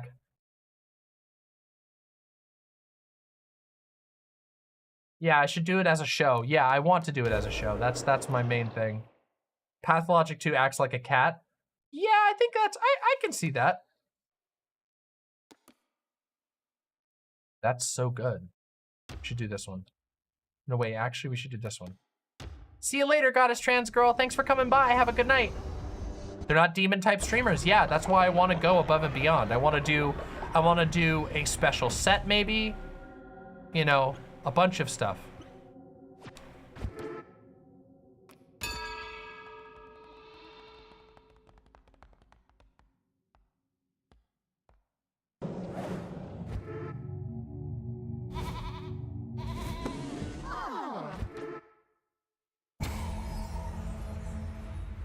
I give Changeling. All right, fair enough. I can see that. I can see that. The Changeling is a little more unhinged even than I think. Have you ever played Amnesia: The Dark Descent? I have. It was a long time ago. I haven't played Amnesia in a very long time, but I have played it. Oh, we should resurrect somebody. Let's get somebody resurrected in this bitch. Yeah! Resurrection time. Who are we gonna resurrect? I think it's gonna be Asuka. Right? It's gotta be Asuka, right? Or is Asuka still alive?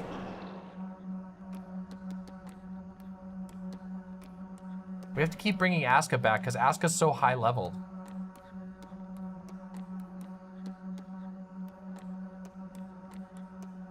Yeah, look at that. Asuka's level 6 still. We gotta bring Asuka back again.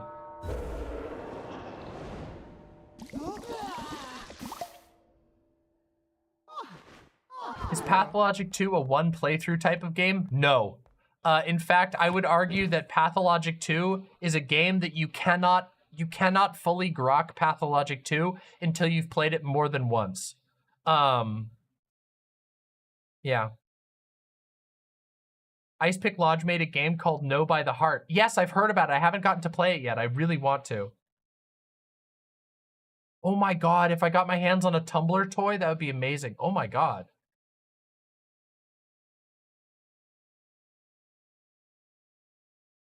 Fish and chips, Louis boy? Is that what you're asking me about? What do you feel about fish and fries?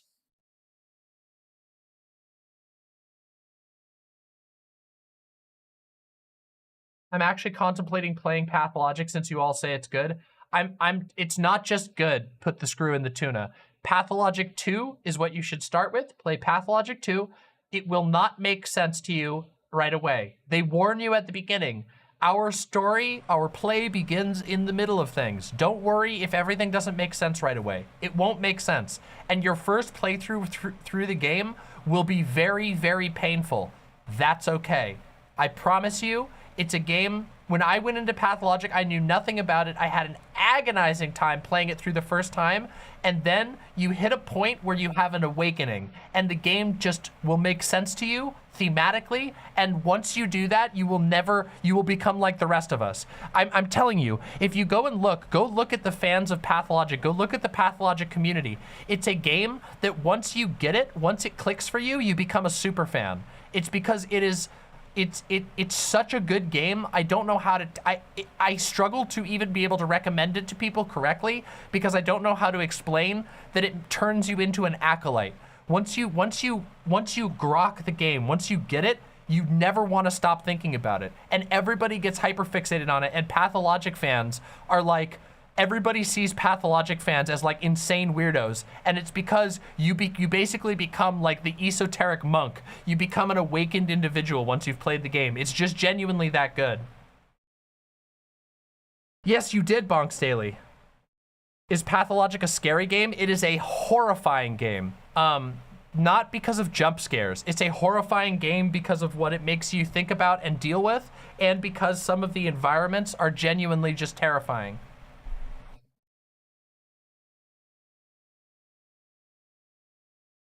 So, yeah. Yeah, Vorbuddy says Pathologic 2 was legit a spiritual experience for me. Likewise as well. Pathologic 2, I played Pathologic 2 quite some time before I started streaming, like almost a year before I started streaming. And it really, it was one of a few pieces of art that actually helped me get out of one of the darkest points of my life because it was that influential. So, yeah. I know that it is my calling to create the best Pathologic 2 playthrough that has ever been done on live stream, but I also recognize that that's very difficult to do, and that is a large task in front of me. So.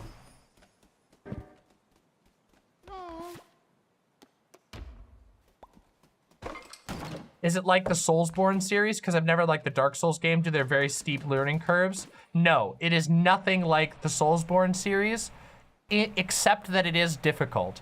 The Soulsborne games are difficult, but they're mechanically difficult. Soulsborne, Pathologic 2 is a game that will make Soulsborne players cry because it's not difficult in the way that Soulsborne players like difficulty. Soulsborne players tend to like games that require like technical mastery, whereas Pathologic is a game that requires you to be learn to learn.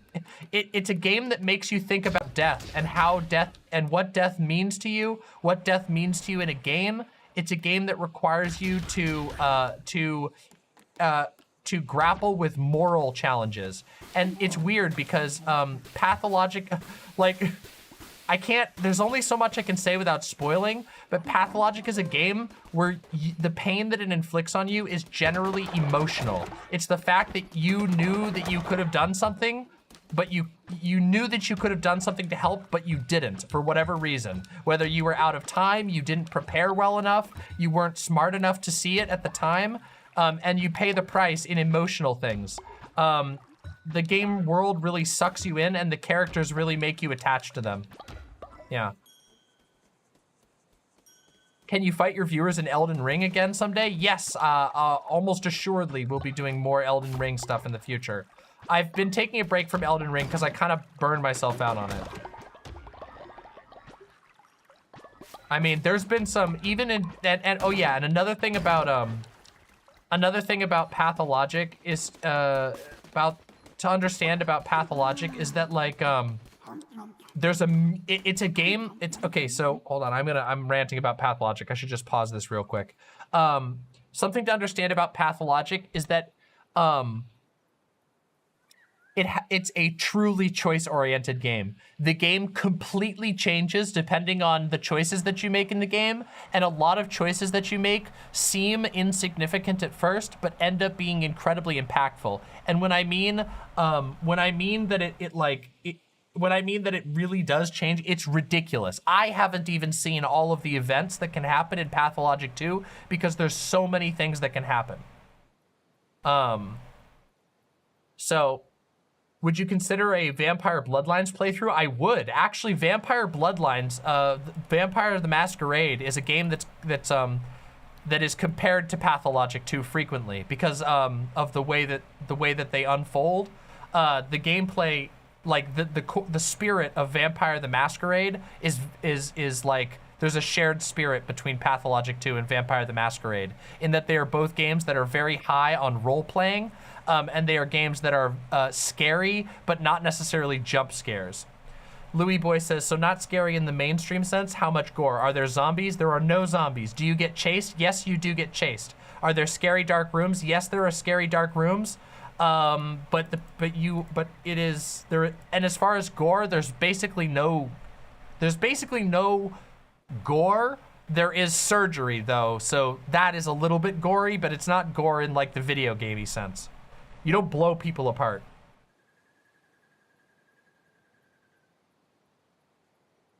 Have you seen the person who transcribed all of Classic? No, I haven't. What happened to the Dreamcast game you told us about? We're still planning on playing it later this month. Scary dark rooms you know you gotta go into but don't want to? Yes. Yes, yes, yes.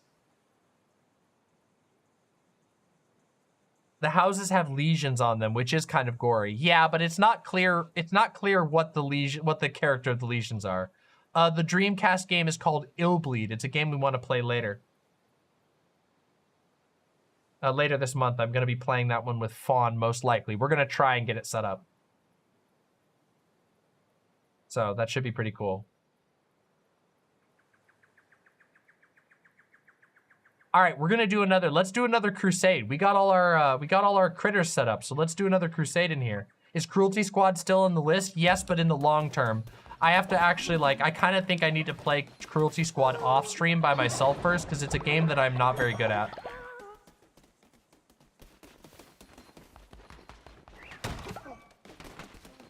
Oh yeah, we gotta add some people from the list. Joomer Jewel, please spare me. Okie dokie. Who do we get to add next? Next on the list is Bill Portley. Wait, we don't have the bear yet. We don't have the crab yet. Fuck. Frog Whisperer. Yay! We got Frog Whisperer. Yay! Welcome. And requested. Oh, we do have the crab. Wait, we have the crab, which means this has to be Trevor and not Frog Whisperer. Sorry, we do have the crab. Trevor, welcome to the cult. You are our first ever crab. You were the first person to request a crab. You wanted a blue crab, so welcome, Trevor. Gullible, materialistic, and sloth. Excellent. Frog Whisperer will be the next one. We don't have the bear quite yet, so we have to wait on that one.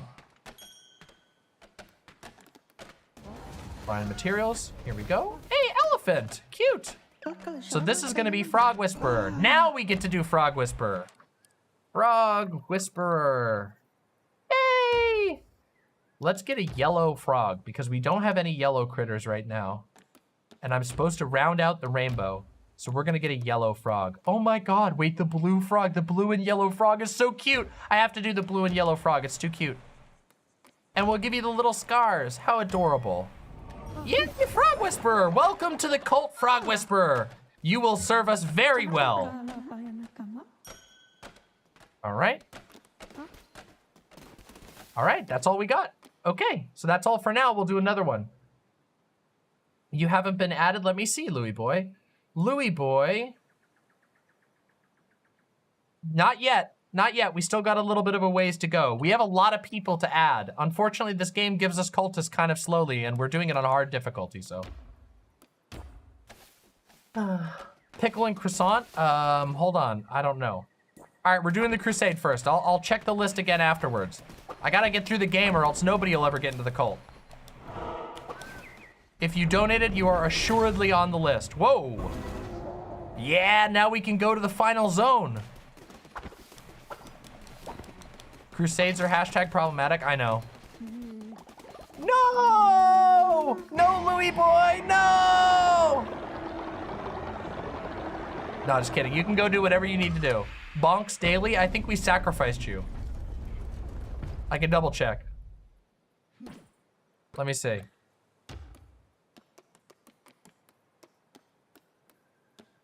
I think we sacrificed you, Bonks. Yeah, we definitely sacrificed you.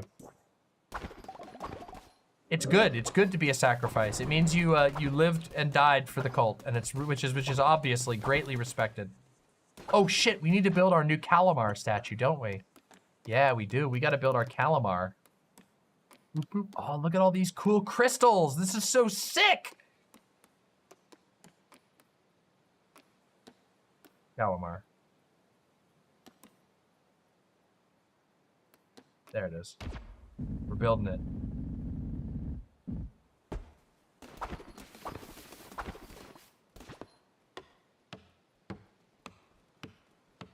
Okay, so we actually need to run a Darkwood run first. Kim Petras. Hey, I like Kim Petras. Kim Petras songs are fun. Whoa! Did somebody just die? Oh no, somebody died. God damn it. Ooh, hey, we got 2 new followers. Wait a second, that's awesome.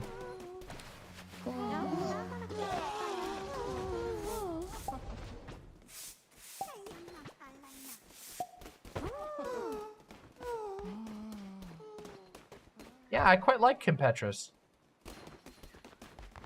Well, everybody keeps fucking kicking the bucket from old age. We need to get more people in here. But hey, we recruited 2, so that means 2 more people on the list. Mana, please spare me. All right, let's get everybody on the list here. 1 second. So, next is Scarlet Volcano. Scarlet Volcano, which is a red fox.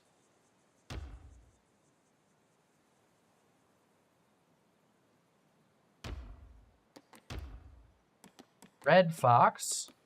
Yay! Red fox, red fox.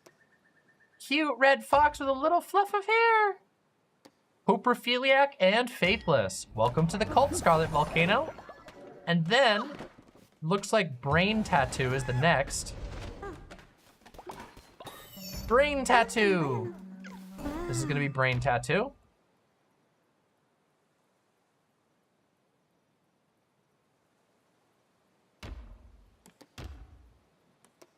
They want it to be a dog. There we go. There's a doggy.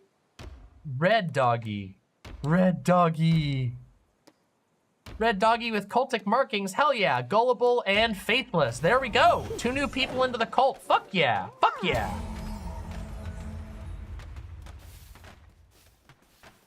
Damn, we're doing good. We're making some progress here. That's what I want to see. But don't worry, we're going to be playing more games soon.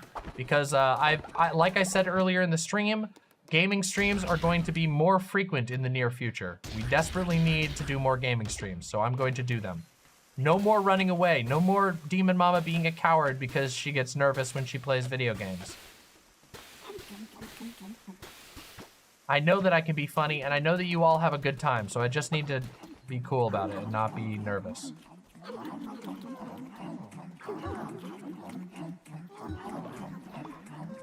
Okay. Pickle and croissant. Let me check. Sorry, hold on. Pickle and croissant. Pickle, pickle, pickle, pickle, pickle, pickle, pickle, pickle, pickle, pickle, pickle, pickle. Pickle.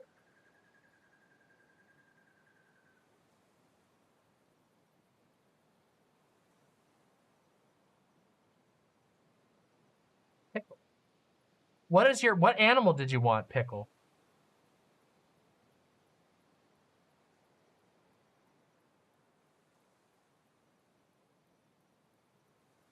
Yeah, I must have missed you. I'm sorry.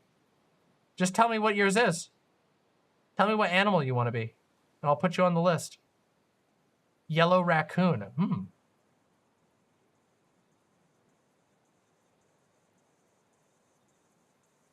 That's okay. Yellow raccoon.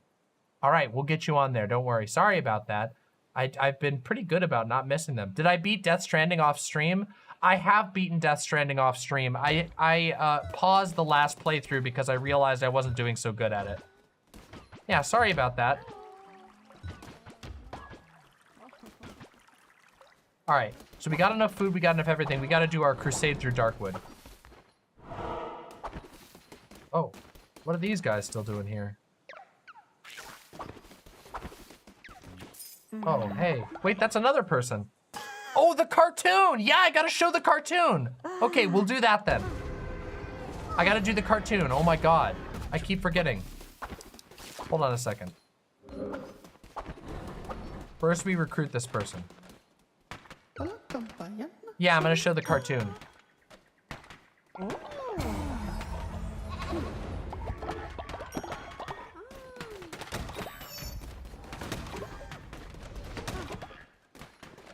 Look at this. To make it up to you for forgetting.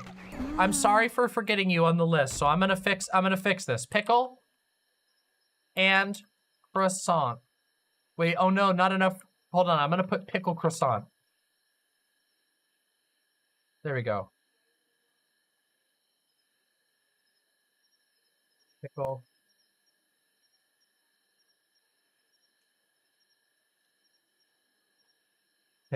Pickle croissant. I'm sorry about that. Here, I'll make it right to you. I'm putting you in right now. A yellow raccoon, since I forgot you.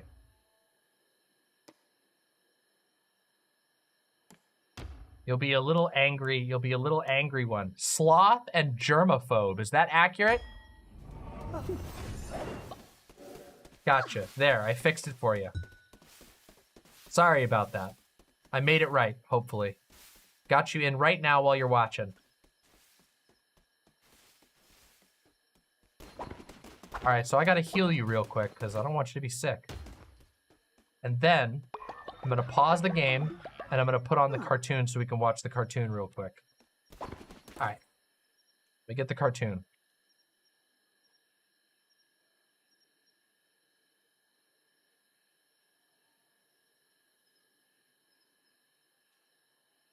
All right, everybody. So for those of you who don't know, I was very recently in a cartoon.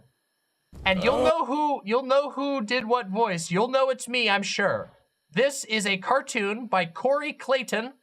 I was invited to voice act in this cartoon where I played a scary clown. So I'm gonna play it for you right now and we're gonna enjoy it together and then I'm gonna link it and you all are gonna be good little imps and go raid with love, aren't you? This is the link right here. Again, the creator is Corey Clayton. You should absolutely, in fact, I'm gonna show you another one of Corey's cartoons afterwards, okay? So here we go, I'm gonna link it for you. After this, I want you to go press like and comment. And hey, by the way, just so you know, this is your chance to be completely shameless. I'm in this cartoon. You can go in there and you can comment, we love Demon Mama, we love Demon Mama, imp gang. You can be as blatant as you want. We don't have to do, I'm in it. So you can be like whatever. You can just shout me out and all that shit. I don't think we'll tank. Oh, make sure you have the whole video play. Yeah, if you're willing to play the video muted in the background, that's a really good idea for view time. But yeah. Here we go. Let's watch. This is called Creepo the Clown featuring Demon Mama. Let's do it. Oh yes, another highly entertaining cartoon. Corey Clayton. Alrighty, kids. Now it's time for balloon animals. Birthday girl gets the first pick. So, little girl, what do you want on your very special day? I want one of my dog, Michael Douglas. I still think that's a weird name, but okay. One balloonified Michael Douglas coming right up. And there you are. Thanks, Creepo. And what about you, little boy? I want a bat. Ooh, gonna be hitting a lot of grand slams with that. No, I mean like a flying bat. Why, can't I make a bat? Sure I can. Let's just take this end here and wrap it over here and then twist this little bit here. Hurry up. I'm trying. Keep your shirt on, kid. Ha ha ha ha! He can't do it.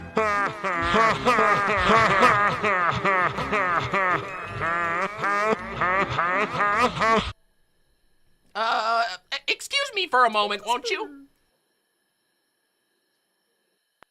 Well, what are you waiting for? Kid asked for a bat. Now make that little boy a fucking bat. I can't. I didn't learn how to do flying animals in clown school. We know that. That's your problem. Always so soft. Always so weak. Hey now, F you, buddy. Hey, fuck you, pal. I fucked your mother. Mommy? Look, you can make a bat. And I ain't talking about no flying bat creeps. We both know what I mean. No, we can't do that. I just moved into this town. I just made a life here. Sandy, she needs me. Sandy's at home blowing bubbles, and I ain't talking about the children's activity. She said she was done living the clown groupie life. She said she was clean. I believe her. Creeps, we wouldn't be having this conversation if you didn't suspect nothing. That clown whore. Tell you what, just let me take over for a bit. Your old buddy will get this sorted out. But what if? Have I let us down yet, pal? No, I guess not. Just relax. You finally gonna make my bat? Yeah, I got your bat for you right here. What? You guys ain't having fun no more? You want a balloon animal, kid? A bat. You're gonna hit some grand slams with that, huh? Yeah.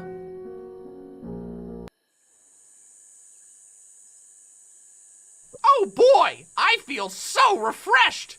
Where am I?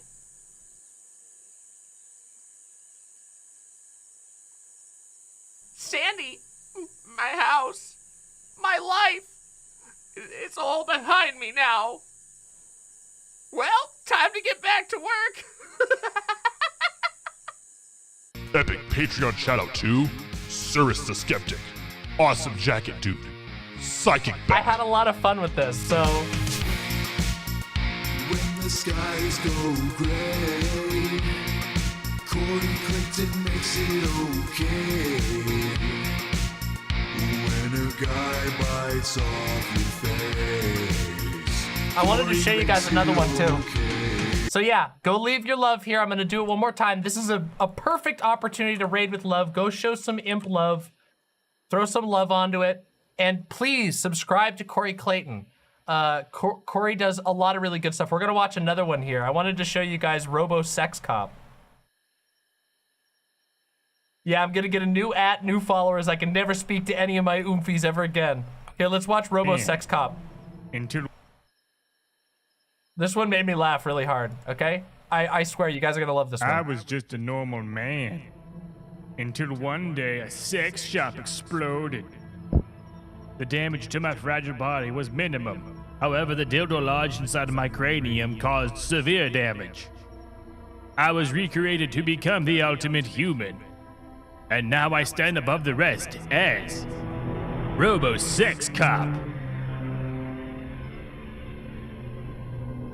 All right, this is a robbery. Everyone on the ground. Yeah, you heard the boss. Get on the ground. Put the money in the bag and there won't be no problems. Oh no, a robbery. Oh, I hope the officers arrive soon. What was that? Oh, I just went, Anyway, there's a robbery at the First National Bank. We need to get Robo Sex Cop on the job. Okay. You know, fuck it, I'm just gonna ask, why is he a cop? Yeah, why is he a cop? Yeah, real nice, Jerry. Why'd you ask stupid questions? It's not a You know, I don't want to get into it. You want Starbucks? That's it. Shove all that money in the bag. Let me stretch it out for you. Gape my bag. Hey, boss, it's a little weird. Nobody move. It's me, Robo Sex Cop, and I'm here to fuck crime. Down on your knees, criminal scum. Hey, fuck you, copper. That's the idea. Oh, those bullets feel like tiny pleasure beads on my metal skin. You're just making me hornier. Keep shooting him. I got an idea. Wait, no, stop. Stop, this is too much. Oh, my sensors are being overloaded with horniness. Oh, God, no. Robo Sex Cop, they're getting away. Oh, I can barely concentrate right now. I'm so horny. Look at my nipples. Oh, God. Oh, I need to be milked. Milk me, Daddy. Oh, please. Oh, no. Oh, it's everywhere. I'm leaking oil everywhere. See, this is why it's a bad idea. Why can he feel pleasure at all? Because my wife left me.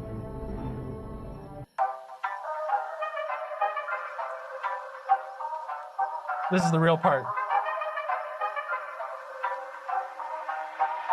Oh boy, is it fucking time? I wanna know, I got a fucking rhyme.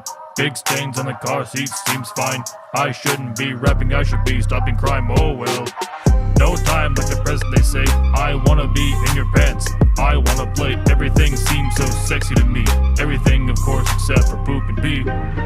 Just kidding, I'll take a shot at it, maybe. By take a shot, I mean I'll play with poop and pee. Cruising in my cruiser, I don't want a fucking loser. Everything inside of me says this is who I'm supposed to be.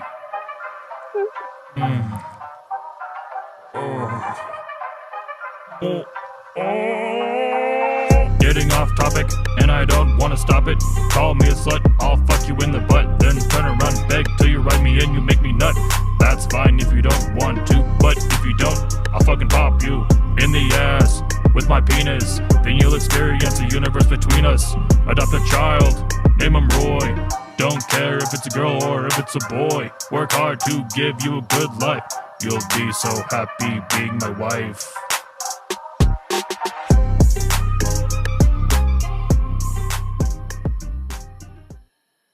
Epic Patreon shout out to Cyrus the Skeptic.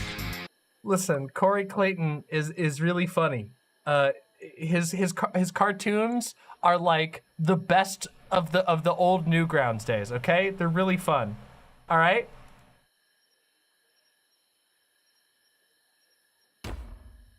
I told you, this was so stupid. Yeah, they're really funny. They're like actually, I don't know. They remind me, like I said, they remind me of the best of the old Newgrounds days, back when people were having fun on Newgrounds instead of just like, I don't know, being racist or whatever. Yeah, very Newgroundsy, but like it's like edgy, but in like a good way, not in like a hurtful way. It's cool.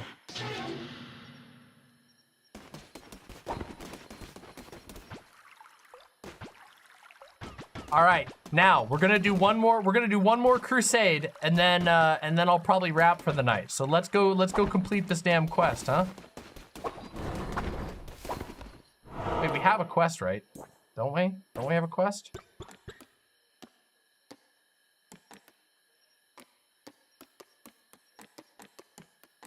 Oh, apparently we missed that one. Okay, I guess we don't have to do Darkwood. Alrighty then. Wait. Have we beaten any of the... That was uncomfortable as hell? Well, yeah. I mean, it's supposed to be edgy. Like, it's not supposed to make... You're not supposed to feel... Elac, I don't think you're supposed to feel comfortable with Robo Sex Cop. Like, I don't think you're supposed to feel comfortable with normal RoboCop or normal Sex Cop, but definitely not Robo Sex Cop.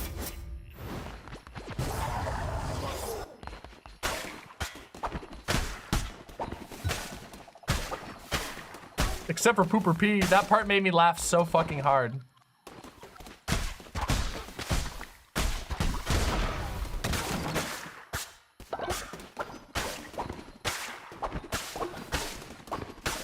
I'll try everything once except for Pooper P.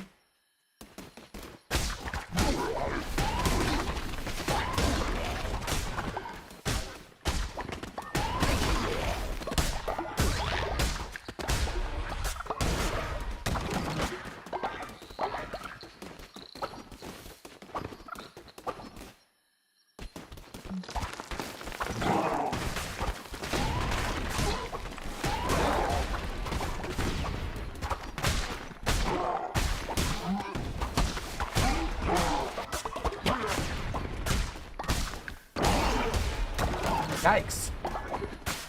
It's weird. I have a hard time with the enemies in the forest zone, but I have the least difficulty with the enemies in the area where I have the hardest time with the boss. The fucking squid boss was so hard. Holy shit. That guy is such an asshole. Hey, welcome to the chat, Roomie. Good to see you. How was the job? Hopefully it was all right. Immune to poison. I don't care about that one. Good night, Zadoki. Newgrounds series Pleasure Island had a trans character that was properly gendered and the creator still makes funny penis comedy. That's good. Yeah, believe it or not, I know this might come as a shock, but a lot of the Newgrounds animators are now openly trans.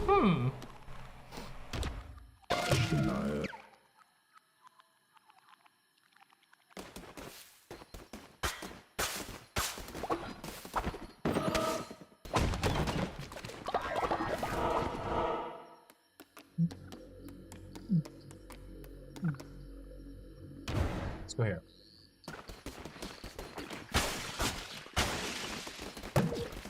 Oh, I just got some good ass hearts. Oh, we're gonna be able to beat the boss this time, no problem.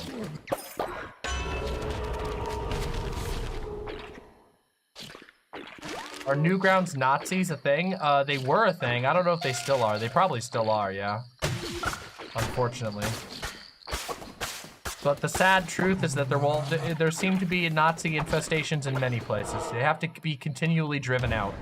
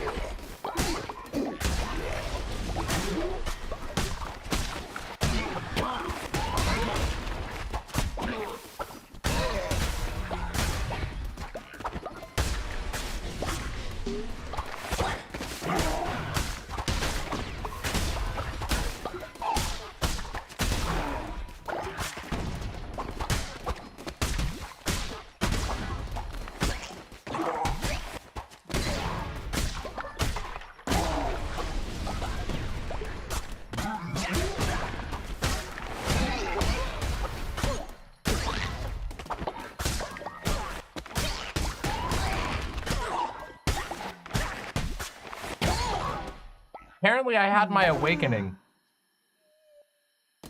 I was sucking so bad at the beginning of the stream, and now I'm just fucking trashing these enemies. Look at my hearts right now. I just hope I get something other than claws by the end, because God, fuck. The claws drive me crazy. I guess I've gotten better with the claws. Oh wait, yeah, wait, hold on a second. I can fight the boss right now with all my hearts. I should absolutely do that. Here, I'll go fight the boss right now. You like the claw? Yeah, I can understand it. I don't know. I always feel like it's underpowered. All right, we're gonna beat this bitch. Watch this shit.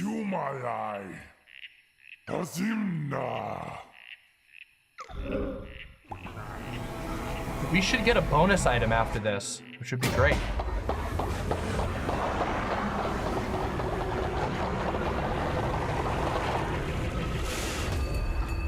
Heck it.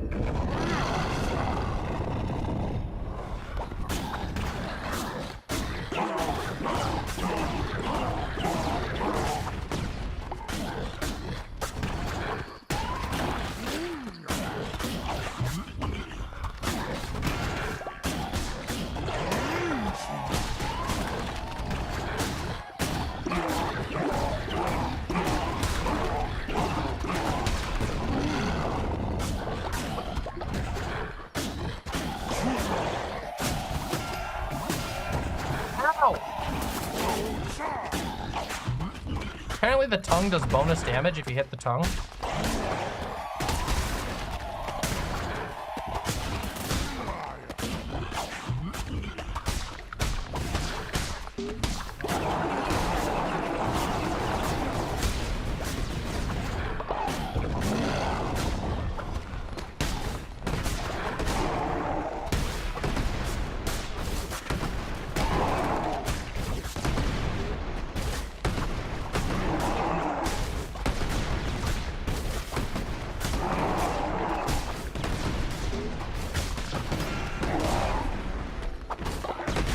God damn.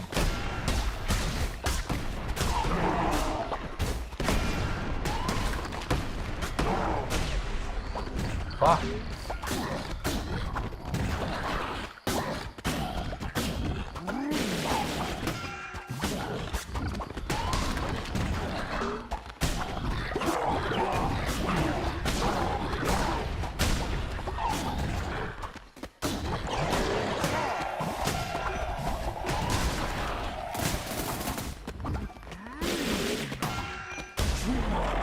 Yes!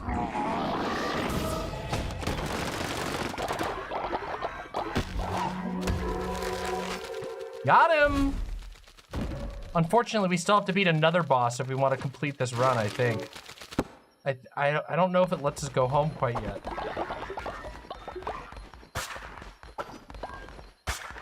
Wait, maybe it does. Hold on. I can't remember. Regardless, that's gonna be good for loot. Oh, it does. Oh, that does complete the run. We've beaten this boss before. This was a rebeat. Oh, wait a minute. I'm not supposed to do that. Ah, shit. I'm supposed to go all the way through to the end. Oh, it wouldn't let me keep going. Oh, well, it's okay. Next time. It's all right. We should still... Oh, holy fuck. Holy shit, that's a lot of gold.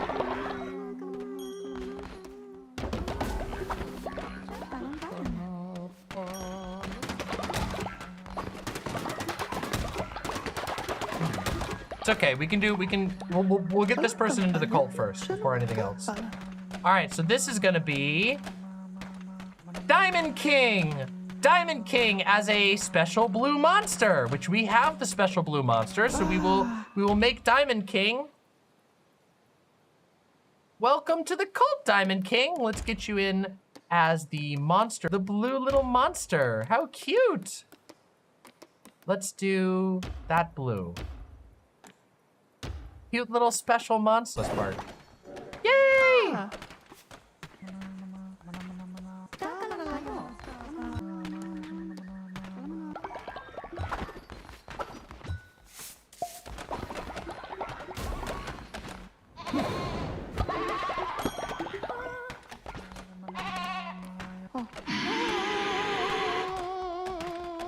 Hey. Get scared, Nasty. I gotta give you money too. I gotta get you leveled up higher. Nasty is not high enough level yet. That's problematic. We have to fix that. Here's Aska, right? There's Aska. Okay, Aska already has the right weight. Oh, I can't give any more gifts.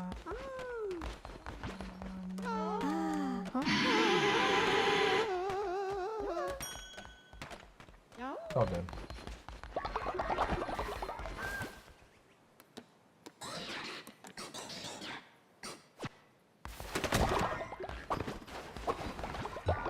Okay, hold on. We gotta fix beds.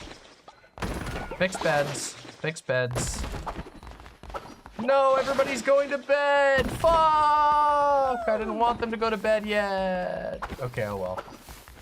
It's alright, we'll clean up everything. We'll do some work around the farm. And then we'll do all of our sermons and shit. And then we'll see where we're at for that.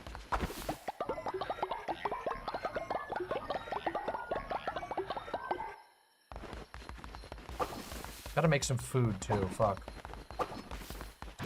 Alright, let's cook up some food.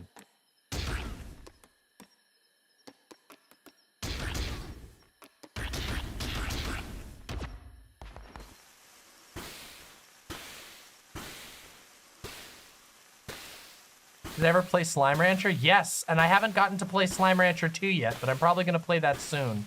There's so many games I wanna play. I really, really like the first Slime Rancher. It's a really fucking fun game. Is it good? Oh, that makes me so happy. Slime Rancher 1 was so much fun. It's a really cute game. Slime Rancher 2 came out, yeah.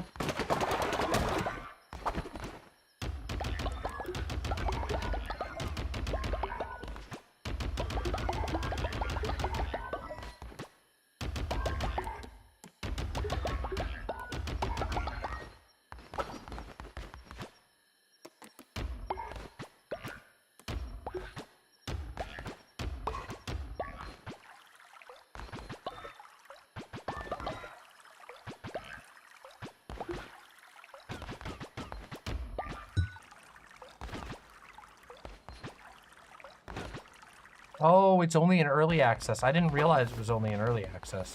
That's my bad. I didn't even realize that. Hello.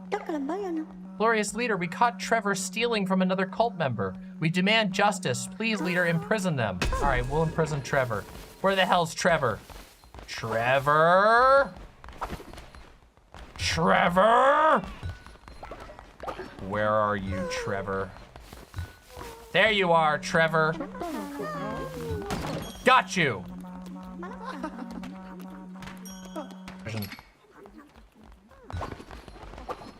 They don't have to stay. They just have to get imprisoned. Now Pickle and Croissant will be happy. Thanks, Pickle and Croissant. Would Demon Mama be open to a call form? There's a convo here that should be had that isn't. Lodger, please email me the details that you have, and I can't do it tonight, but I would be certainly open to it in the near future. Please email me with the details, Lodger, with your username and stuff like that, and I would be totally open to that on my next stream. It's too late into this stream for me to do that, but I would be absolutely, absolutely open to it. All right, let's do our thing real quick. Let's do our little sermons here. Yeah, the email is demonmamaonline@gmail.com.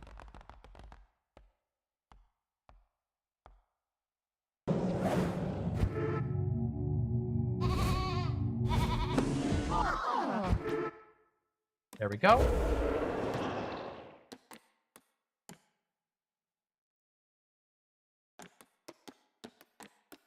Okay, so we need to sacrifice an old person. Old person sacrifice time. All right. Stargazing star, your time has... Wait a minute, we want the experience one. We want to ascend, not sacrifice. Hold on. Ascend. We want to ascend. That's the one for the experience. Stargazing star, your time has come. You must ascend. You must ascend to the heavens. Up you go. Oh.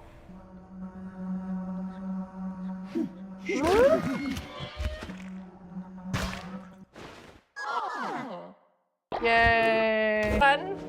Get your alms.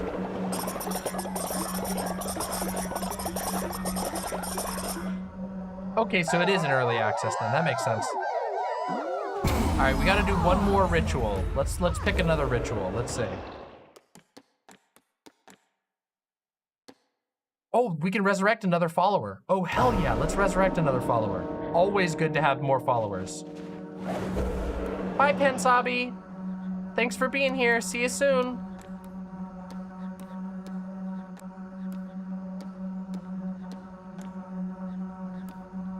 Rhodes, you're coming back to life. Welcome back, Rhodes. We're bringing you back from the dead yet again. Good night, Rhodes. But you're back from the dead. Oh, we get to choose a new doctrine. That's right. Happy. Frog Whisperer, it's time for you to get a gift. A gift that says you don't have to sleep. There you go. No more sleeping for you. Look at you.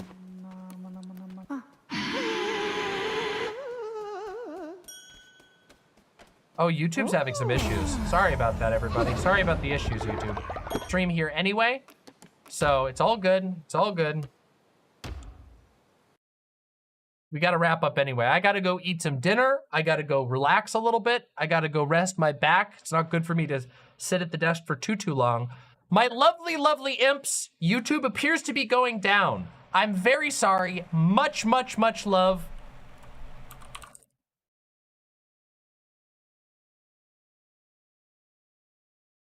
Much, much love to all of you. Bye for now. I'll see you all very soon. I'll be streaming again very soon, okay? Mwah! Much love, much communal love to all of my imps. I'll see you soon. Be there for the next stream. Bye, and thank you for supporting me.